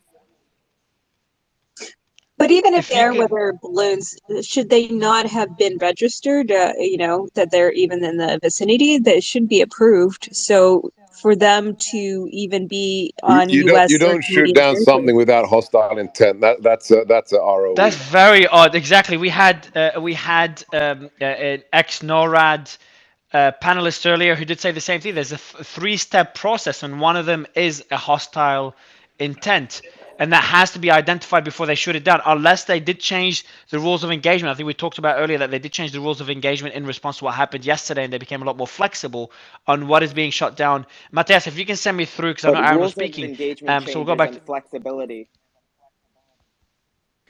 Correct. Exactly. Yeah, but this exactly. It's a good point, Mick. If you can send me through the source, etc., in our group, please, Matthias. I'd love to read it through and elaborate further for the audience. But I'm really glad you jumped in and mentioned this, Catherine. I'll let you go ahead, then we'll go back to Aaron. Yeah. I guess what I'm suggesting is that essentially these balloons, because of the previous ones, even though these may be weather related ones, they're still meant to provoke. So the intention is kind of the same. And therefore the government's policy might have been to treat them as hostile just either because they still believe them to be hostile, or because even if they knew that they were weather balloons, they still saw them as provocation and wanted to respond in kind. It also doesn't make sense from a Chinese diplomatic perspective. So the Chinese figure out through the news media, if nothing else, that one of their weather balloons has floated into American airspace. Their diplomatic corps is going to be reaching out right away, saying this is not a hostile act. We're not doing what you think we might be doing or what you might be worried about doing. Please capture, shoot down, do whatever you want with this weather balloon so you can verify that it's not hostile and it's not running surveillance. So this explanation makes no sense from the perspective of our behavior. It makes no sense from the perspective of the behavior of the Chinese in relation to this. It just doesn't make sense. Do we know if it's Chinese? Is it confirmed? I think this statement, Matthias, does this statement refer to it being Chinese or not? I know that's actually, Matthias, which ones do we know have been confirmed as Chinese? And by the way, everyone, any second Nick will be kicking off the Pentagon conference. So that will be any second now. Nick's got everything ready. You'll be streaming it live, correct, Nick? Yes, sir. Perfect. Thanks, man. Matthias, which balloons or objects do we know are Chinese? The only thing that we know has been confirmed as a Chinese spy balloon is, in fact, the first balloon itself, which is part of a larger program that China's been operating. So everything, hold on. So everything in the countries. last, everything in the last 4 days hasn't been confirmed to be Chinese, but obviously, speculating it is Chinese is relatively plausible. Okay. And Press conference is live. Audio is a little shaky because it's being done by phone. So the Pentagon is for some reason doing it by phone. So I'm going to go ahead and tune into that right now. Of the United States, we did not have data link for queuing like we had before. Data link allows the radars on the ground to share information to the fighters airborne, allowing them to cue their sensors and their visual acuity in an attempt to visually identify the track. At sunset, we were unable to find the track. Also, our radar operators lost the track on radar. Therefore, that's why we called it an anomaly, because we weren't able to identify it. Several hours later, overnight, we began seeing east of the position in Montana as it approached Wisconsin. At that point, we developed a game plan once we started seeing another radar contact to go investigate. It's likely, but we have not confirmed that the track that we saw in Wisconsin was likely the same track in Montana. We elected to scramble with the best position to intercept if we needed to engage with the lowest collateral damage, and that was in the eastern portion of Wisconsin, just prior to Lake Michigan, when the fighters became on the track of interest at that time. We monitored the track of interest as it passed over Lake Michigan. We assessed that it was no threat, physical threat, military threat, legal infrastructure. That's my assessment. It continues to be today. However, at this point, we still have an unknown, and it forces a broader discussion about what is this object that's in our U.S. Sovereign airspace. It's within our Federal Aviation Administration airspace, not providing any communications, not providing any notice that could potentially help us deconflict. And therefore, we wanted to investigate further. We did. It tracked across the upper peninsula of Michigan. We were cleared to engage the target in eastern upper peninsula of Michigan, overland, and ultimately down the object at this point, about 15 nautical miles east of the upper peninsula in Lake Huron. What we saw is an object that began drifting, potentially most likely landed in Canadian waters in Lake Huron. And we have ongoing recovery operations with Coast Guard assets moving towards this area. I would like to highlight this entire time. I remained in contact with my Canadian boss, General Wayne Air. The Canadians were very supportive. The Canadians launched 2 F-18s plus their tanker as well to support this operation. The fighters were from Madison, Wisconsin, Air National Guard unit. We utilized a tanker from Pittsburgh Air National Guard, and we had an AWACS on station from Tinker Air Force Base, Oklahoma. That's all I have for my operational update. I look forward to your questions. Secretary Dalton, General Van Herk, thank you both. For our first question, we'll go to Associated Press, Tara Kopp. Hi, thank you very much, both of you, for doing this at this late hour. For Secretary Dalton and for General Van Herk, we've had 4 shoot downs in the last 8 days. Can you talk about the sense of concern you have, and should Americans be worried? This is a very rare thing to have this many shoot downs or any shoot downs over U.S. airspace. And then secondly, General Van Herk, can you give us any indication of what your pilots are seeing and reporting? Thanks. Hey, before we jump into the question, just a reminder, everyone, please mute your phones. Thank you. Sounds like we have an open mic out there. My apologies. Over to you, ma'am. Great. Tara, thanks so much for the question and for handling it also at a late hour. The safety and security of the American people are job number one for us at the Department of Defense and certainly for NORAD and General Van Herk's team. We, following the track of the PRC balloon last week, as I mentioned at the top, we have been more closely scrutinizing our airspace at these altitudes enhancing our radar, which may at least partly explain the increase in the objects detected. But we also know that there are a range of entities out there, whether they're private companies, research organizations, that operate objects at these altitudes for purposes that are not nefarious, including legitimate research.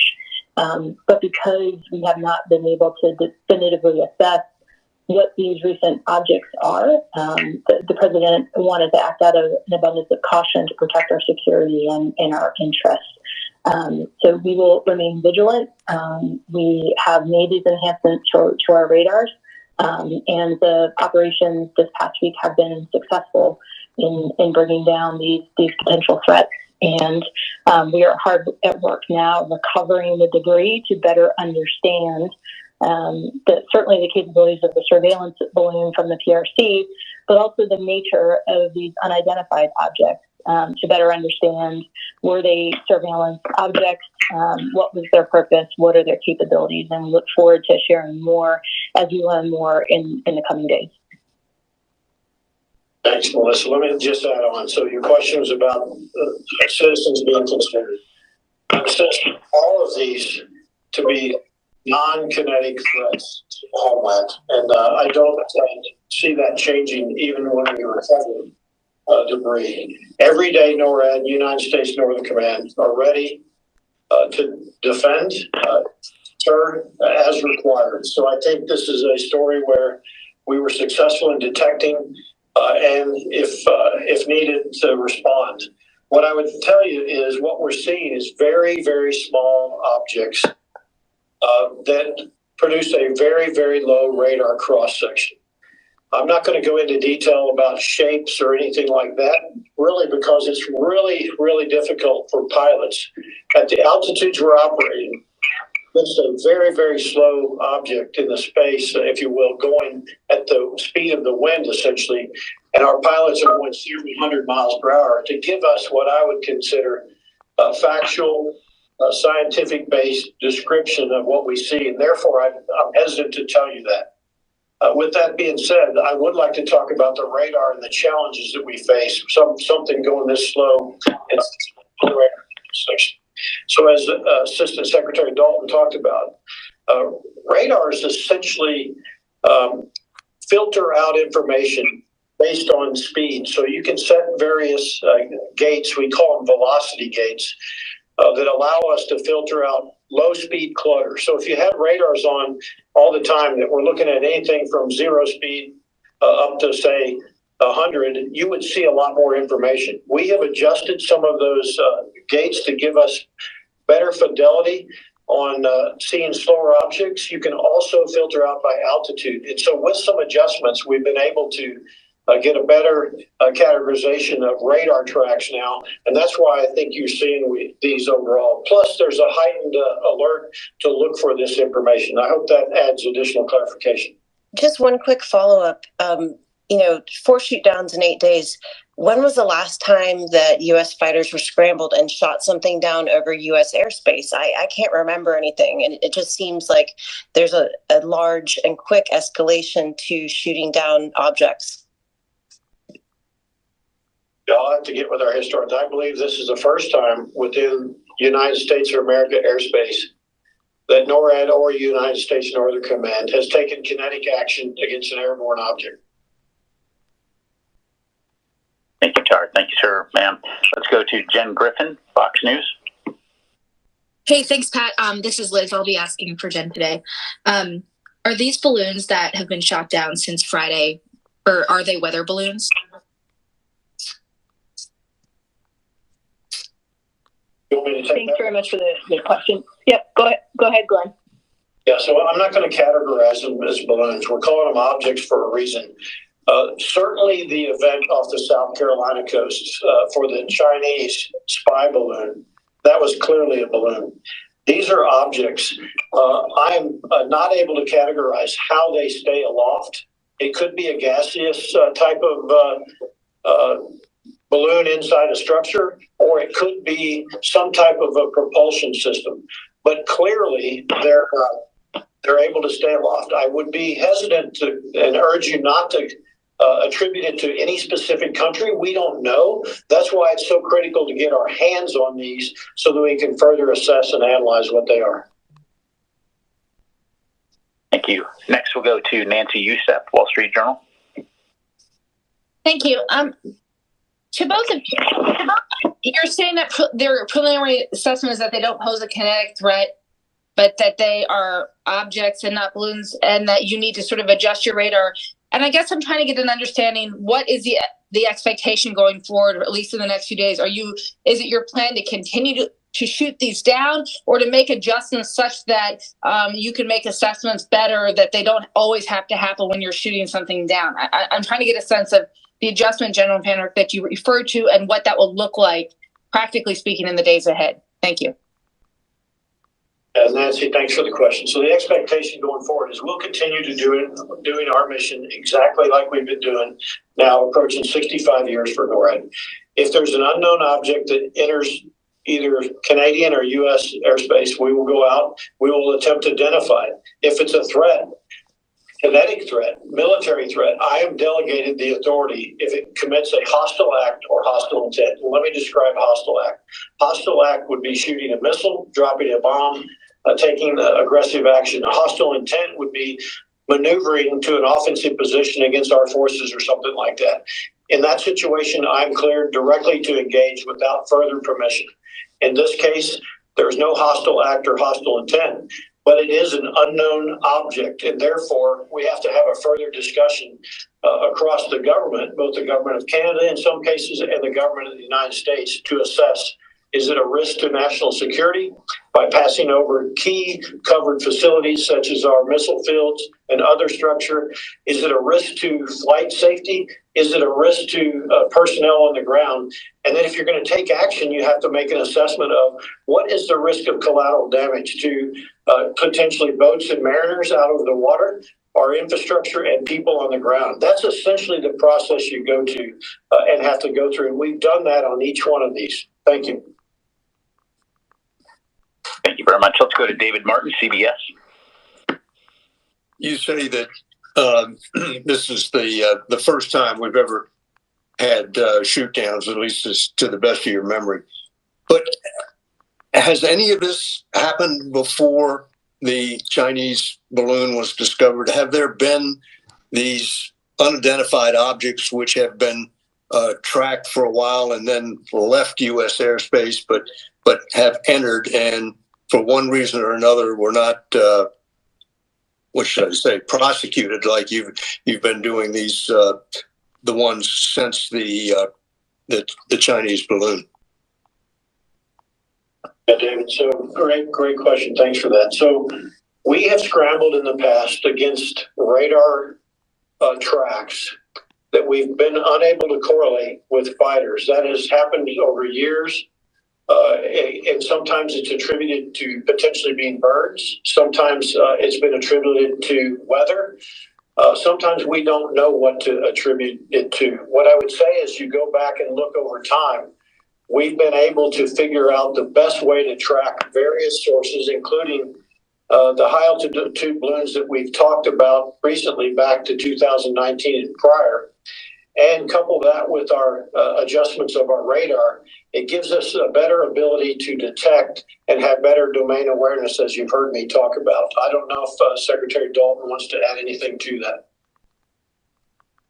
Thank you very much, General Van Herk. I would just add to that as we learn more about these objects, and certainly the PRC balloon, we're going to enhance our understanding of the characteristics of them that will perhaps enable us to look back at prior instances that were potentially overlooked or weren't looked closely enough at, to see if there's a comparison to be made there, and certainly will help us going forward to better identify and track these types of objects and balloons.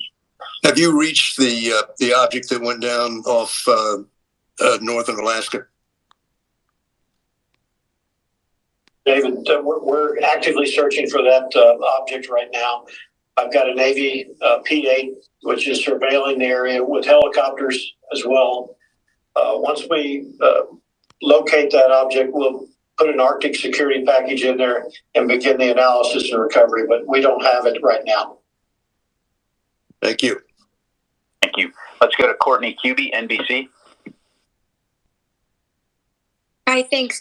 How are you so confident that the initial balloon was Chinese? Were there some markings on it? I'm trying to figure out why, because from very early on, it seemed that there was a real confidence versus these last three that we can't get any sense of who owns them or what they were doing.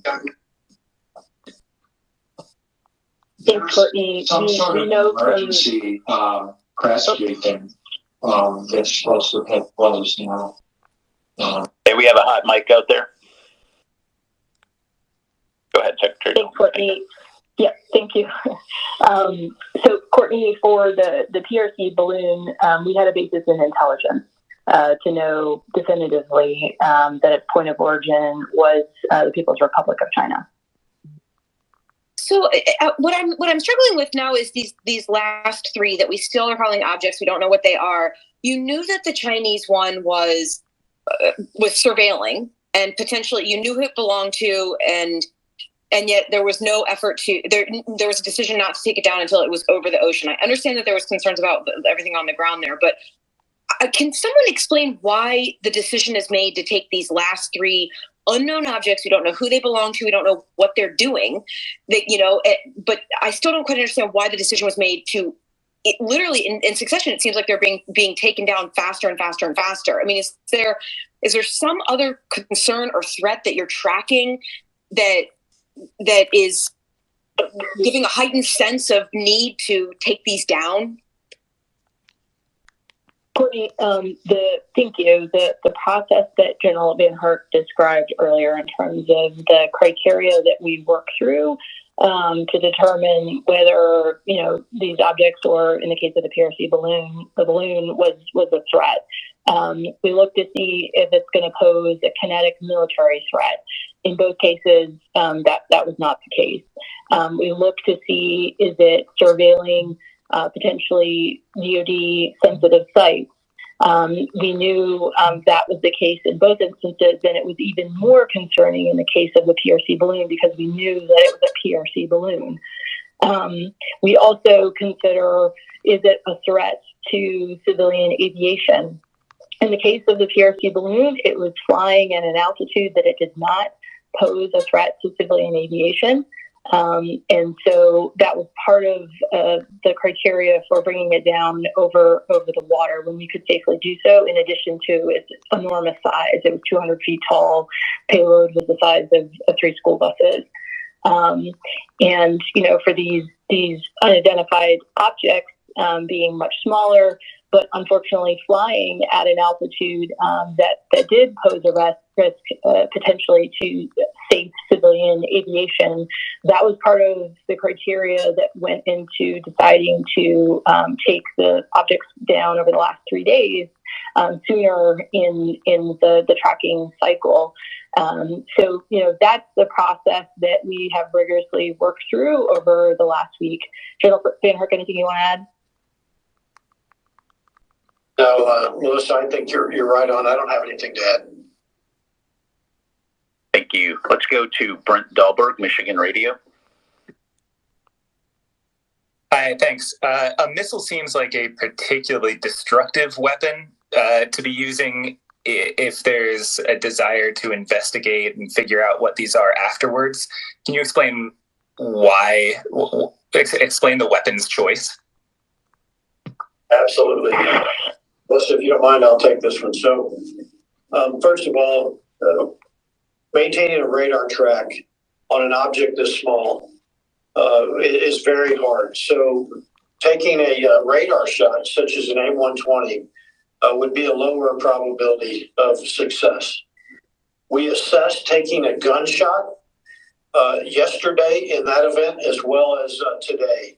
And the pilots in each situation felt that was really unachievable because of the size, especially yesterday in the altitude, and also because of the challenge to acquire it visually because it's so small.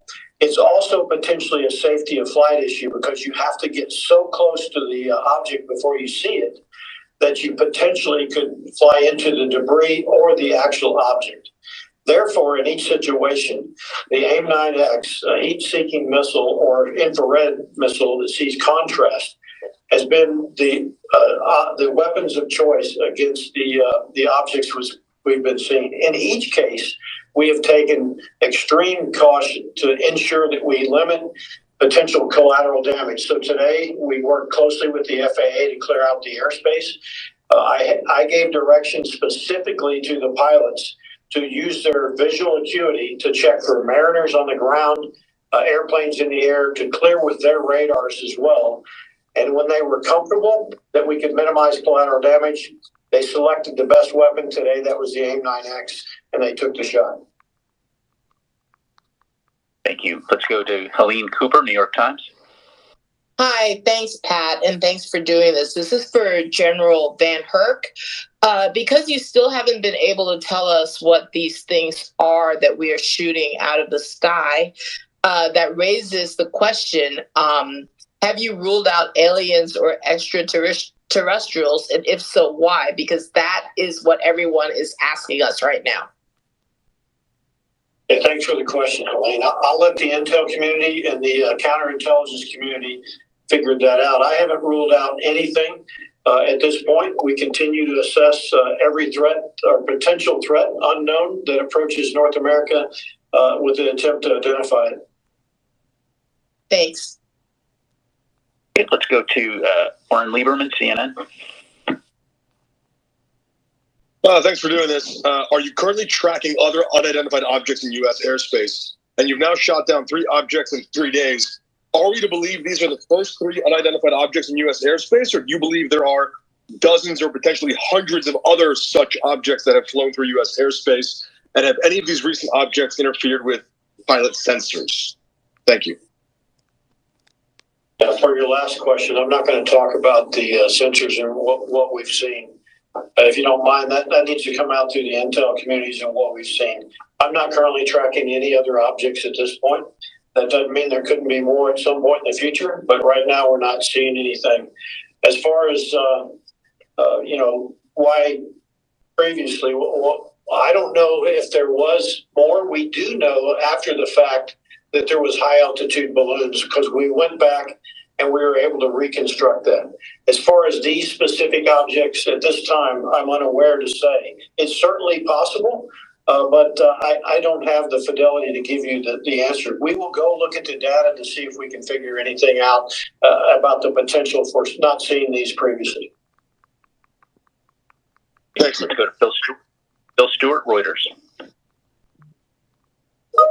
Hey there. Just want to double check what exactly. I know you talked about the fact that you weren't looking for slower speed aircraft, and that these objects had a lower radar cross section. But could you just kind of explain to us what makes these objects in particular more difficult to track, or why you weren't tracking them before? And I guess the other question I think everybody's kind of wondering is, now that you've tweaked everything, should the American public be expecting, lots more shoot downs? Thanks. Thanks, Phil. What makes them really hard to detect and track is their size and potentially shape. But we'll get our hands on them at some point. I can't confirm that right now, but that could certainly play a role or a factor in this. As far as going forward, I'll go back to my mission is to defend our homeland in both my NORAD and NORTHCOM hat. Anything that approaches North America, if it's unknown, I'm going to go identify it and assess, is it a threat? If it is a threat, I'll shoot it down. If it's not a threat, the kinetic military threat that we talked about earlier, it's not committing a hostile act or hostile intent, then we'll have a broader discussion. Your second part of that is really about what are we going to do in the future is really a policy decision. I'll ask Secretary Dalton if she wants to add anything. I'd only add again that the safety and security of the American people is job number one for us. And for any of these operations, we fine-tune them to ensure that there's going to be little to no collateral damage. None of the operations over the last week have resulted in collateral damage. But Secretary Dalton, could you just explain then? do we expect that there's been a policy decision that will lead us to near daily shoot downs as we detect these things more and more? Bill, thank you. We are taking this very much on a case-by-case basis. Each operation has been different, and we will certainly keep you updated as we continue to learn more about these objects and the PRC balloon and what that means for us going forward. Thank you. Let's go to Ben Brash, Washington Post. Thank you very much, both, for taking the time. More directly, in reference to the last question, is it our policy or a preference of the United States government still to not shoot down anything over U.S. territory? When is it that you make that call? I know you talked about assessing if anything was a kinetic threat, but is it policy or preference? Thank you very much.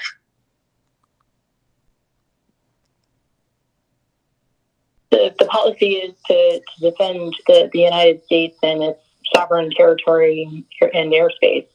Full stop. Thank you. We have time for just a few more. Let's go to Dimitri Sevastopoulos, Financial Times. Thanks very much, Pat. Two questions. At this point, are you able to assess that the three objects over Alaska, Yukon, and Lake Huron, are they similar objects as far as you can tell?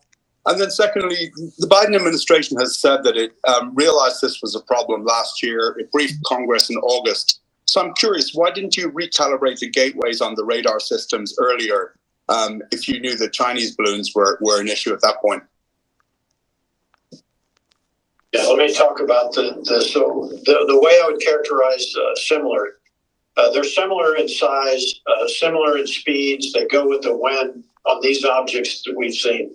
As far as specific shapes, we've got to get our hands on those to see fidelity of detail of shape, how they get airborne, do they have propulsion? All of those things are still to be determined. Your second part of that question, remind me what that was. So you said that recently the reason you may be detecting more things is you recalibrated or changed the thresholds for gateways on the radar systems. I wonder, given that you briefed, not you, but the administration briefed Congress on the Chinese balloon program last August, why were gateways not changed back then?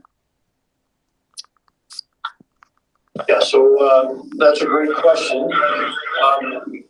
The timing of the intel and adjustments, what I would say is we didn't necessarily see a need to change a thing. The Chinese high altitude balloon alerted us to the speed, the slowness, and being able to detect. We decided to do that at that time. I hope that makes sense to you. But I would just add, given that there were questions about the program, as early as August last year, and those balloons were flying at those kind of speeds then, was there not a discussion about changing the gateways back then? I can perhaps help here as well. So the briefings to Congress last year were done, I believe, through intelligence channels. And again, that was intelligence that was better understood retrospectively based on elements of the equation that were discovered after the fact. And then the high altitude balloon from the PRC that was shot down last weekend was categorically different than the prior high altitude balloons because it transited the entire continental United States, starting with Alaska, across Canada, and across CONUS. And so it was quite different than the prior instances. And on that basis, we determined that we needed to enhance our radar. Thank you. We've got time for just two more questions here. We'll go to Peter Martin, Bloomberg. Hi, thanks very much for doing this. I wanted to ask, has Secretary Austin talked yet with Weaponization from the PRC about the first balloon?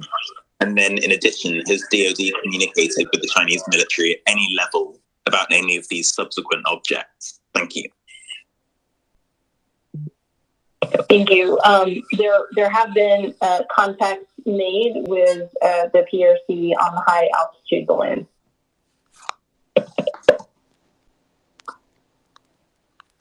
Okay, thank you very much. And final question will go to Brian Everstein, Aviation Week.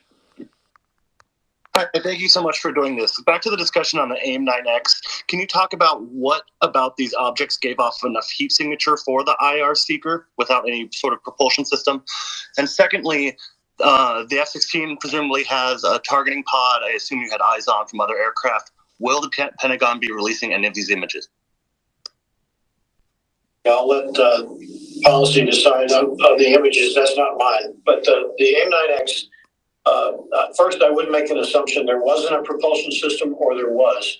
What I would say is what you have is a contrast between the environment and the objects themselves, which gives off an IR contrast, which allows the missile to track, and that's been very, very effective for the AIM-9X. Melissa, over to you on the releasing of photos. Thank you. We absolutely want to be transparent about our military operations and what we are learning about these objects and the PRC high altitude balloon, and hope to share more in the coming days.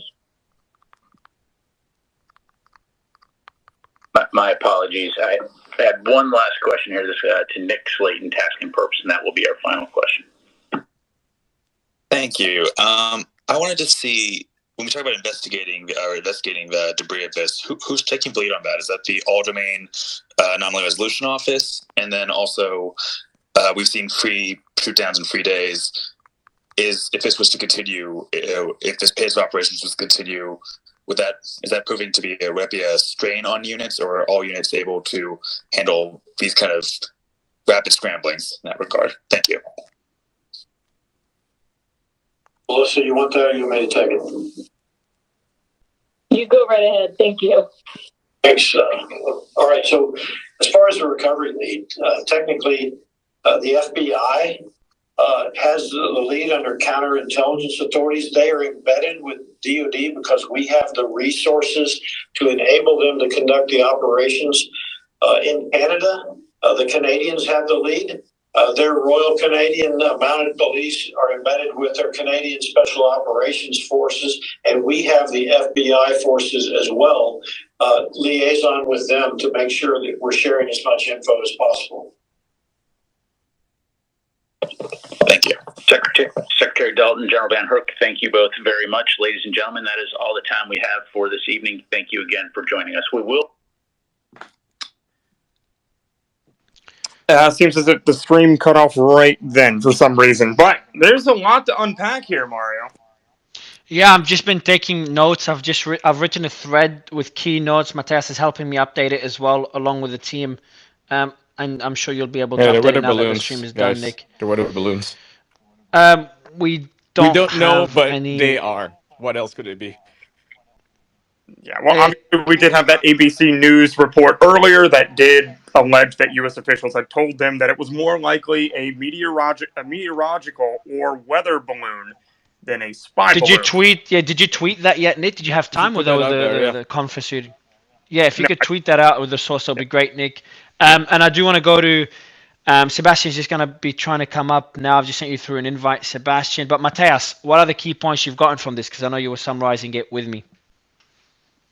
Yeah, so basically there was a lot of new information that we're learning, but I want to start off at the top with the rebuttal from the Pentagon of that report by ABC. It wasn't a direct rebuttal. They didn't mention the report in name, but someone asked a specific question, are the three objects just weather balloons? And they responded with, they are still classifying them as unknown objects, and they do not know how they remain airborne. So that was their response to that question, kind of shutting that aspect down. But at the same time, ABC had a reputable source for it. So we're going to see this back and forth continue as we dealt with yesterday with the conflict from the lawmakers versus what NORAD was saying about the original object over Montana. Now, additionally, we are learning from the Pentagon, they believe, up to their most current knowledge, this is the first time ever that the United States has shot down an unidentified object over U.S. airspace. That's also significant in itself. And some other questions were answered. I'm going to try and get back to my list to see what we were we're talking about. While you do that, I will mention one of the biggest and probably most interesting points that came out of this news conference is when the New York Times actually came out and asked these defense officials, can we rule out that this could potentially be extraterrestrial activity? And their answer was, we're not going to rule anything out at this time. But I don't think that's surprising. I think this is typical. They just don't. How can they rule anything out if they haven't identified the objects? So that's why we're just speculating on what these objects are. It could be an alien. It could be a German. It could be a German plane. I'm it just could be reporting anything. what was said, Mario. That's all. No, I know. It's I've added it to the thread. I'm not diminishing what he said. Just comment. Like, just using common sense here, right? They're flying at the speed of wind, and so they got to be balloons. They can't be anything else. Nothing else flies at the speed of wind without propulsion, unless it's violating the laws of physics, which of course is impossible, right? So, if it's not a balloon, what is it? Well, it's a balloon. That's a simple answer. But they're denying that they're denying that it is a balloon. Why did they confirm that the others are balloons, but they're denying that this last one is a balloon? So that doesn't really make sense. Haven't identified it. Well, like, another piece of information that's important when you're thinking about this they and can't really say considering what it is. But it's very likely, 99% likelihood it's a balloon, right? If not, it's some kind of newfangled drone that, that's obviously of human origin. Yeah, I'm sure it's a human origin. It's just that they've been so cautious about not calling it a balloon. They've gone out of their way, it seems, to dismiss calling it a balloon. And anytime anybody refers to it as a balloon, they've really made an attempt to correct them.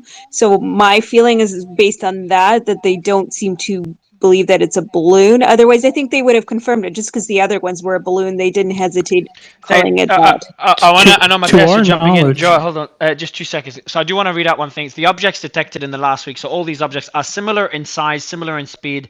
However, he declined to talk about the shape of these objects. Just wanted to mention that. We do have Dr. Gorka. We do have Mr. Weinstein on stage. Matthias, you were adding something to what I just said? You're trying to add something earlier? I was going to make the point when they discussed that they're back to the conversation of why they're not considering them balloons, which, by the way, goes against what Senator Chuck Schumer said, which is very interesting because that made major news across the United States and internationally today, that he practically confirmed that these were balloons. But in fact, we learned at this press conference, not only do they not have any debris from the downing in Canada, they don't even have any debris yet from the downing off the coast of Alaska. So all three of these objects that have been shot down have not yet been recovered, and we do not have any components of them or any idea of what they're made up of. And I think that's why they're being so cautious at this point. I do want to go to Joe. Go ahead. It's real quick. Also, the only thing we known to mankind that can, don't forget, we saw this yesterday. So it's been floating for 24 hours. We don't have any machinery that floats in the same area for 24 hours, except for balloons. I do want to mention something else. The object, I'm just going to read out another point from the conference. The team is summarizing it for me. The object had no hostile act or intent detected, but it was an unknown object. So there was further discussion within U.S. Canadian governments to decide if it's a risk to flight safety, to people, and to sensitive sites. Sebastian, what do you think of what we've learned so far?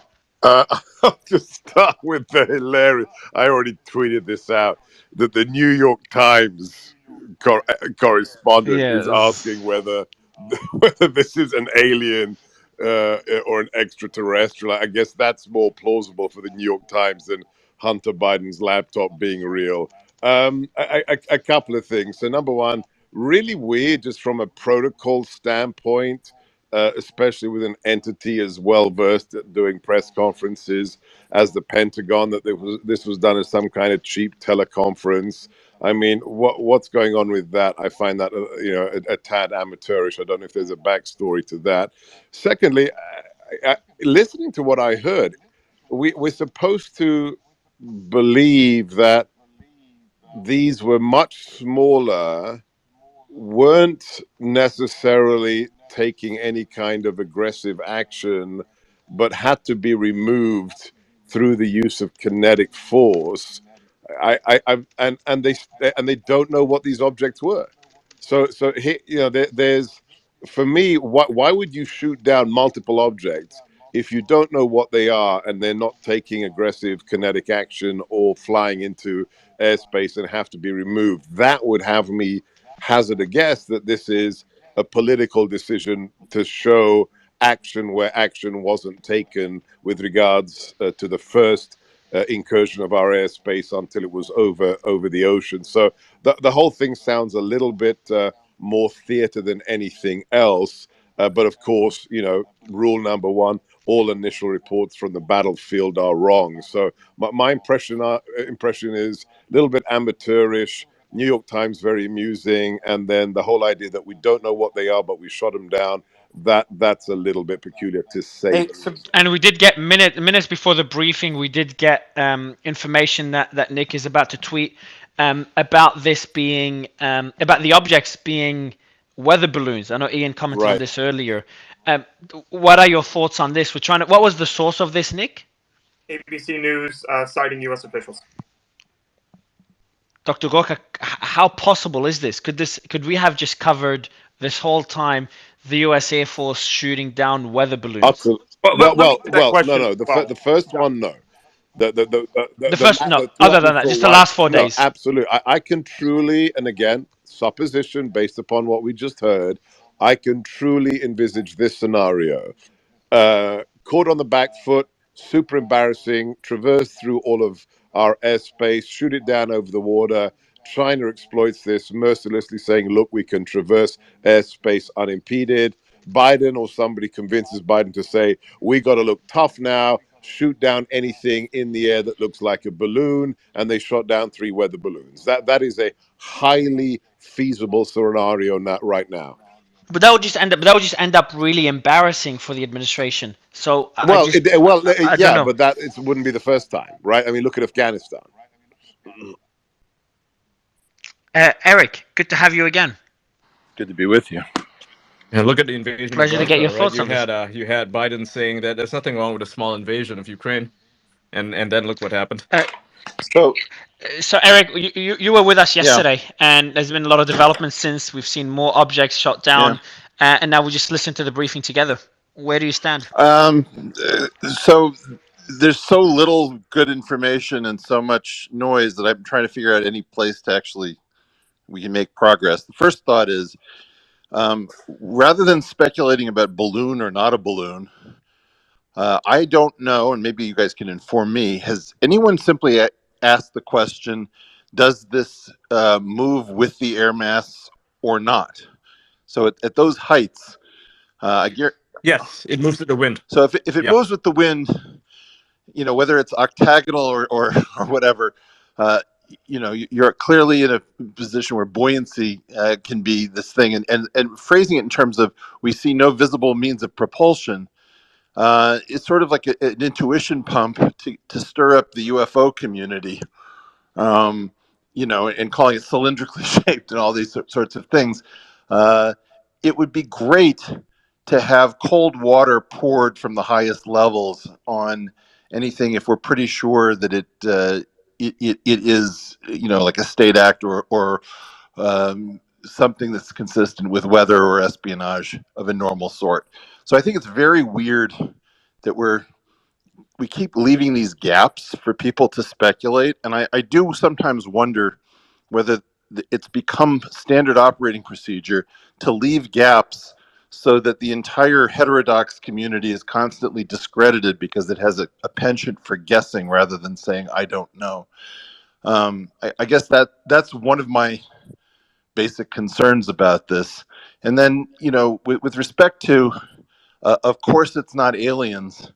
No, we've been primed for now, I don't know, 5 years or whatever it is, to think in broader terms. And having talked to a lot of military people who believe that there are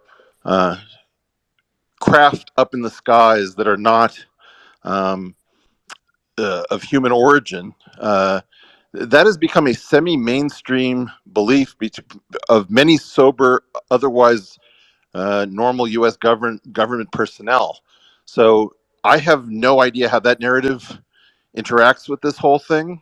And I guess just sort of looking at this, my take is that the most likely thing is that there was a change in the rules of engagement, and that whatever that change is may have had an unexpected boost in the number n. If this is so unprecedented in our history, to have this much unprecedented stuff happen within a week, I guess what my feeling is when did we lose control of the country where the electorate has to be informed because it's by, of, and for the people? I have no idea where we are. I don't know why. I can tell you that my network is lighting up. All sorts of people are asking questions. All the UFO people have been relatively silent and muted on this. And the special back channels that I've developed over the last 3 years asking UFO questions, nobody's got anything particularly good, and people are often hawking their wares, saying that they've got inside information. So I just feel that more or less it's an opportunity for everyone to discredit his or herself, because we've been starved for information. It's obviously of geopolitical significance or more, and I can't believe we're left out here to twist. They clearly know more than they're saying. I understand being cautious, but then just get on television and say, look, you understand why we're reticent, but here's as much as we can know. And there's so much that can be said to dispel the wildest thinking. I would really like to hear it. It feels like it's being left open for no purpose other than to have people fill the void with nonsense, guesses, have people discredit themselves, and it's just very, very disappointing. Hey, I'm just curious, Eric, since you talk about talking with these folks about the whole UFO issue. I mean, does it seem to you possible that that narrative, I mean, it seems sort of to me, but I'm just curious your thoughts. It seems like that whole narrative of, oh, well, maybe there really were UFOs all the time has been bandied about over these last 5 years, and maybe on purpose. What's your sense of how that's been shaking out? If I could figure out how the government would create this much indirect evidence for the existence of something really weird in the skies without creating any direct evidence, I would favor that as an explanation. The place where I've gotten to is I cannot figure out how there is zero direct public high quality evidence and an enormous ocean of indirect evidence that would seem impossible to fake. There's obviously a lot of low quality evidence that you can dismiss fairly quickly. I don't know what that narrative is doing there. And I don't look, I plead ignorance. I'm usually a very creative person, so I have to worry about fitting too many curves through 4 or 5 dots. Here, I can't find a single curve that can go through all the dots. One thing I wanted to ask you on that point, you were in the room earlier when I made this statement. You may have heard me say it. It's almost kind of a Bayes theorem improbability to me. I could be very wrong about that, but that's kind of one way that at least I look at this whole UFO thing. And I don't want to rule everything out just because of a bias, but that almost seems an explanation against the whole UFO theory in my mind. You mean the non-human intelligence, because Correct, UFO just yes. means unidentified, right? So if you wanted to go by direct evidence, I would say that the direct evidence argues that there is no non-human intelligence, alien craft, things of extraordinary ability, because almost every video I've seen is less convincing than Star Wars was in 1977 when it came out. And obviously CGI has just gotten better since then. So if you wanted to go by direct evidence only, I definitely hand it to the people who say that this is all nonsense, ghost stories, and Loch Ness Monster BS. If you wanted to go by the indirect evidence, holy cow, I was just not prepared that so many things out there. I mean, one of the ones that really affected me was talking to Gary Nolan, who talked about someone describing an encounter with an alien craft and a ball of light, I believe, leaving the craft and entering the person's body and then exiting the person's body somewhere else. And then Gary, I believe, claimed, and I don't want to misrepresent him, that there was a path of tissue damage that traversed exactly the path that the person had described. where the person could have had no knowledge of what was actually inside their body.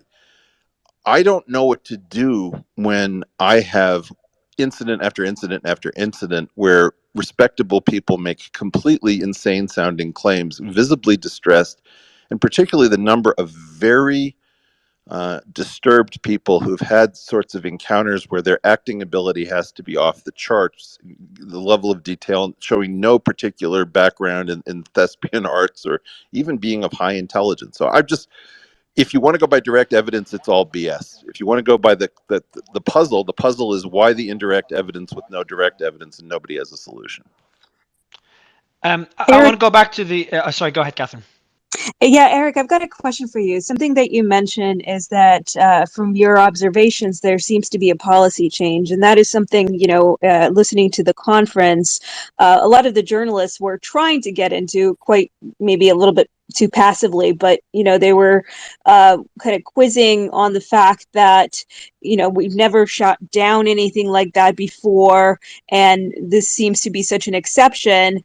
And there's this eagerness now to kind of shoot down these unidentified objects. And so what are your thoughts on that? What could be the cause for this kind of policy change and this eagerness? Do you see it as perhaps a mounting threat that they're seeing and wanting to send a message? Do you see it as politics? And I'd love to get your thoughts on that, and then maybe also get Seb's thoughts on that, as Sebastian's thoughts on that as well. What do you think, Eric? Yeah, I guess what all of us probably fear is that we've been so long since our World War II conflict that many in the leadership position have decided that if something hasn't happened in that long, we never need to worry about it again. You saw the same thing with the financial crisis, where people had claimed that we had banished volatility from the markets. So you have to understand it's a very human thing to say, well, if something hasn't happened for 30 years, it'll never happen again. And I think that because of that, a lot of these people, this sort of weird peacetime kleptocrat class, believe that you can sort of go backwards from politics. You don't have to worry about the water's edge because there is no water's edge, and the purpose of national statecraft is in part to just further the interests of the political parties as they attempt to divvy up and loot the structure that would be necessary to fight a war in the future, something like that. So my concern is that we have decision makers who sort of secretly believe that life will always be peacetime and it's all about power and opportunity and grabbing things, and therefore the Chinese balloon might have been seen, obviously as a threat to the 2024 election. And then you have an opportunity to make a change in the rules of engagement. You can increase the haystack with which to find the needle. And suddenly we've got lots of incidents. And look, we're all talking about this, and we don't know whether we're supposed to be spending this time in this room or ignoring it because maybe it's a distraction. Maybe it's just a change in policy. We've decided to shoot down things in our skies, and there are lots of things in our skies. And so one simple order boosts the number from 0 to 4 in terms of the number of things that should get shot down. I think that we're just being starved for information. I want to quickly, Dr. Gorka, I'll give you the mic. Before giving the mic to Dr. Gorka, I just pinned above, for anyone listening, we tweeted it a few minutes ago, ABC News. I'll read it out. ABC News is reporting that U.S. officials believe the last 3 objects shot down over the U.S. and Canada were most likely weather balloons and not spy balloons. But as we know from the Pentagon just now in the conference, they refused to confirm or deny this report. So just I've pinned that tweet above because we were talking about it earlier. Sebastian, the mic is yours, and Catherine asked you as well the same question. Yeah, can you repeat the question? First, just let me say Professor Weinstein's analysis of the UFO phenomena since the 40s is spot on. Couldn't have heard a better summation. So the idea that we have terabytes every day of indirect proof, nothing that's direct, but some very, very credible people who seem to have experienced something is the anomaly of this whole story. But can you repeat the question, Catherine? Yeah, sure. So my question is essentially, does this, because we haven't shot anything down in the past, and, what a lot of reporters were sort of trying to get to is, is there maybe a shift in policy And I guess the other thought that I had with this was, could it be shift of policy, or could it even be narrative building, to make China appear like more of a threat, to sort of reflect a change in international policies? Is this politics, or is this a different management issue in terms of how they want to handle objects in going forward? What are your thoughts on that? There is nobody in the current power elite, so whether it's the think tanks, whether it's the White House, there is nobody that wants to actually talk honestly about the China threat. So no, there's no desire to shift the narrative to make this reflect the reality of China's hegemonic plans.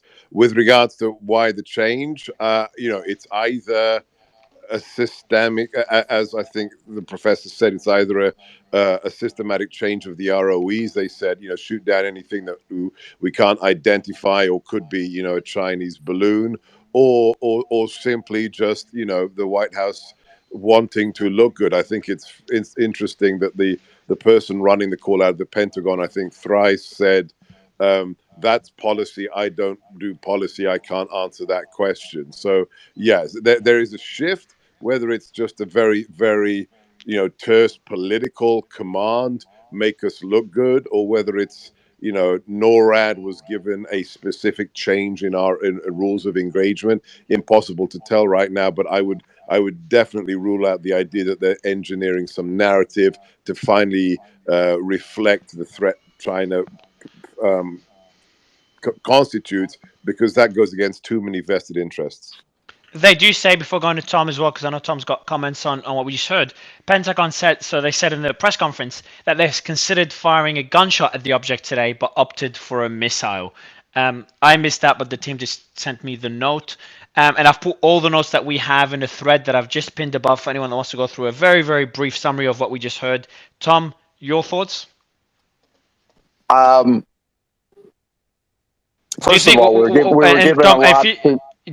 One question with your thoughts as well about the initial report that we said before the press conference about those being balloons. Would love your thoughts on that as well. Potentially being weather balloons. I think I remain skeptical of anything that diminishes the role of China in this, and I'm not ruling out the fact that we're quote weather balloons. But I am skeptical of an analysis that seeks to mitigate the initial extraordinary 20-story balloon with 2,000 pounds or whatever of 6,000 pounds of equipment with it. So colorably skeptical on that, and and it being a weather balloon per se isn't at odds with the Chinese being behind it. There could actually be weather balloons that they put in after they were told, after they shot down an intelligence gathering device. It would be difficult to overstate the weirdness of them refusing to rule out extraterrestrial origin of this. And well, there's a little bit more on that. I don't know if that's sheer incompetence by the briefer or naivete. He's just saying, I don't want to rule it out because that's what is a typical answer when they don't have all the information. However, he said he can't rule out it was controlled by frogs, I guess in theory, right? So, but that to me is like a bureaucratic answer that wouldn't survive a rational scrutiny review.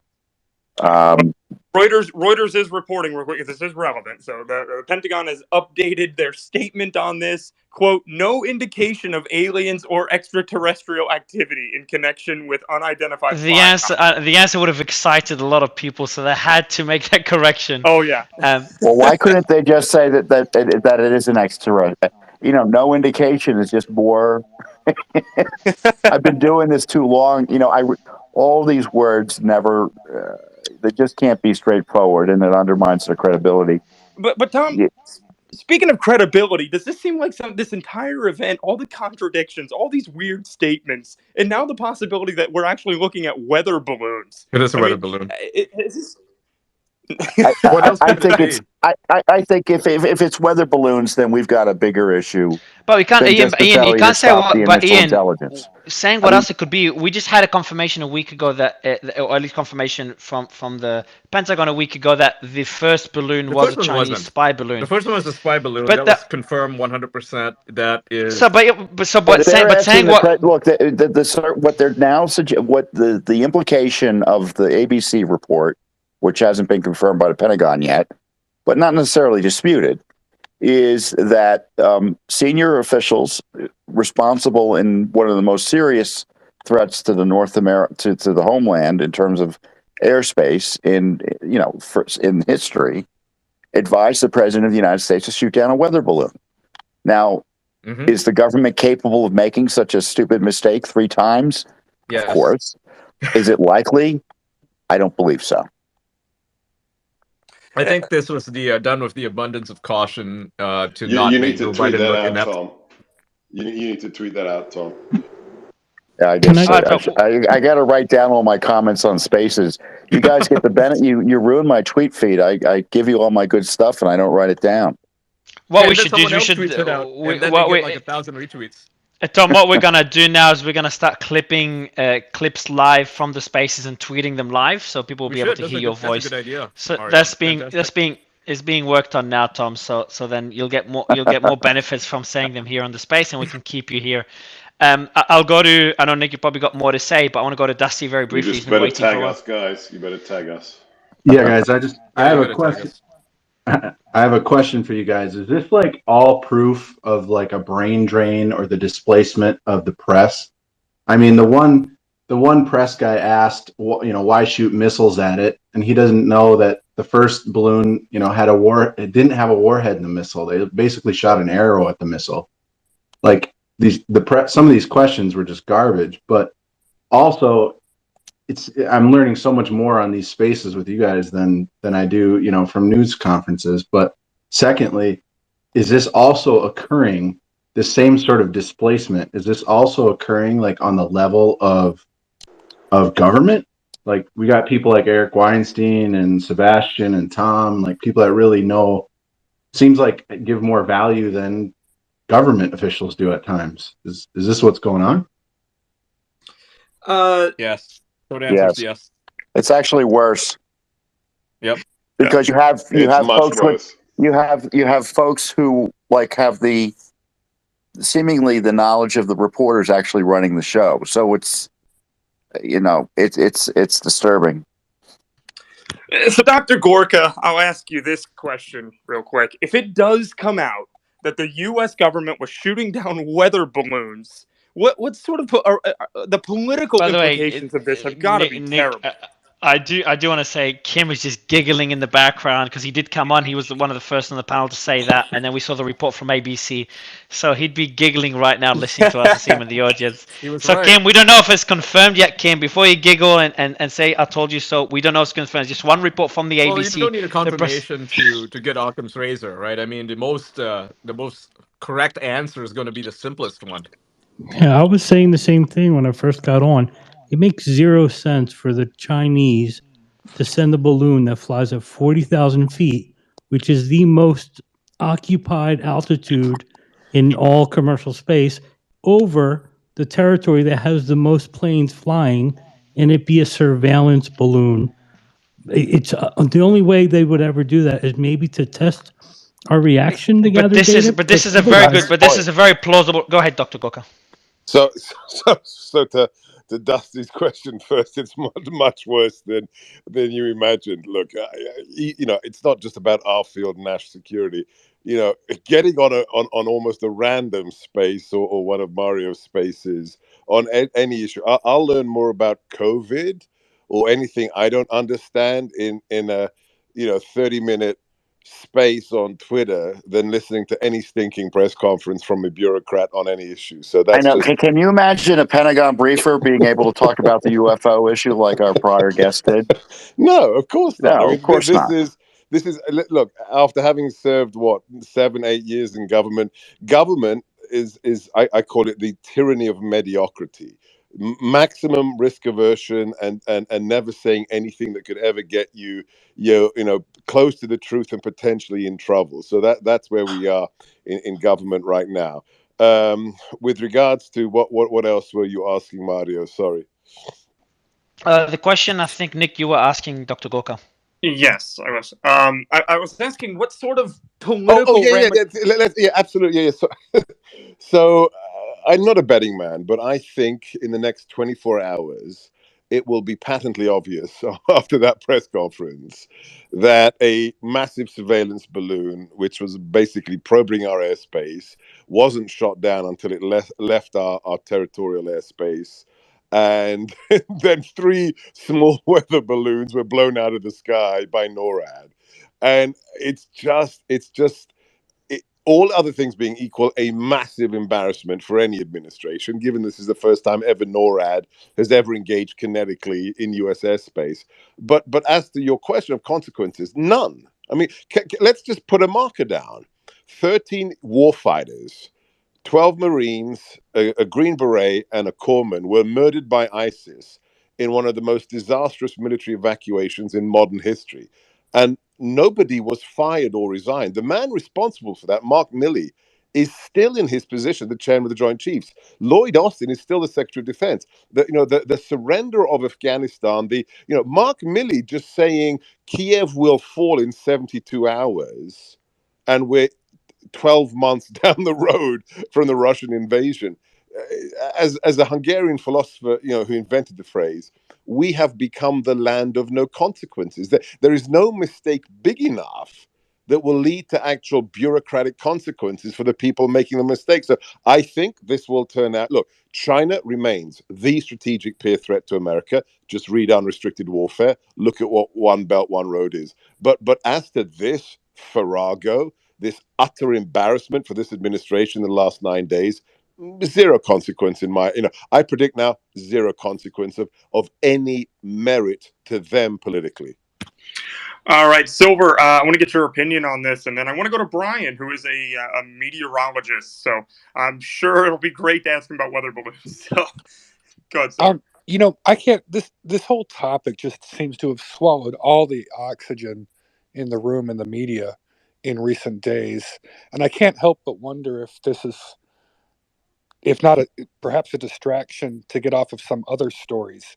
Has that been talked? I'm late to the spaces. We haven't talked about it, Silver, and I know you tweeted about it yesterday. I'd love your thoughts about. Can you elaborate on this and why you think that's a plausible? How it is. If they don't want the public focused on one topic, they hey, let's throw some UFOs at them or whatever. It seems I can't help but be suspicious, and maybe it's that might be part of what's going on. There's other real stories out there, like this Ohio train derailment where they're burning up all these toxic. I mean, there's some major stories out there. Is this a distraction? I just want to put that out there to Sebastian Gorka or anyone else. My view is they don't need distractions. If they don't want to cover a story, they don't. And they don't need a Chinese attack on American soil to cover up a disaster somewhere that's hurtful to the leftist cause. They just don't report on it. All right, awesome.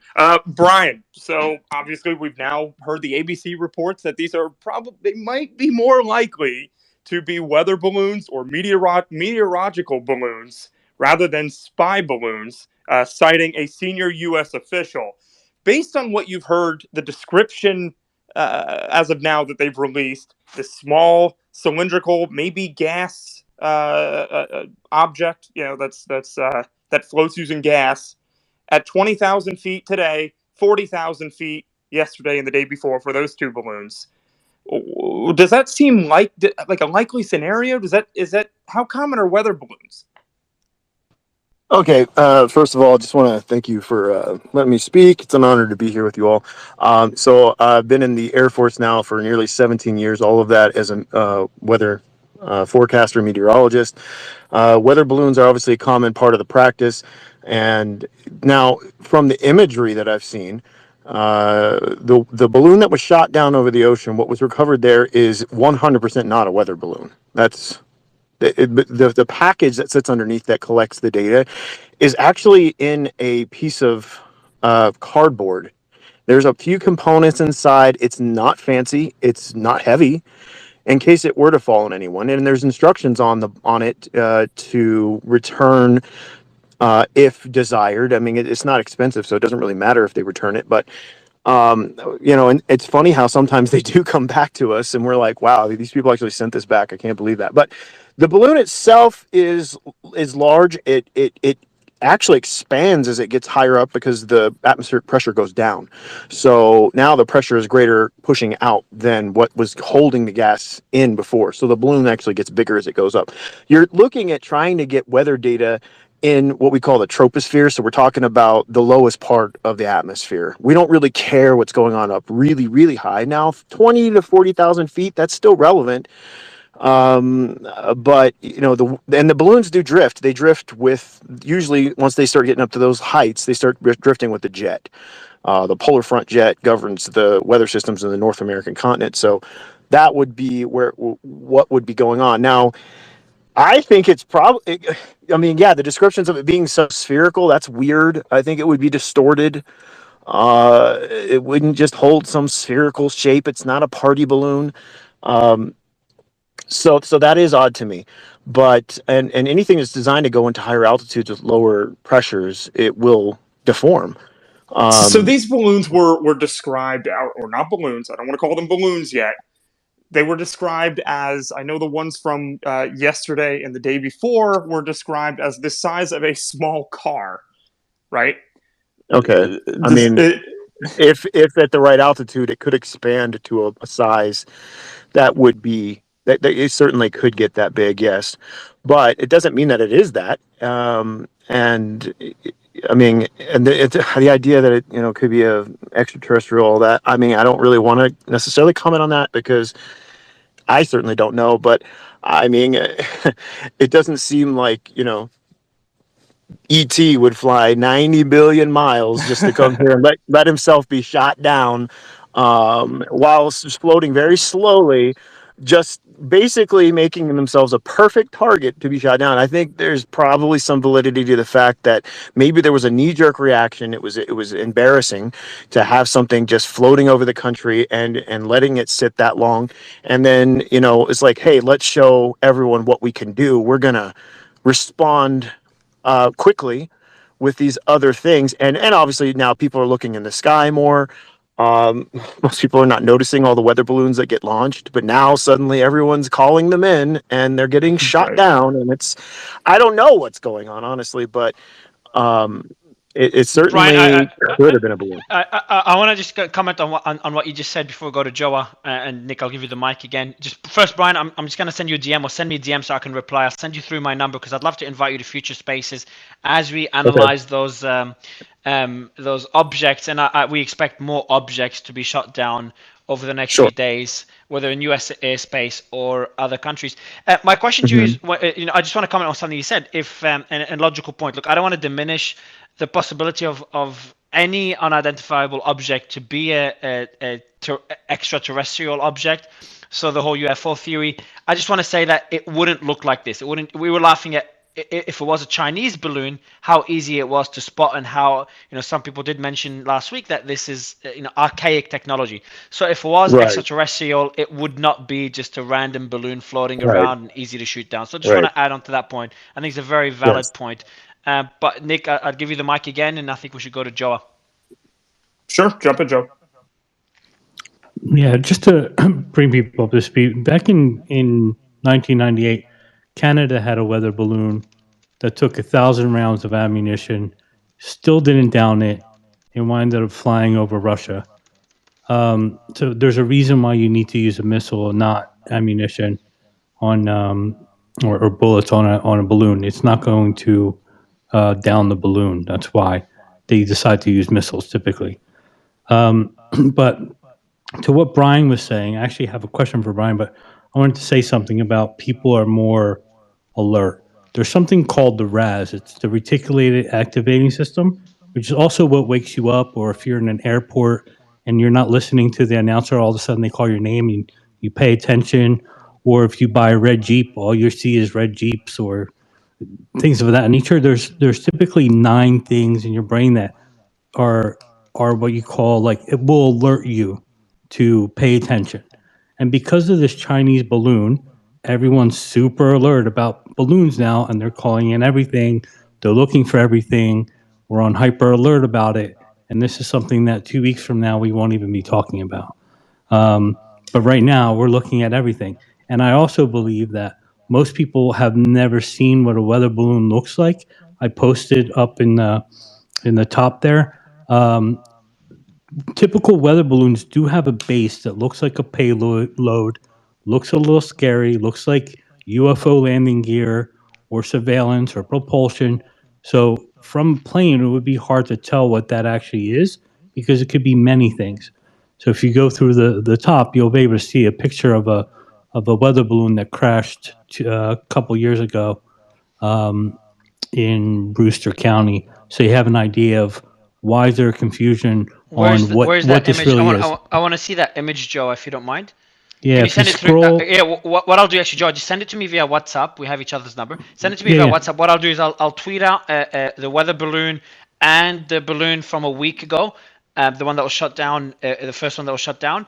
So the audience could see the difference, and when they see future objects, they could use this as a reference. So I appreciate it. And what I'll do is I'll send it through to Brian as well via DM to get his thoughts on it. I'll let you continue before I go to my next question. No, I was done. Yeah, so I do want to go back to the points that were made from the briefing. I'm just going to go back to my notes right now. Where are they? While you do that, I'll jump in real quick and ask Sebastian Gorka a question. When you were did work in the national security industry here, as well as for the White House, one of the comments that was made today by the Pentagon spokesman or one of the generals that gave the briefing here said that they had to make enhancements to radar because these objects had very, very small cross sections. So they weren't actually able to pick them up on radar at the time. Is it a fair assessment to say that they could have actually lost this item last night up in the sky when it got dark? I look. We don't know the exact discrepancy in size between the new one shot down and the 200-foot wide one that was shot down last weekend.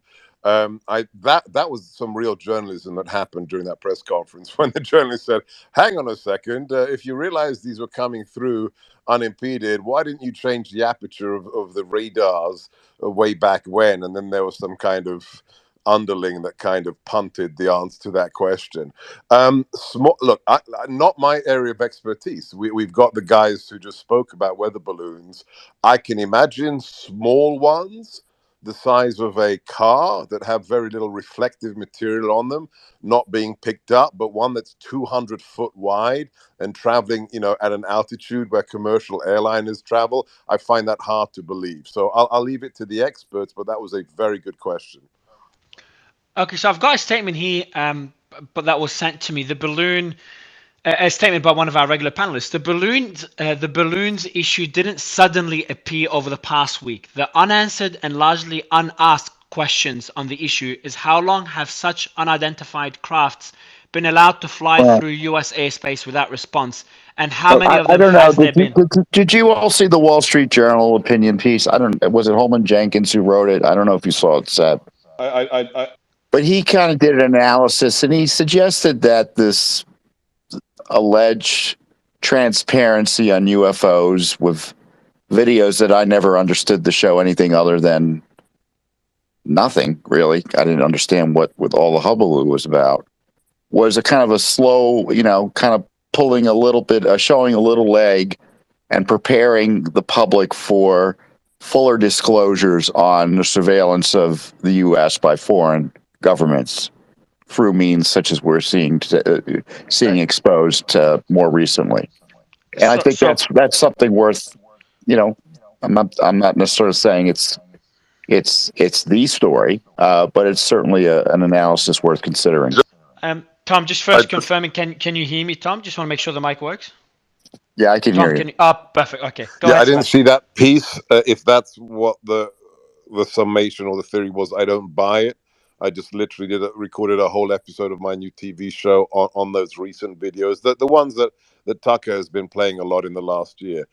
Those things are truly inexplicable because the speed with which they move, the G's they pull, the fact that they disappear off ships' radar and then reappear 60 miles elsewhere within 3 seconds. So, it's I don't think connecting the balloon thing to the Pentagon footage of late. I think that's a bit of a stretch. Dr. Gorka, the question that I have is, we had the someone that worked at NORAD that was on stage today and yesterday, and they did say that anything in US airspace is being monitored, and to think that anything could get into the US airspace without being spotted, it just doesn't make sense. So having said that, this means that all the objects we're shooting down now, and that what we shot down last week was spotted and spotted a while ago. What do you make of the fact that this could have been, they could have left them floating in the US airspace for all these days before taking action? Is that just watching the gathering of intelligence, or is it possible that they were missed? I'm just totally speculating here. These balloons have been occurring for a while. I think that's demonstrable. The idea that we knew about all of them and took no action and then are launching Raptors now, I'm not sure. We need somebody who's a radar and weather balloon expert, because my understanding is you've got to have a surface that bounces back the energy. If you've got a very soft amorphous balloon at 60,000 feet with a cardboard box underneath it, how much of that is going to be bounced back through the radar's aperture? I'm not an expert on, but I'm not sure. So anybody out there? Brian, go ahead. Yeah, I was just going to say that a couple things. Number one, a weather balloon won't stay in the air for days and weeks. It really is designed because, Mr. Gorka was saying that it's going to interfere with air traffic, and that's exactly right. I mean, you don't want that. You want it to go up, capture data, and then be out of the way. So a couple of hours max, it's going to rise up. Ideally in the most vertical way possible. I mean, the wind's definitely going to push it around, and that's fine, but you want to get a vertical reading of the atmosphere. So it'll go up maybe, 20,000 feet is kind of in the correct zone, but above that, that's kind of crazy. And it should pop by itself. They're designed to pop, and then the package will have a little parachute. But these things are light. I mean, even if they fell without that, it's highly unlikely. I mean, you want to take every safety precaution, and that's fine. But the idea I'm hearing you're saying you don't think they're balloons. You don't think they're weather balloons. I mean, could someone go up and shoot down a weather balloon? Sure, they could, but you that don't would be think these are ridiculous. consistent with weather balloons? What about the timing I of their don't. launching? Do they do them on No, weekends? I mean, I'm asking. no. I'm naive here, but You can. I mean, ideally want to do it in the morning. And we usually do everything in 12-hour stints. We reinitialize our models in 12-hour stints, and we recapture new data every 12 hours. So you could do them at night, but typically they're done in the morning. And then we feed in all the new real data into the model data, and then reinitialize the model to make sure it's tracking. Don't tell me it's possible these are U.S. Air Force weather balloons. I do not know. Do not know whose they would be, but I can say that would be beyond comprehension. Even if that was the case. Even if you were to try and time it and actually go after a weather balloon that's just been launched, I think it would sort of be fruitless. It's going to get blown around. The data stream would be interrupted. People would know about that. They wouldn't collect enough data. And how many are being launched? Who launches them? Are records kept? I mean, to me, isn't there a quick paper trail that can be ascertained?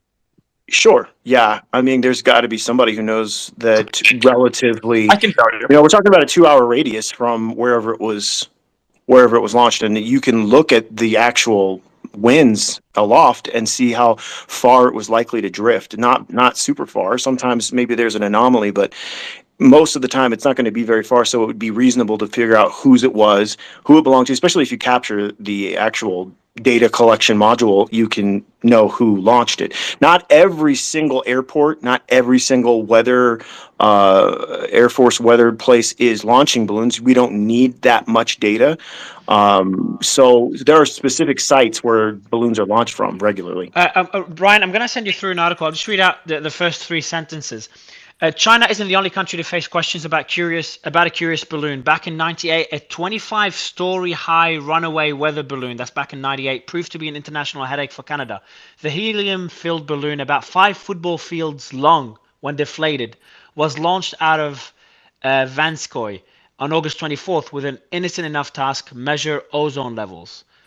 And then, according to reports at the time, the instruments on the balloon failed to detach at the end of the test. The backup system also failed, sending the balloon aloft. Once it hit the sky's jet streams, it was able to pick up speeds of 100 kilometers an hour, according to CBC report. And then fighter jets, Canadian fighter jets, were dispatched to investigate the balloon, and they fired more than 1,000 rounds of ammunition at it. But the balloon survived the assault. The balloon survived 1,000 rounds of ammunition, and it kept soldiering on over the North Atlantic.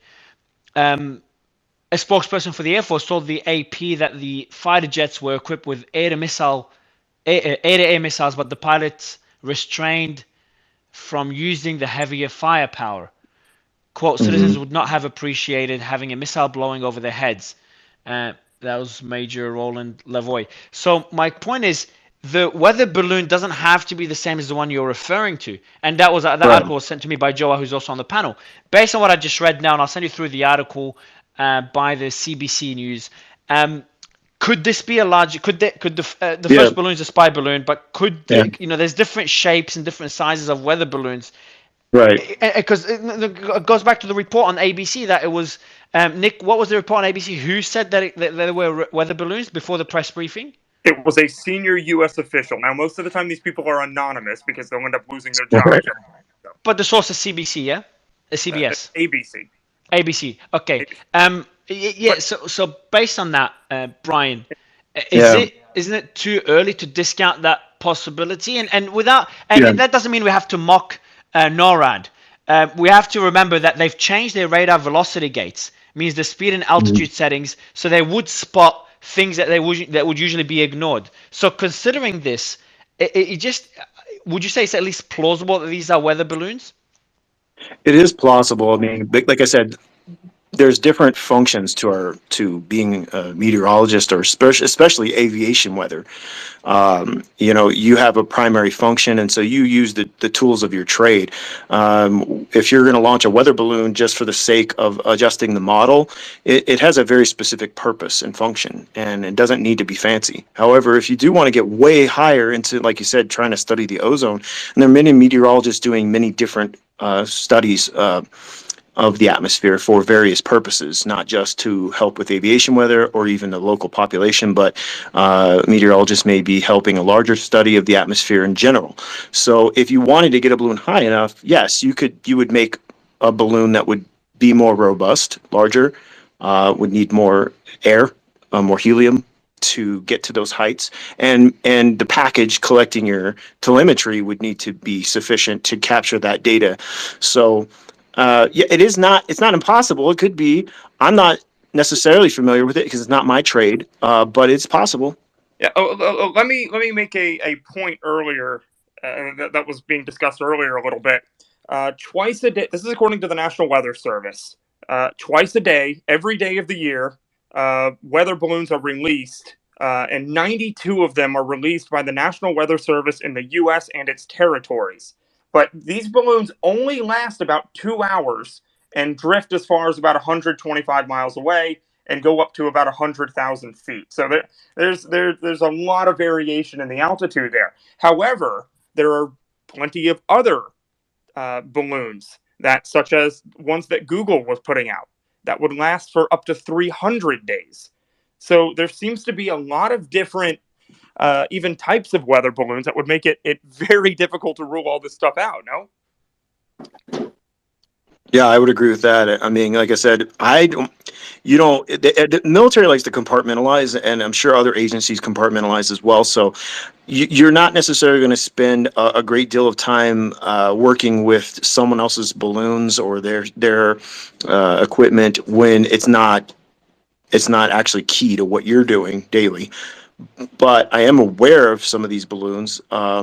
It's just that, yeah, I don't know about the ones that are described here. And certainly the imagery that I saw from the one out in the water didn't look like anything I've ever seen. It was some kind of balloon, obviously, with some kind of technology fixed underneath it, but it just didn't look familiar to me. I want to go to Patrick before going to Dusty's question, if you don't mind, Nick. Patrick, just a question for you, because you were the voice of reason earlier. If those were spy balloons, okay, if we get a confirmation in the next few days that these are spy balloons, okay? Patrick, you with me? Patrick, can you hear me? Well, I'll The have to voice DM of reason Patrick. has left the building.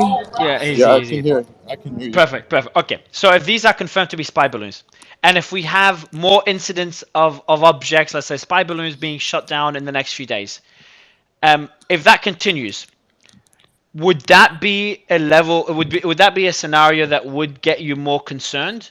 Like, where does this get concerning for you? Well, that's a hell of a hypothetical, Mario. So I'll default respectfully to Sebastian Gorka's analysis, which he laid out when he first came on the call, which is that, you know, if it's an act of aggression or a military or some sort of kinetic threat, that's one thing. But at the end of the day, you're still dealing with balloons. And so the response should be proportionate, and it should be reserved. It's more prudent at this stage, when we don't have the information, to put the emphasis on questioning our own government's reaction, than it is to second guess or speculate what the Chinese may or may not be doing, or etc. Because at the end of the day, the reaction of this administration is more important, much more important, by orders of magnitude, especially since we have some very questionable, in my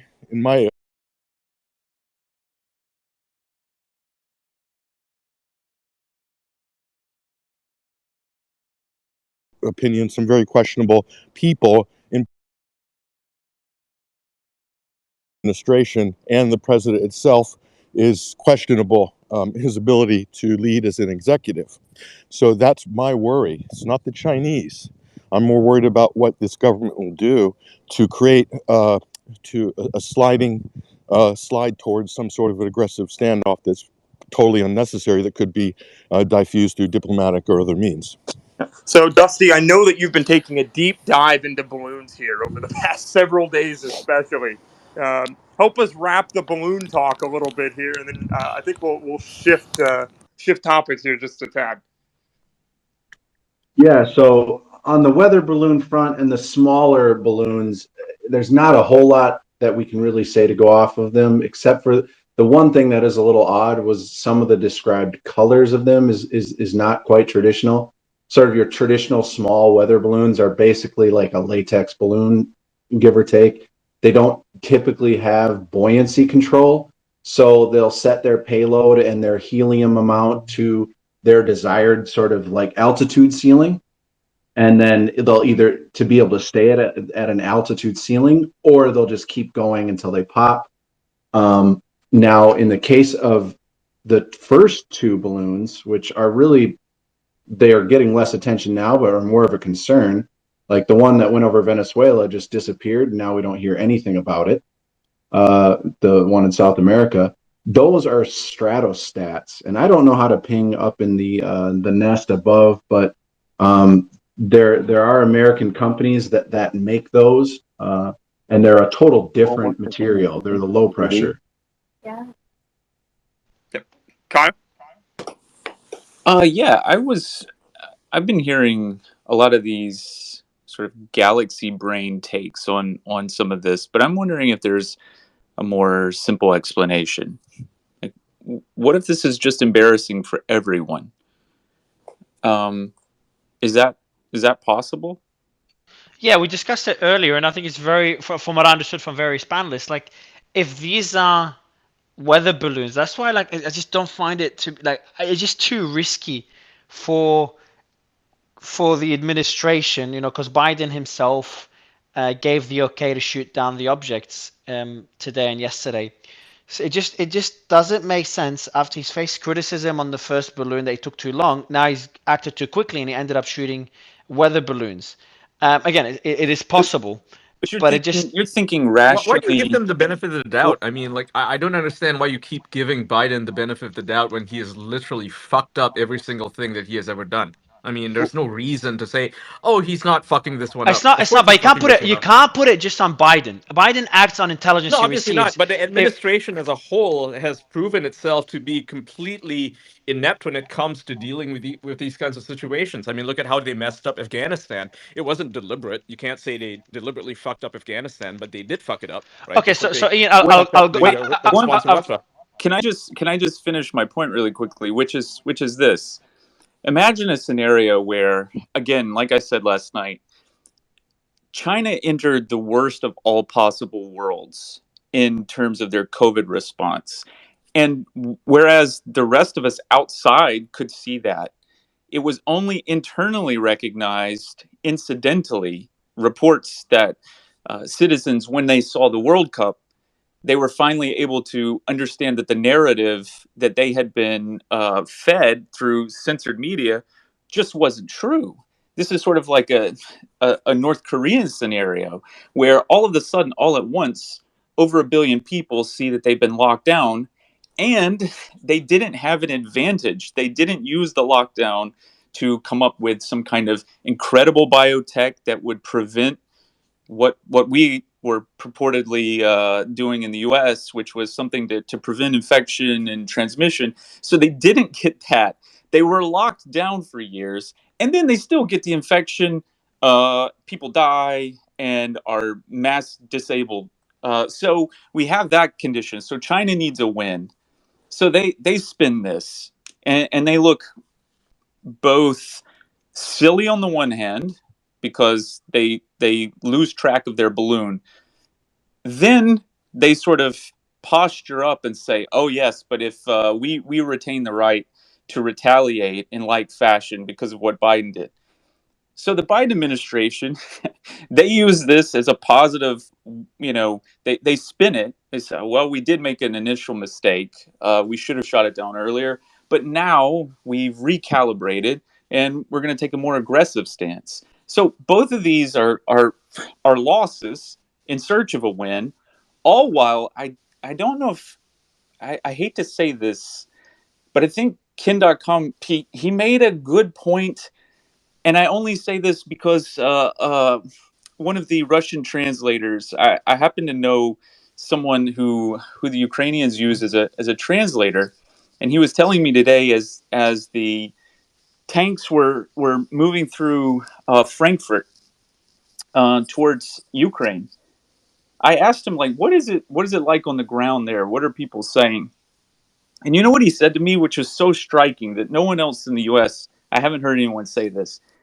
He said, "You know what? If Russia just wanted to, if they wanted to bomb and win, they'd just do it. And for some reason, I don't know why we don't have the cognizance to just say that and admit that there is potential. We're spending all of this money. We're using all of these resources, and yet uh, the Western media doesn't seem to be willing to say, and yet, if Russia just wanted to take it, if Putin is as bad as we say he is and worse, which I think he is, at any moment he could end the war, and there's not You much. could level Kiev. Yeah, easily. So I feel like it is a distraction, and people are trying to use these galaxy brain takes. Well, if China was using this to spy and to spy only, and they wanted to see what our response was, and we knew we sort of now know that they had this balloon coming our way, and we would do everything the way you would do if you knew your opponent was watching you. It would make no sense to do it straight by the book, would it? I mean, am I the only one who thinks this is all? I mean, you would do everything you could because we're thinking, as someone said earlier, of playing chess. Yep. I think it was Aaron, but it's not chess. This is like Go.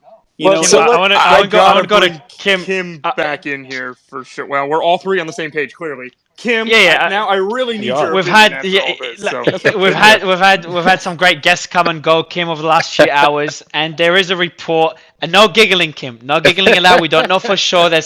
Kim. This I space said is no. so funny, man. I'm telling What are you. your thoughts on the report from the ABC? Well, first of all, let me tell this. When I was here before, we had this guy, Brian Cunningham, who was telling me that I'm a propagandist for Russian propaganda and that I'm here to support Putin. And then I looked into him, and it turns out he is a career CIA officer and was a senior White House lawyer under the then National Security Advisor Condoleezza Rice. This guy's the worst of the worst in the deep state, and this is the kind of people you have in your space now. And Mario, you know what that means. You are now significant. You are now important because these people come in here to try and twist the story and try to put their narrative into Twitter spaces. This is how big you have become, Mario. Compliment to you. Thank you, Kim. Thanks for the compliments, and I'll compliment you as well. You came on the panel, and you did talk about these being weather balloons. You laughed at everyone. Again, we don't know whether they are or not. You know me; I'm always objective. But not long after that, we did get that report that Nick tweeted on the ABC News. Correct, Nick? right. And intelligence officials, I think it was, that did say that these were weather balloons. But then we saw the press briefing by the Pentagon saying we just cannot, we don't know what they are, and we cannot cannot come to such Well, conclusions. of course they are, and you know what, Mario? It's like it's so hideous. This whole idea that China needs balloons to spy on the U.S. is so ridiculous. They have the biggest cyber army next to the United States. They have satellites in orbit that are monitoring the United States 24/7, and the high resolution cameras that they're using on these satellites are even better than what the US has. If you walk on a street on a clear day, they can see what's on your fucking phone while you're texting. All right. Well, and wait till you find out how many Chinese nationals actually live in the United States and essentially operate as intelligence operatives as well. But the same, you can say the same about U.S. agents living in China and Russia. Oh, well, yeah. Well, we don't send a half a million U.S. students to China to spy or presume Tom, they're let's just all be agents realistic when about push comes this. to shove. That's for Let's sure. be realistic about it. All the big nations spy on each other. The US has the far bigger budget when it comes to spying compared to China and Russia. That means they have more assets, more agents in foreign countries. So, to say that there are Chinese spies in the US is a Nothingburger because the US has more the point I was spies. making, Kim, is that the resident Chinese population here is seen as an asset by the Chinese Communist Party. They don't consider civilians studying abroad to be, separate and apart from the government when push comes to shove. And obviously, you're right about the relative intelligence budgets. I wish we got as much bang for the buck, but that's another topic. Yeah. Well, here's the crucial point, right? Why is this happening right now? Why is this blowing up in the mainstream media in the US that suddenly weather balloons that make absolutely no sense in the context of spying, potential possible weather balloons. 100% not spy balloons, okay? You don't need spy balloons. Like, you don't need But quick question: What do you think? Do you think the possibility that this is China probing the U.S. defense system and the U.S. response, could that be a possibility?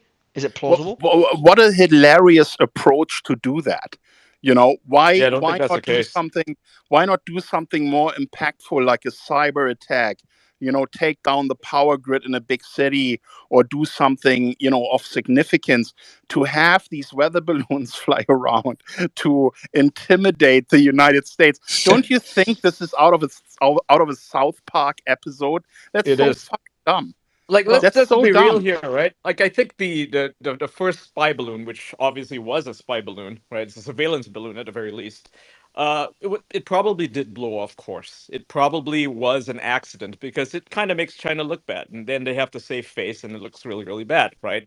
And now the response, from America's response to shooting down that balloon was way too late. They took way too long to do it, and that alarmed the public. The public demanded a response. They demanded that the Biden administration actually do something to, deal with these foreign incursions. And now this is an overreaction. This is an overcorrection on the Biden administration's part, which is to shoot down every single weather balloon that happens to fly in U.S. airspace. I don't think these balloons, I mean, that's what they are right now, are of Chinese origin. I think they're very likely commercial, if anything. And the reason why they haven't identified them is because, it takes a while to do so. But they don't want to, they don't want to say outright it's a balloon. They're just going to call it a cylindrical object. They're going to say it's hexagonal in nature. It's like, this is just a way for them Yeah, I mean, let's to be honest. This is entirely get people's attention, right? It's like, oh my God, it's UFOs. entirely the Biden administration deflecting. And Kim, when you brought up about Nord Stream, I mean, there's some serious, significant issues that are taking place right now, internationally and nationally. And they've made this a total distraction. Everyone is looking the other Yes, way. It is someone that's what it is. cut So you off wait, earlier. Jim, You're right on target. are you on board? Are you on board with the idea that the U.S. planned this out in order for it to be a distraction, or are you not going quite that far yet? The U.S. was looking for anything they could use as a distraction right now. I meant, Jim, I know your opinion, Kim. I wanted Jim's opinion. It's an opportunity, right? It's an opportunity. Like, these balloons offer an opportunity for America to say, "Look, we're doing something. We're defending the skies." I mean, that was the narrative. We are under press release. attack by Chinese killer balloons. Everyone pay attention. So, like, the whole press release is, we're here to defend the America's skies. It's like, come on, guys. Like, you're not defending shit. You're just shooting down weather balloons. So, Tom, you saw the discussion kind of view, different directions over the last few hours, and now we're heading down a path that maybe China is not as involved as we initially thought. Look, we had the initial attack, and I do believe it was an attack. It was serious. It was blatant. It was visible. It was brazen. And, I think it was scandalous in the way it happened and the way it was handled. And I'm not convinced, and frankly enough to warrant the type of reactions that I was talking about earlier. And, the point I would make is, we'll see what happens. I don't trust the military one way or the other, or the Biden administration for sure. Is that what should be our approach to China? And my view is, in the least, the initial balloon further confirms we need to radically change our positions related to China. Seb has highlighted, the way the Chinese approach this. We've got to extricate ourselves from this relationship with China, where they use our resources and access to their markets to not only, in the most blatant sense, steal our IP and other technology, but Tom, also that's so ratchet those resources against us in their effort to become a dominant world power. And, Tom, and to the degree they're a dominant world power, it means our freedom's at risk. And that's my concern. Yeah, Tom, but this is pointing out that the Chinese spy balloon. Can I respond to that? I'll just make a real quick point. I was just going to say that the Chinese surveillance platform was developed by, partly by the United States technology. So that's an interesting point. And let's be clear. But it highlights that doesn't necessarily obviate my point. It just highlights the challenge that we will have here in America to change the status quo, because much of our government doesn't think China is a problem and wants to do business with it. And in fact, in the case of the President of the United States, it's his business partner. It's credibly been alleged, and the evidence is powerful.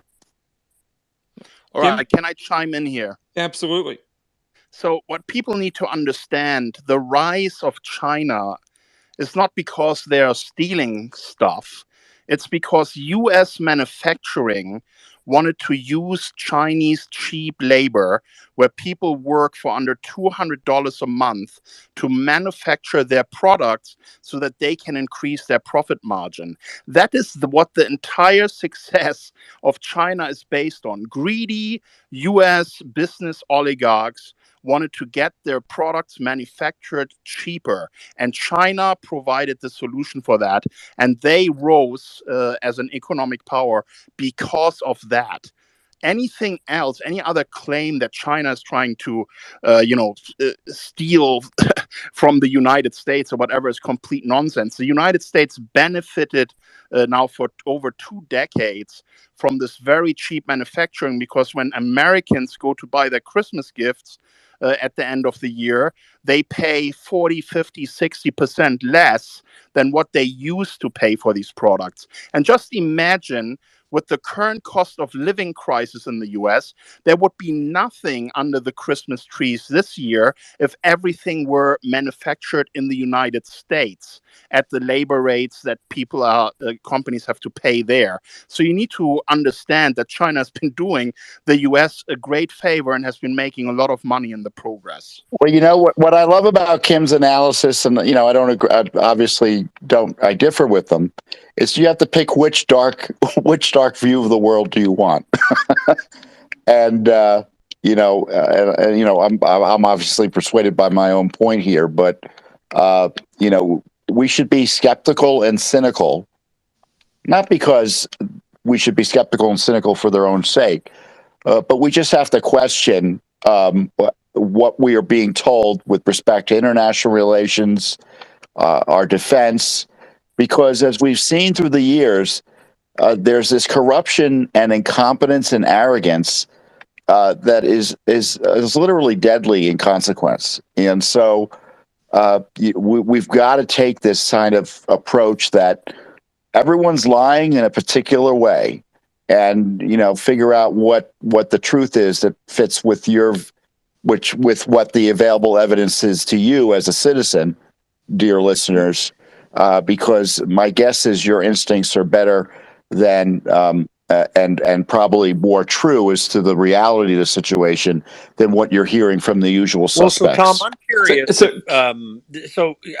If we take your analysis that you so eloquently laid out earlier and have been consistently talking about, that we better react and deal with a Chinese threat, is there actually maybe even some combination of what you and Kim are saying? Or because at the same time, I mean, is it either or? Is it even possible as well that the Biden administration? Well, yeah. I mean, you raise a good point. I mean, it's in some ways the analyses are inconsistent with each other.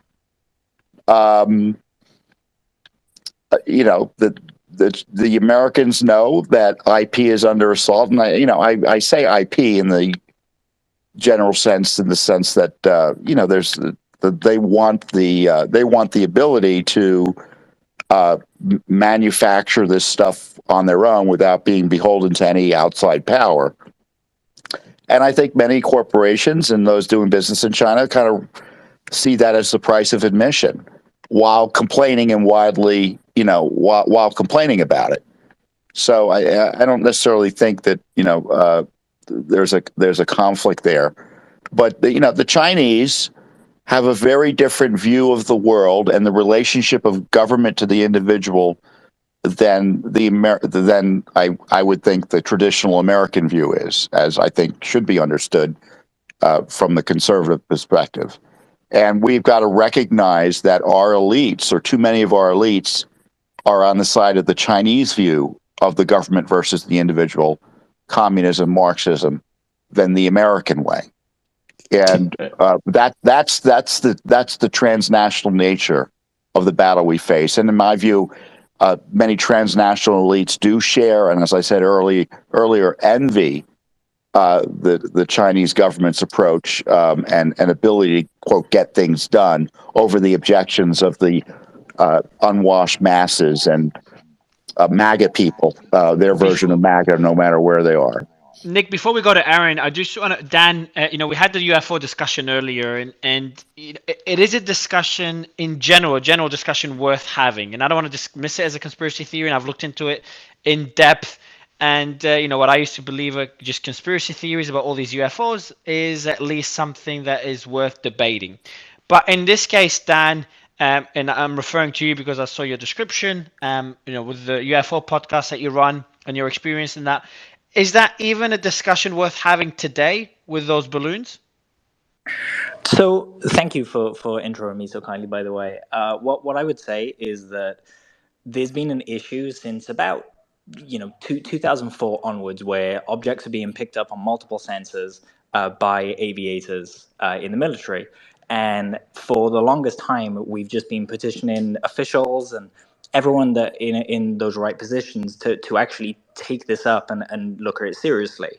And for the UFO community, we're kind of in awe this week because one, we're actually getting, the media reacting to 3, 4, 5 objects instead of, we've heard swarms from 2019, swarms of objects were all over ships off the west coast of America, and there's been recurrent incidents on the east coast as well. And the media didn't care when that was going on, but suddenly 4 or 5 objects and the media is all over it. So it's really confusing and kind of jaw-dropping week for us. But I'd also say that for the longest time we've said that the data of, sorry about the traffic outside, by the way, the data of drones and balloons and things like that, these are all kind of in the same area. Essentially, we've got the US calibrating sensors to look for specific things, and they were leaving the outliers, basically. And if I was China, if I was an adversary, being able to presume that there's data filtered out, I would try and create things that live in those spaces, hide in plain sight, look a little weird, build things that are shaped like octagons and cylinders and things like that so that the US can't get a good read on the signature of these things, and therefore it's confusing. And then what we're seeing this week is essentially a kind of a DDoS attack in our skies, with the media just completely saturated with this stuff. So it's a really interesting tactic. And I know we're talking a lot about China and Russia here, but I've got to wonder, this is a cheap, accessible technology. Is China telling other allies to kind of do this intelligence gathering as well?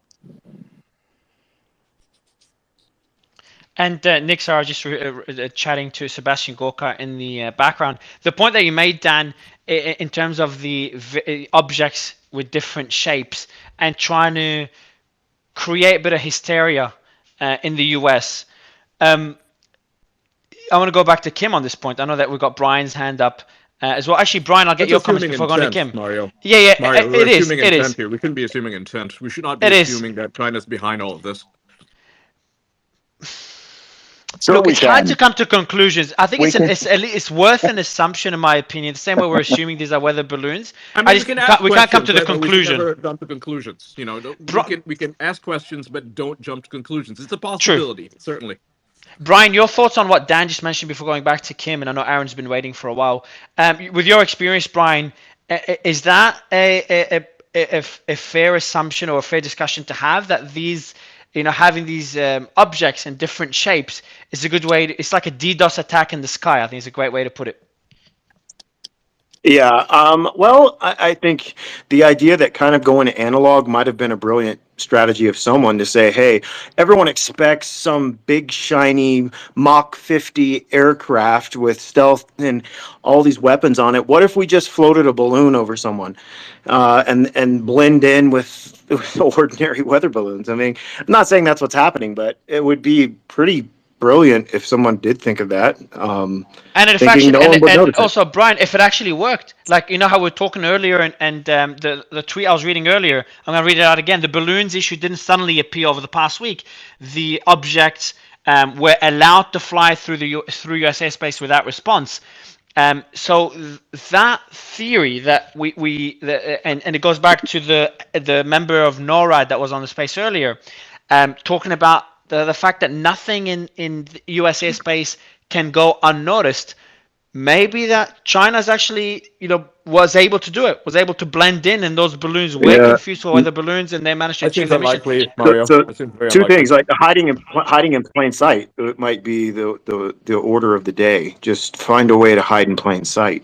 I mean, not saying that's what it is. Obviously, we have no idea at this point. But if that were the strategy, it would, and it worked, it would be pretty brilliant. My wife Kelly just sent me a Babylon B tweet saying their fake headline is Super Bowl ruined as Air Force keeps shooting footballs out of the sky. But if I just want to that go was back them, to Kim's point. go I ahead, want to Ian. go back to Kim's point about why China doesn't really need to fly surveillance balloons over America on purpose, given that it has vastly advanced satellite technology. It doesn't need balloons to do surveillance. It's just unnecessary. So this idea that they're just flying in plain sight, I mean, they're getting shot down. I don't think that's very much in plain sight, given that you have to have transponders and things like that on these balloons. Otherwise, they will get shot down regardless. So I don't really think that's a good argument to make because, like I said, I mean, like Kim said, China has better technology. They don't need this. Right, but But they've achieved. I just want to jump in here and just say that I mean, yes, that's true, but it depends on what you're trying to accomplish. I mean, if you just want to look at somebody, then yeah, the best way to do that would be to look at them with a satellite. If you wanted to do something more kinetic, I mean, right now the reentry vehicles go into space and then they re-enter. But if you wanted to do something that no one would see coming, you don't launch an ICBM. Everyone will see that. Like you said, everyone has great satellites. Everyone has great surveillance. Everyone's seeing everything. So the best solution to that would be to, I mean, we have the triad, right? We have bombs, okay?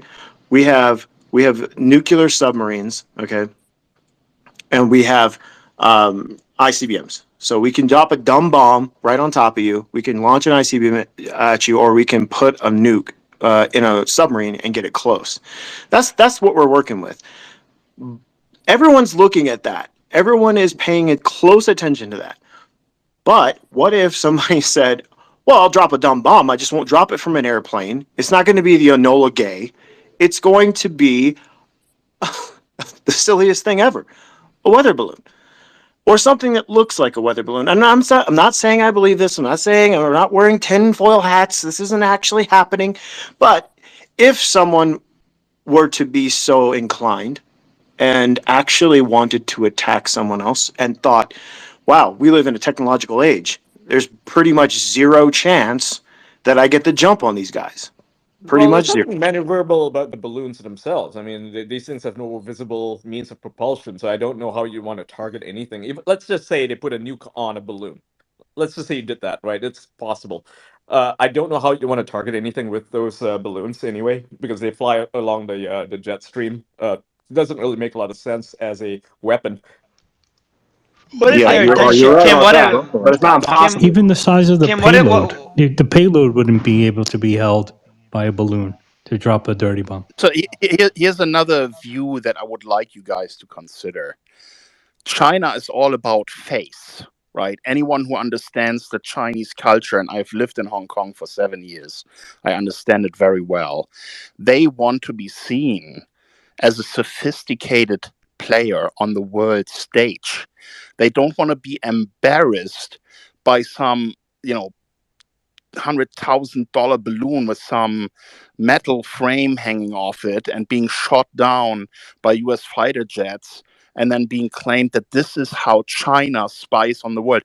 I mean, that is so ridiculous that the people at the CCP are looking at this and are going like, what the hell? They're making us look bad. It's not their Yeah, it's idea. embarrassing. It's embarrassing to think that China doesn't have the most sophisticated satellite technology to spy on every square inch of U.S. territory, including every U.S. military base. Like, they know exactly about all the movements that are taking place. They don't need this balloon. It's a distraction. It's a joke. And that people are sitting here and talking about this for 5 hours instead of talking about how the U.S. in an act of war blew up Nord Stream. That is what this is all about. This is what is happening right now. It's a distraction from the war in Ukraine, how bad it is going, and also from the story that just broke about the Nord Stream pipeline. This is why this is all over the news, because the U.S. government and their Pentagon script writers went hard to work when they knew Seymour Hersh stories coming out, when he asked them for comment. So they had a few days advance notice. They put a task group together to say, how are we going to distract from this shit? Because if this blows up, this could affect our NATO alliance. This could affect, Putin getting more favorite views around the world, because we've done something illegal against international law. It makes Putin look good. This is what this is all about, because they don't want you to talk about that. Great points. Aaron? I agree, Kim. I'd love Aaron to jump in because you've been waiting for a while, Aaron. Yeah, Thanks, thanks, Kim. Mario. So let's talk about the geopolitical backdrop with And I'm not China. sure if you can get your mic a bit closer, Aaron. I know you're out. Yeah, let me I try. appreciate it. Is that better? Just better, yeah. Go ahead. Yeah, it's better. Okay. So I think both sides of this debate have a couple of helpful points. China is reverse engineering all their technology. That's how their engineers think. If you go to an engineering conference in China, you put American engineers next to Chinese engineers, American engineers will be creative. They will build new things. Chinese engineers will look at already existing things and try to recreate them. Not because they're less intelligent, not because they're less capable, but because that's how they're trained and that's how they think. But sorry, And so, Aaron, that's not true. China had 5G before the US got off the ground. China has hypersonic missiles that the US doesn't have. China is innovating in the EV car space. They are putting out innovation after innovation that Not to the mention US drones, feels man. threatened by. Yeah, like drones at DJI, they're ahead of the commercial drone technology game by a decade at least. America can't just it can't catch up. so there, I agree with you that China is a threat to us, and I think we need to keep that in mind. And China is playing a long game. Tom has talked about that extensively, and I think he's exactly right about that. And the fact that China is a threat to us is also compatible with the fact that there are a lot of people in the United States that do not want to believe that, both on the left and on the right. So, a friend of mine who's a producer in Hollywood acknowledges that all the major money coming into Hollywood today comes from China. Okay, China is the biggest market for new films, and they have a lot of sway in terms of what happens in Hollywood. And there's people who are very much in favor of free market ideas that would celebrate that because they want access to that Chinese capital, and there are people who, for other reasons, want to minimize the threat of China and amplify the threat of Russia in order to advance certain other political goals. But I think both of these subsets of the American left and right have a sort of conflict of interest, have alternate reasons for minimizing the reality that China has made very clear, which is that China is interested in hegemony, worldwide hegemony. They are certainly interested in overtaking us economically, militarily, and as the fundamental power base in the global technologized society. And so, with that backdrop in mind, I think that's the place to begin thinking about this whole balloon fiasco. One balloon from China, maybe it's a Nothingburger. 3 different objects shot down by U.S. military forces is not a Nothingburger, and it's beyond belief, as was suggested in the press conference that we streamed on this about an hour ago. It's beyond belief that this is nothing but a weather satellite.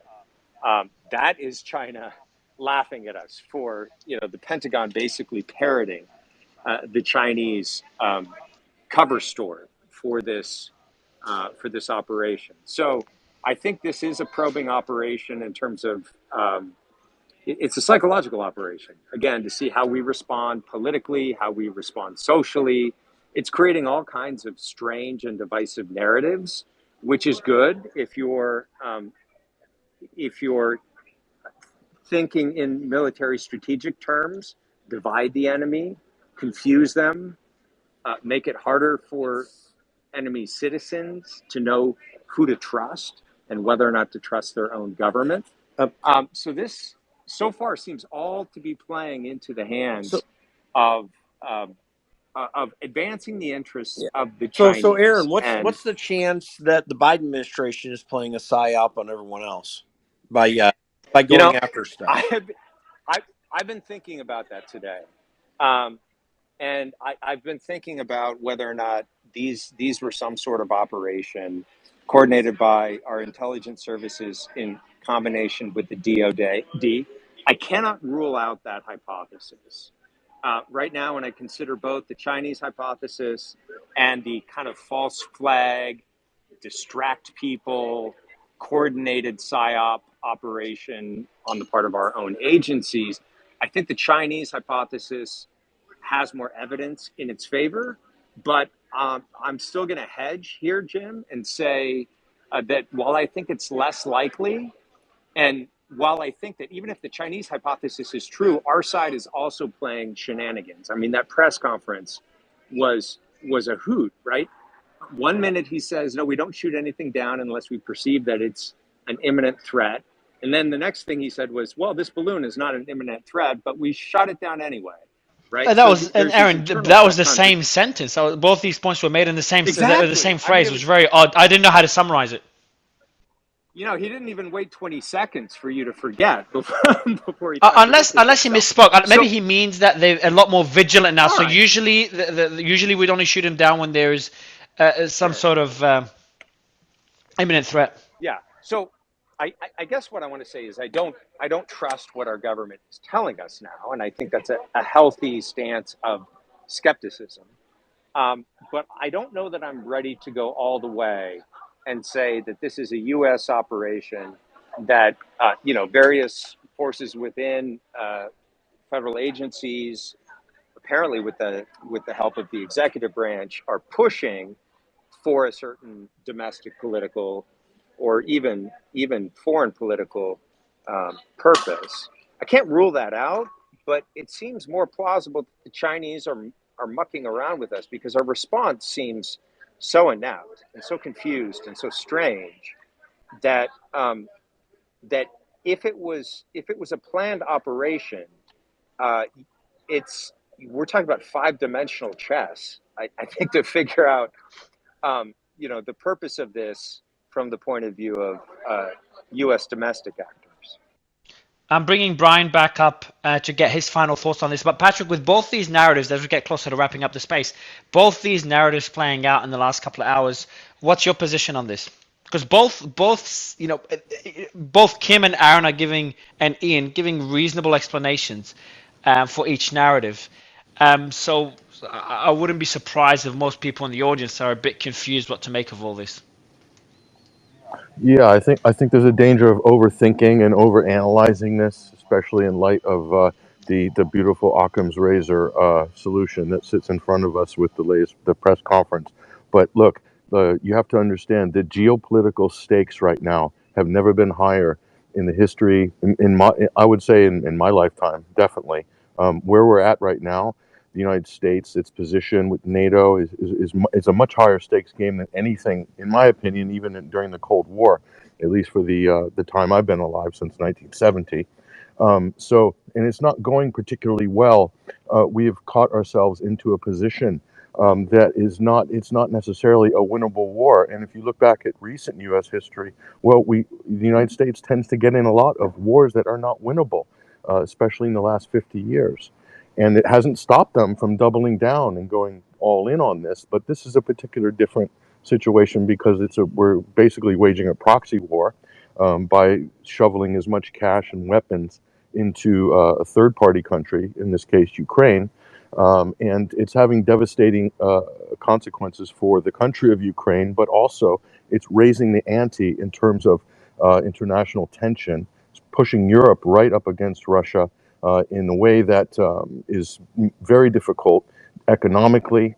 Look, the United States' biggest threat right now, and you have to keep this into perspective. It's not China. It's not Russia. The biggest threat to the United States is from inside politically. You have the FBI, the CIA. We spend more money, more resources gathering intelligence on our own citizens. Look at the Twitter files and what's come out. That's just a little taste of it. This is a political crisis, the likes that we have never seen or have no idea how to deal with. This is new territory for people who live in America. We haven't seen this level of malignancy at a federal level where agencies have been weaponized, and part of that's due to the new technology that's available. The honeypotting on social media and so forth creates new problems as well as opportunities. But the political crisis right now and the Russiagate hoax that has crippled U.S. politics for the last 6 years, ruined the whole presidency, 45's presidency, ruined by Russiagate.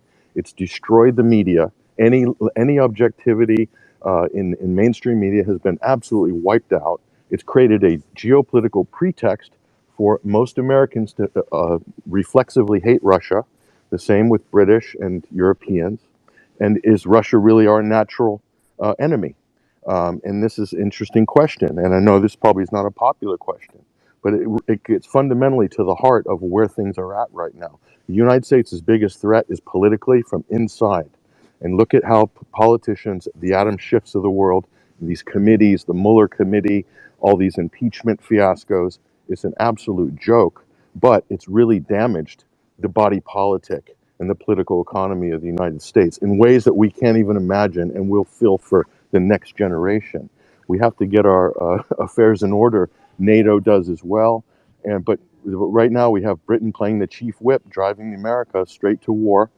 Boris has been deployed to get everybody back on message. And meanwhile, you've got a new Congress that's not quite sure what it wants to do in that respect. So this is a big crisis. China's looking on and laughing right now. They're probably having a good laugh. They see all of this. They understand all this stuff that's going on politically and culturally in America, and so does Russia. And they're probably not terribly impressed. And certainly, as an American, I'm not. As a political analyst or a journalist, I'm not impressed at all, and not impressed with the way the media is handling all of this over the recent years, at least since 2015, 2016. It's a train wreck, to put it lightly, and nobody seems to want to address that fundamental problem. The Russiagate hoax, the lie of Russiagate, that has every problem we have now is built on top of that, and that sprung, I'm sorry to say, out of the fundamentally out of the Hillary Clinton campaign. Even before the voting day in November of 2016. It was already in motion. And everything that's happened after that, I think we have to take a deep breath and really kind of let that sink in a little bit, and then decide, what our priorities are as a country politically first. And then maybe we can fix some of these other problems after that. Appreciate that summary, Patrick. Brian, you've been with us since the beginning of the space. Gave us your time. What's your position now after hearing what was discussed and after hearing the briefing earlier, which kind of led to a lot more confusion, Mr. Cunningham? Well, there's three reasons why the idea that this is all a U.S. disinformation operation is ludicrous. And I say three reasons not only because I'm a political science major and everything has three reasons.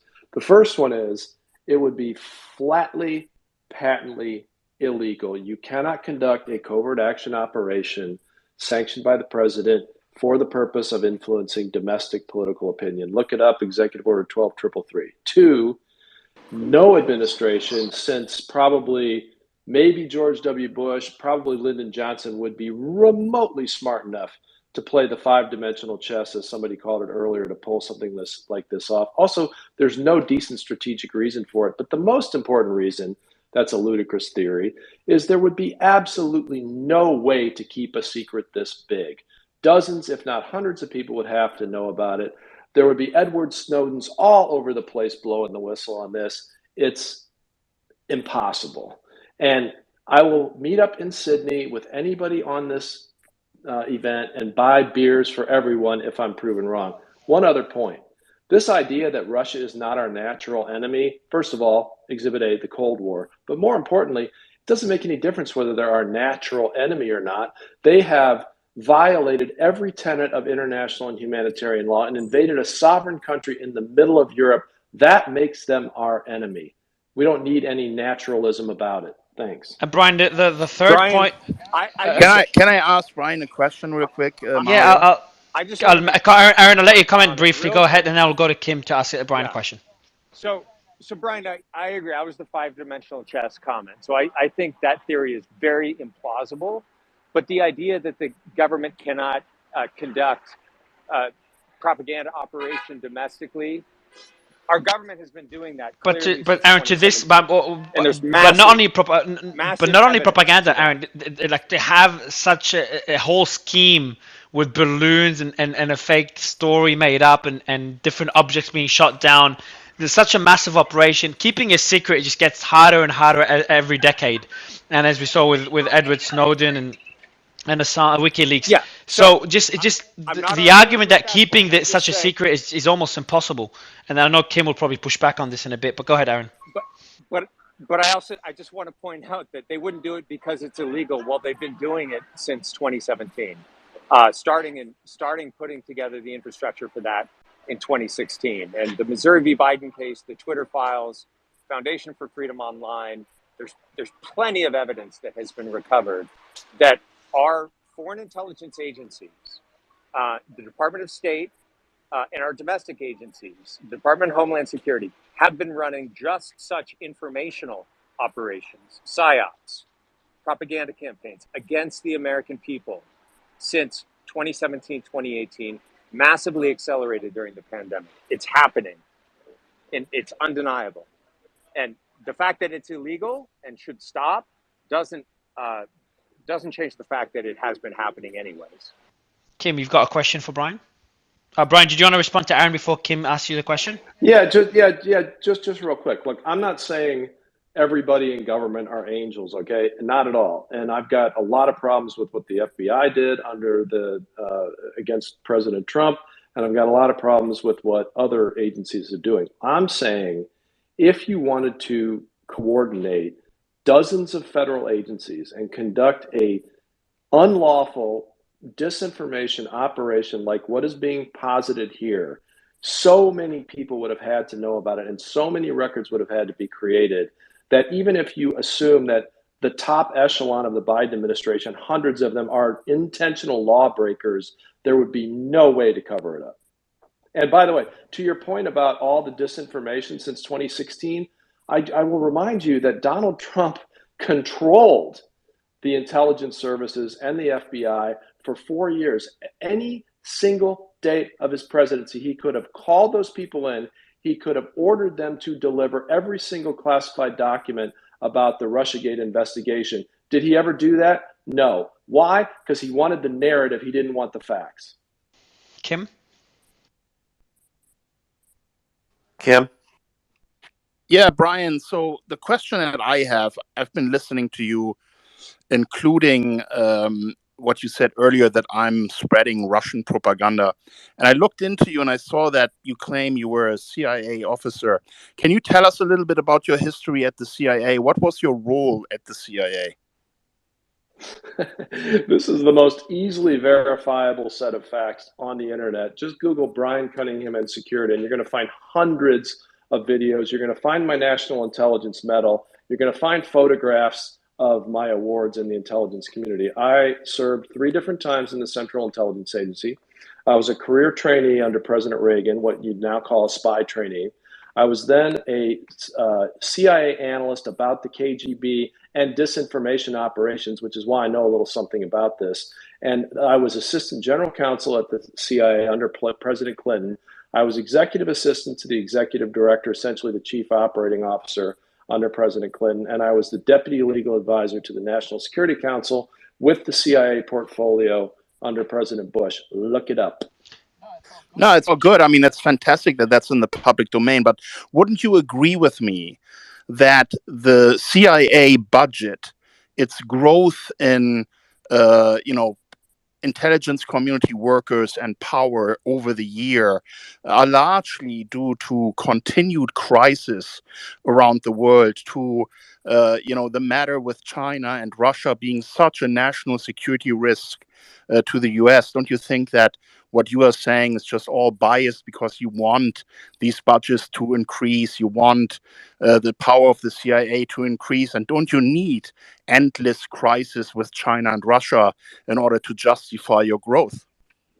Well, I don't deny that the leaders of government agencies are constantly fighting for a limited set of federal dollars, and the dollars are somewhat limited because, as conservatives, I think we want them to be limited. We don't want the government to have unlimited spending power. However, keep in mind, I got paid the same amount as a career CIA officer, regardless of what the budget of the agency is. There's no incentive for an individual in any of those agencies to manufacture crises, number one. Number two, just because you're paranoid doesn't mean people are not out to get you. We were attacked on 9/11. The Russians did try to interfere with our elections in 2016. The Chinese did put spy balloons over the United States. So, yeah, there is a military industrial complex. We need to be worried about it. We should scrutinize it carefully. All of us should speak out about it. But there also are real crises that we have to deal with as a country. So, wouldn't you agree, if we were living in a world of peace where Russia, China, the US, and everyone would get along just fine, and there wouldn't be endless crises and endless problems, that the CIA budget would probably not be sitting where it is right now, and that a lot of these people working in the intelligence community would probably be out of a job? Well, in your fantasy land where all the dictators of the world give up, yes, it would probably reduce the intelligence budget. Although I will remind everyone again that after the Cold War ended and President Clinton declared a quote unquote peace dividend, and we cut defense spending and we cut intelligence spending, what we got was 9/11. And so I'm not sure that's exactly a proper goal for what any of us should wish for. If we lived in utopia, there would be no need for intelligence services, but we don't, and we're not going to anytime Brian, soon. I'm just curious. Yeah, Right after because the CIA is making sure that we are not living in an utopia, because you're toppling governments around the world, you're causing these color revolutions, you're funding opposition parties and protests in different countries because you don't agree with their government and what they're doing. And have you ever considered that maybe Russia and China have the systems that they do have in place because they're constantly worried about the CIA meddling in their affairs, trying to cause chaos within their countries, to topple their governments? And isn't that really what's going on? Why the world is so problematic as it is today? Because the CIA has a history of causing problems around the world. Well, the CIA was created in 1947, and the Russian Revolution under Lenin happened in 1917. So, no, I don't think so. Question. I've got a question for you, Kim, before going to Brian, who's been waiting for a while, and we are wrapping it up, guys. So we'll give you the final thoughts, Brian, Patrick. Question, Kim. Do you the point that was made by Brian and other speakers earlier, that keeping a secret is getting harder and harder, and I think most of us, if not all of us, would agree. Considering this, wouldn't it make it very difficult for the administration to keep such an operation a secret, with various objects being brought down in various locations, heavily publicized all over the media, the Chinese balloon, the debris being picked up? Too many whistleblowers knowing about the story. Yeah, but Mario, that is why they are going so aggressively after every whistleblower, putting them into the National Security Court in Virginia and, threatening them with decades in jail. That's the very reason why the US government is doing that, because, of course, they are worried that their secrets are out there. And just with the Seymour Hersh story, right, where he disclosed that there were actual people within the national security state that did not agree with the actions of Joe Biden blowing up the Nord Stream pipeline. They did not want that to happen because they could see what would happen if it would come out. And these are the very people that are contacting journalists like Seymour Hersh and others that then do blow the whistle and do talk about it because they want the truth out there, because they know it's harmful for the United States to engage in crazy actions like this.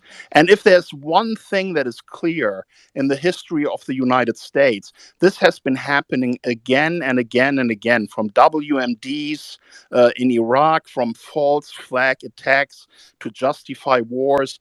The history books are littered with this type of behavior from the deep state in the United States. So no one should be surprised that this is happening now. I want to go to Brian and Patrick, and that's Brian Tubbs. Just final words, guys, because we do want to wrap up the space. We've gone for almost 8 hours now. It's been an incredible space. So final words for the audience, your thoughts on what we can expect over the next few days.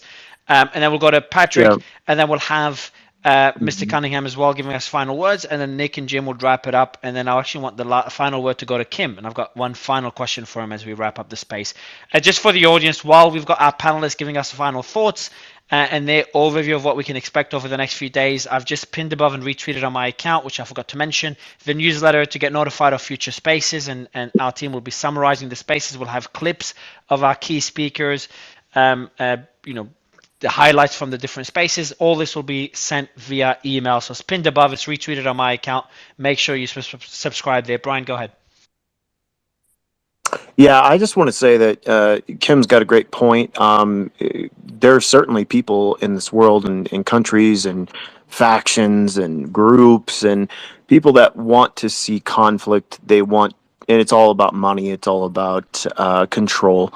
And we can sit and talk about that side of it. But the fact is that we're also dealing with people who do want to do harm. They don't.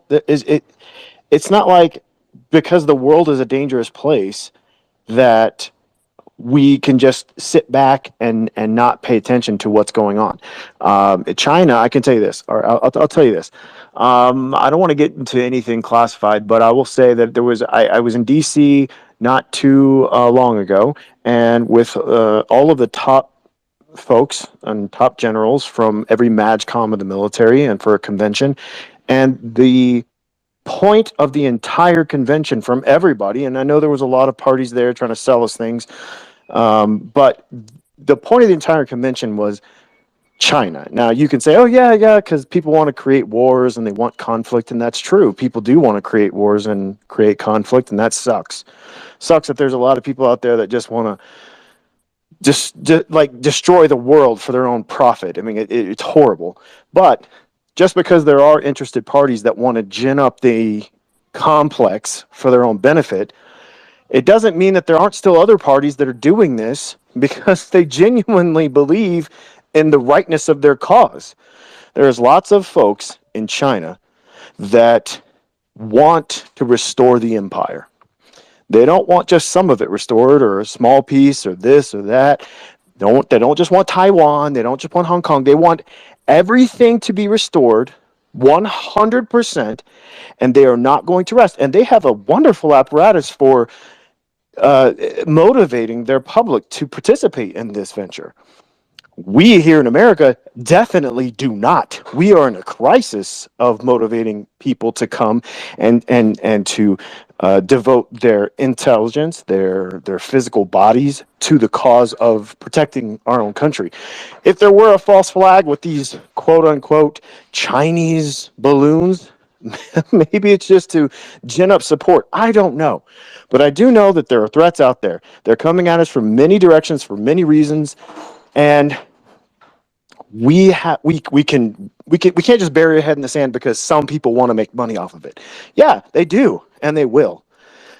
But there's still threats. There are still folks that are devoted to their cause, and we have to pay attention to that as well. And I'll leave it there. Thanks a lot, Brian. Patrick, Guys, I just pinned a tweet on top that explains why the U.S. government shot down the Chinese weather balloon. Have a look. Thanks, Kim. Patrick, final words for the audience before we go to Mr. Cunningham?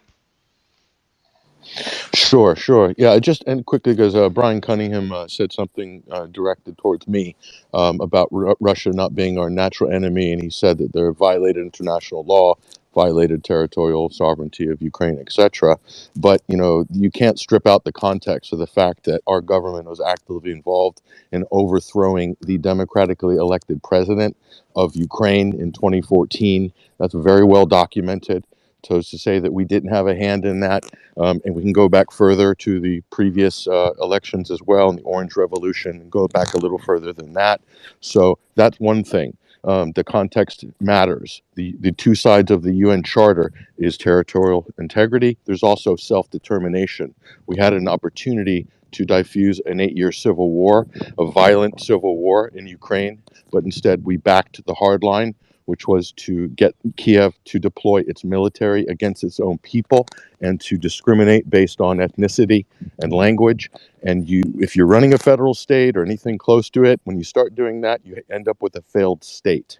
And this is exactly how we got into this situation. Russia acted in its own national security interest, exercising its own Monroe Doctrine vis-a-vis NATO, and also to protect what they saw as the Russian inhabitants of the Donbass, just as a starter.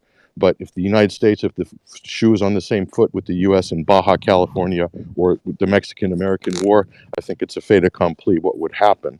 John Mearsheimer has illustrated this point very well.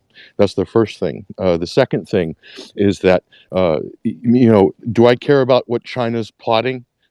My county, I wake up on election day, 60% of the voting machines malfunctioned in my county, Maricopa County.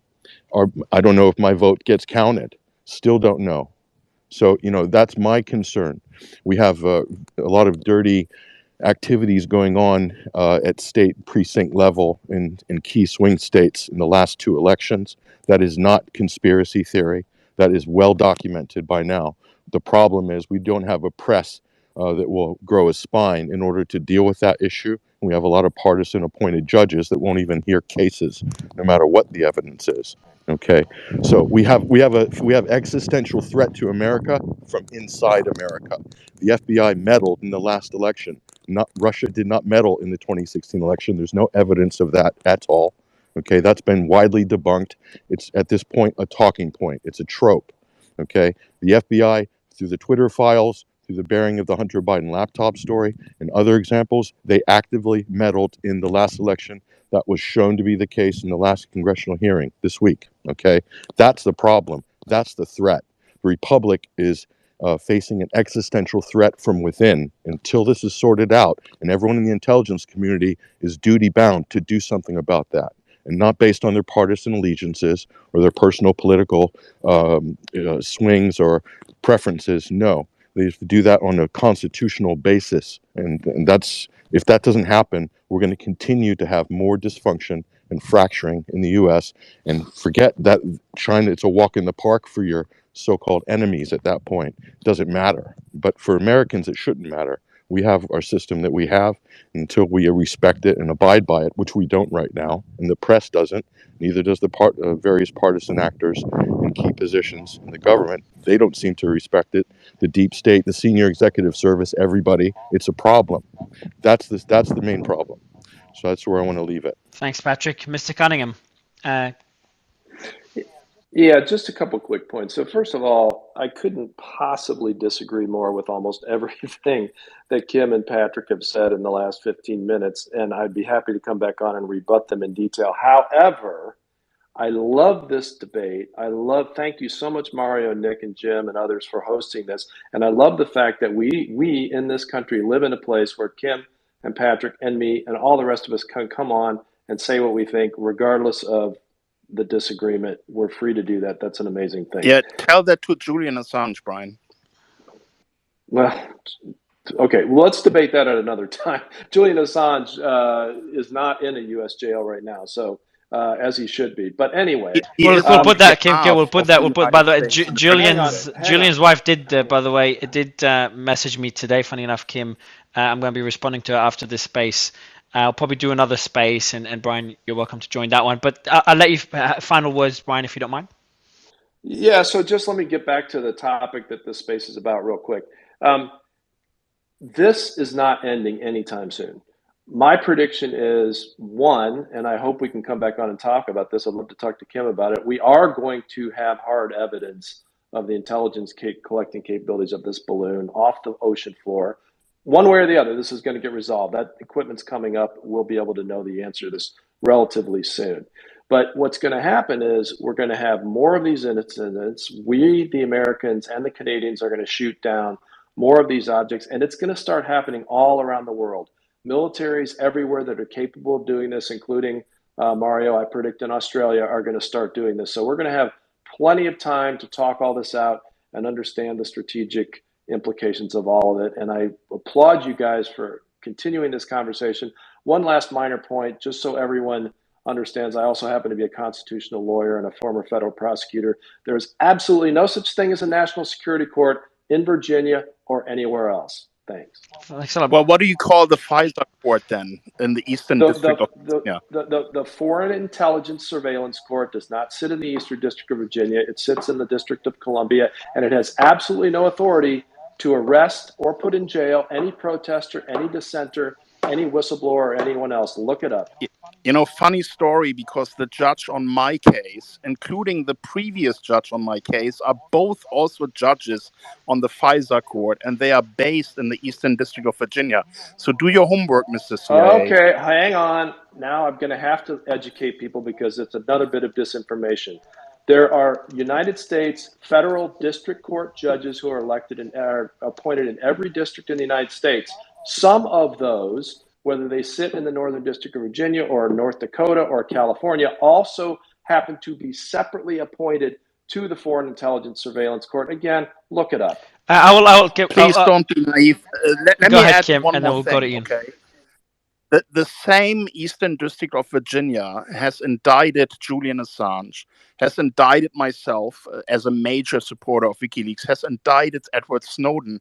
All major national security cases are running in the Eastern District of Virginia and are run by FISA court judges that are doing secret warrants for the intelligence community. So check your facts, everyone. Judges do not indict anyone. Grand juries of ordinary citizens indict people. Two, the Foreign Intelligence Surveillance Court has never indicted a single person in the history of the country, nor do they have the authority to do that. We should have an episode about this. There's a lot of points. Why are you trying to spin my words? I did not even say that. I did not say that. I said that the Eastern District of Virginia is a national security court.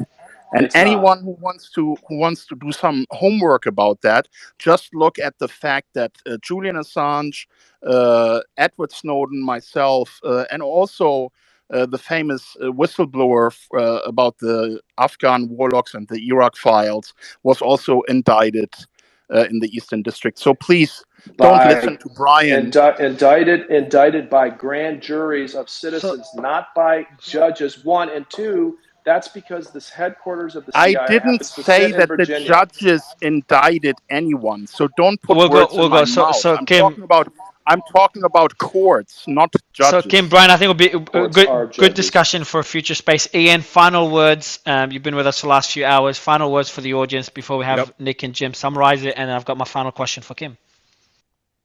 Sure. My suggestion for the audience, to anyone listening, is ask yourself the question, who gains, who loses, right? Ask yourself that question, and you've got the answer with regards to the balloons in the air. Jim? Well, I think we have found out through this very long and fruitful, by the way, space that there are a whole. I think what Ian and Kim are saying are very appropriate.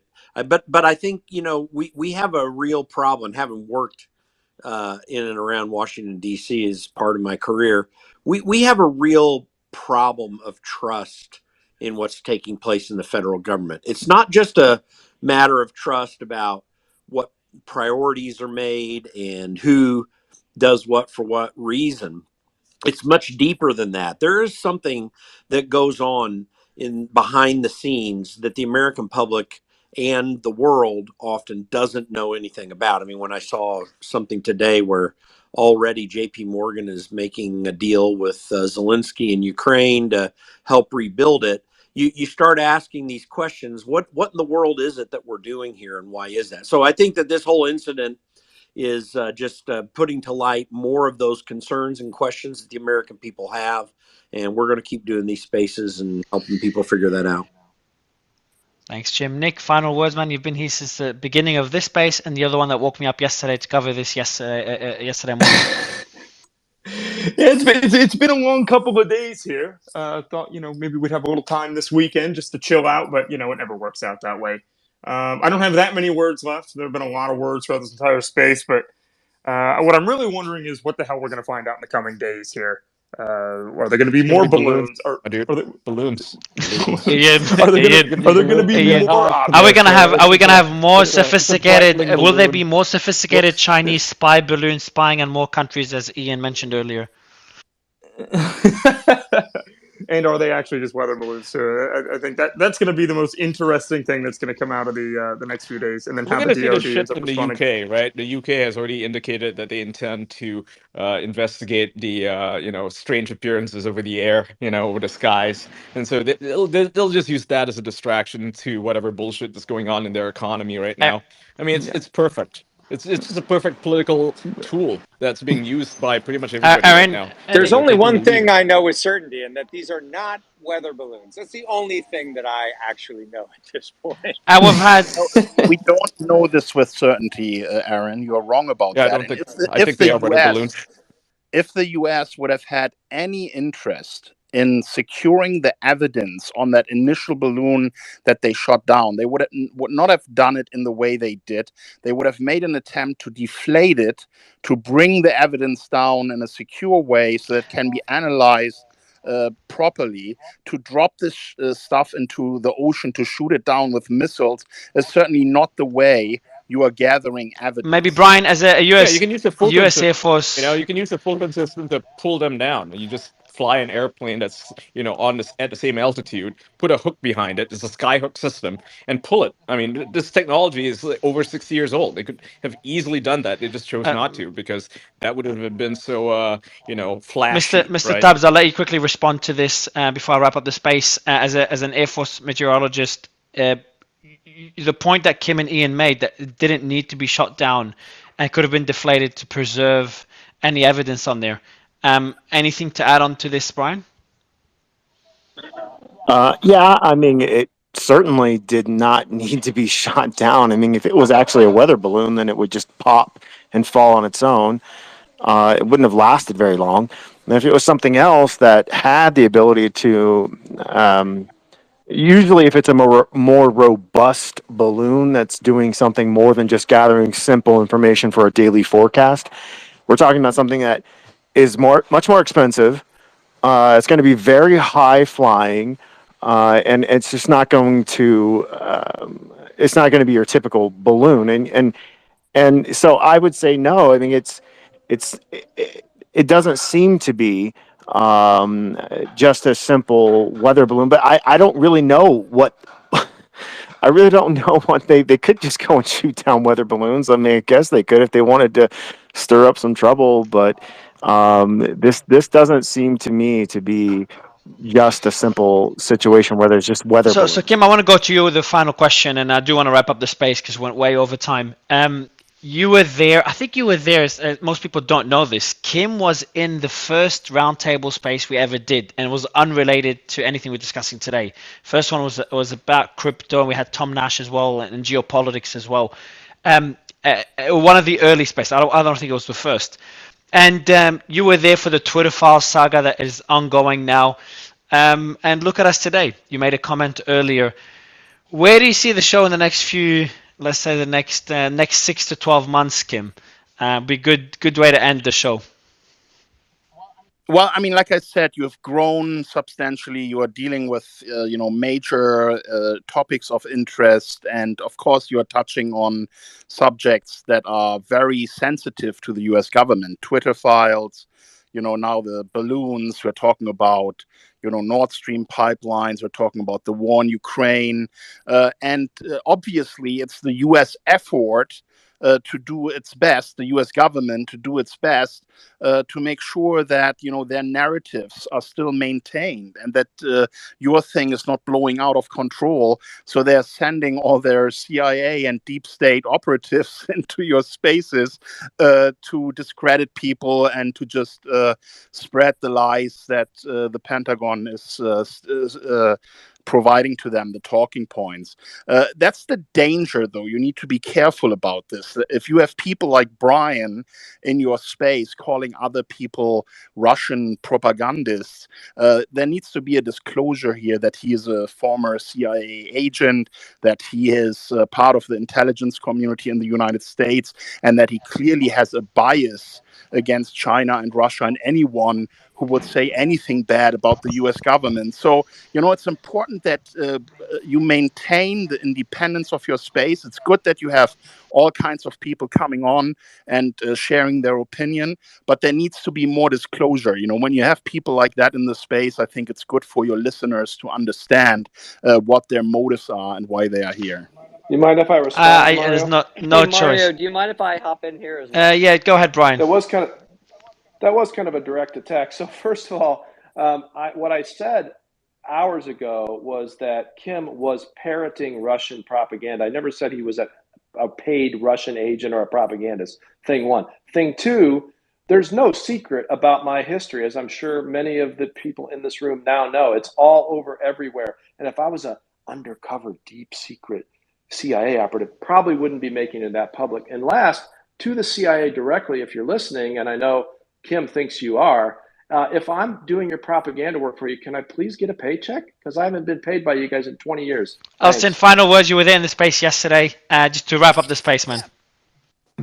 For sure. Number one, I think it's important to start my comments with the idea that there is a necessary public shaming of every American individual who has been in here and not been watching the Super Bowl. It is a time-honored American tradition, and we will forgive them in the future. But I think it's important to at least note. I've been watching it in the Nick, background. Definitely watching it.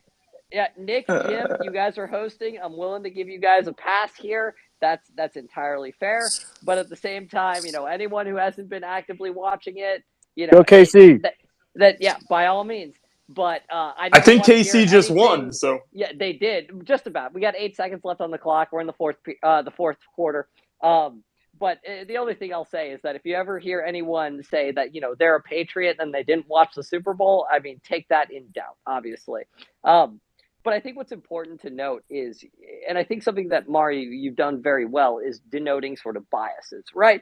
And when we conduct analysis on something like this, it's important to note that someone like Ian is from Malaysia, or Kim.com is actively facing sort of extradition to the United States on federal charges of extortion, money laundering. So Kim, best of luck to you. Extortion. My case is a copyright case, dude. No, don't listen. You're not going to come in here and talk bullshit. Extortion, dude. Are you nuts? It's an extradition case about Austin, copyright infringement. Austin. Oh, Austin, you had to. Yeah, you can't be making up false claims about Kim here. It's not cool. Like, he's not being extradited for extortion at all. It's a copyright-related case.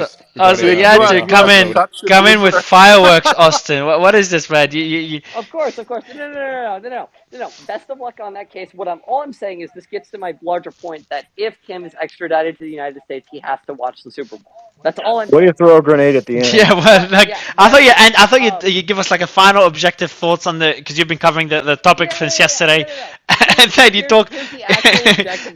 You throw a grenade at everyone that watched the Super Bowl, and then another one at Kim, and a bit of a shotgun at Ian. Go ahead, man. Mario, you have to understand that every American is having fun watching the Super Bowl, so of course I'm going to have a little bit. No, all good, man. All good. Oh, you're a regular, man. I mean it lighthearted, but I think Kim is pretty pissed right now. No. We're having a little funny. No, I'm actually entertained. It's very funny.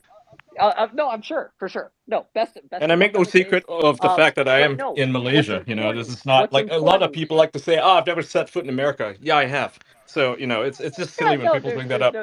Like I said, I'm having some fun. No, but what's important in regarding, the topic at hand, beyond the fact that, Philadelphia is going to burn tonight just based upon Philadelphia sports fans, they could have won. It would have been the same result.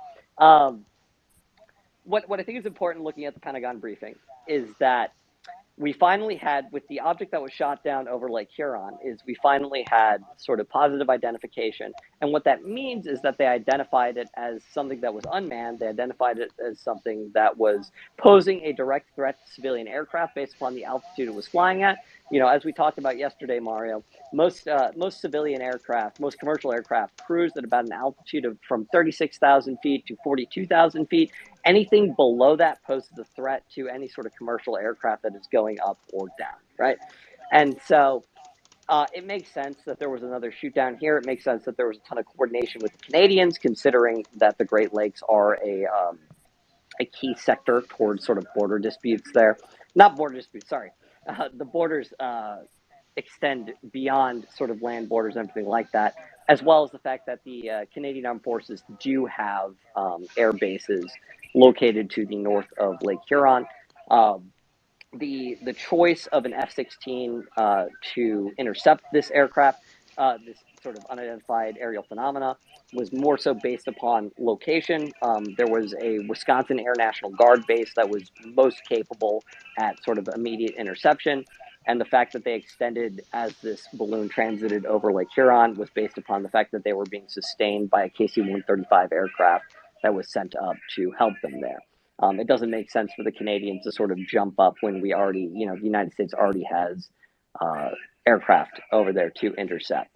In regards to the statements made by the DoD and specifically in sort of the Pentagon briefing that we had, it makes sense that they're waiting to sort of analyze. I've seen various statements on they don't have specifics on who made it and everything like that. I think that's something that we're going to see over the coming days, maybe the coming weeks. Because when we talk about this, number one, I think it's actually quite clear that these are, also balloon type objects in the fact that they're following wind patterns. They don't have much directional capacity. What's important is, let's see what the Canadian Armed Forces, let's see what the DoD comes out with about, 3 to 5 days from now, after they've taken their time looking at it, and then we can start placing blame from there on out. Hey, Thanks, Austin. Mario. Yeah, man. I just want to say. Oh, it's you, Jim. Yeah, go ahead. I just want to say one very quick thing. I'm sitting here in Bloomington, Indiana, texting back and forth with my Eagles fan friend in Brisbane, there in Gold Coast, Australia, or near. He lives in Gold Coast actually. Watching the Super Bowl, and I am with Kim and Ian. So anyway, I just need to say that. Beautiful. Thanks. On that point, Jim, on that positive note, finally, I've been trying to give the mic to for the last 4 speakers, so someone end it on a positive note, and then Jim saved the day. Appreciate you all for coming on. Well, We've covered. I have an even better note. Tell Mario. us, Kim. I have Tell the us. best. A positive one, note, yes, Kim? right? A very No positive. jabs. So this guy Austin was just saying I'm getting extradited for extortion. I've pinned a tweet on top. It's the fact sheet about my case. Anyone who wants to read it, please go ahead. My case is novel. It's totally unlawful. A Harvard law professor opined that it's completely against the law. You should read it and educate yourself about my case. That's a nice thing to do after the Super Bowl is over. Perfect. No, I certainly agree. I think it's very important for people to actually read about this case in question. And, I would simply reiterate that, Kim, if you do end up coming to the United States, I expect you to find an NFL team and support them, and I will support, you doing so. Appreciate you all. Thank you so much for the audience. We'll come back to you. We'll probably cancel tomorrow's scheduled space so we can continue covering this. Otherwise, if there's no updates tomorrow, we'll take a break until we have more developments. Thank you so much for the panelists. Nick, thanks for helping me organize the space, the early stage, since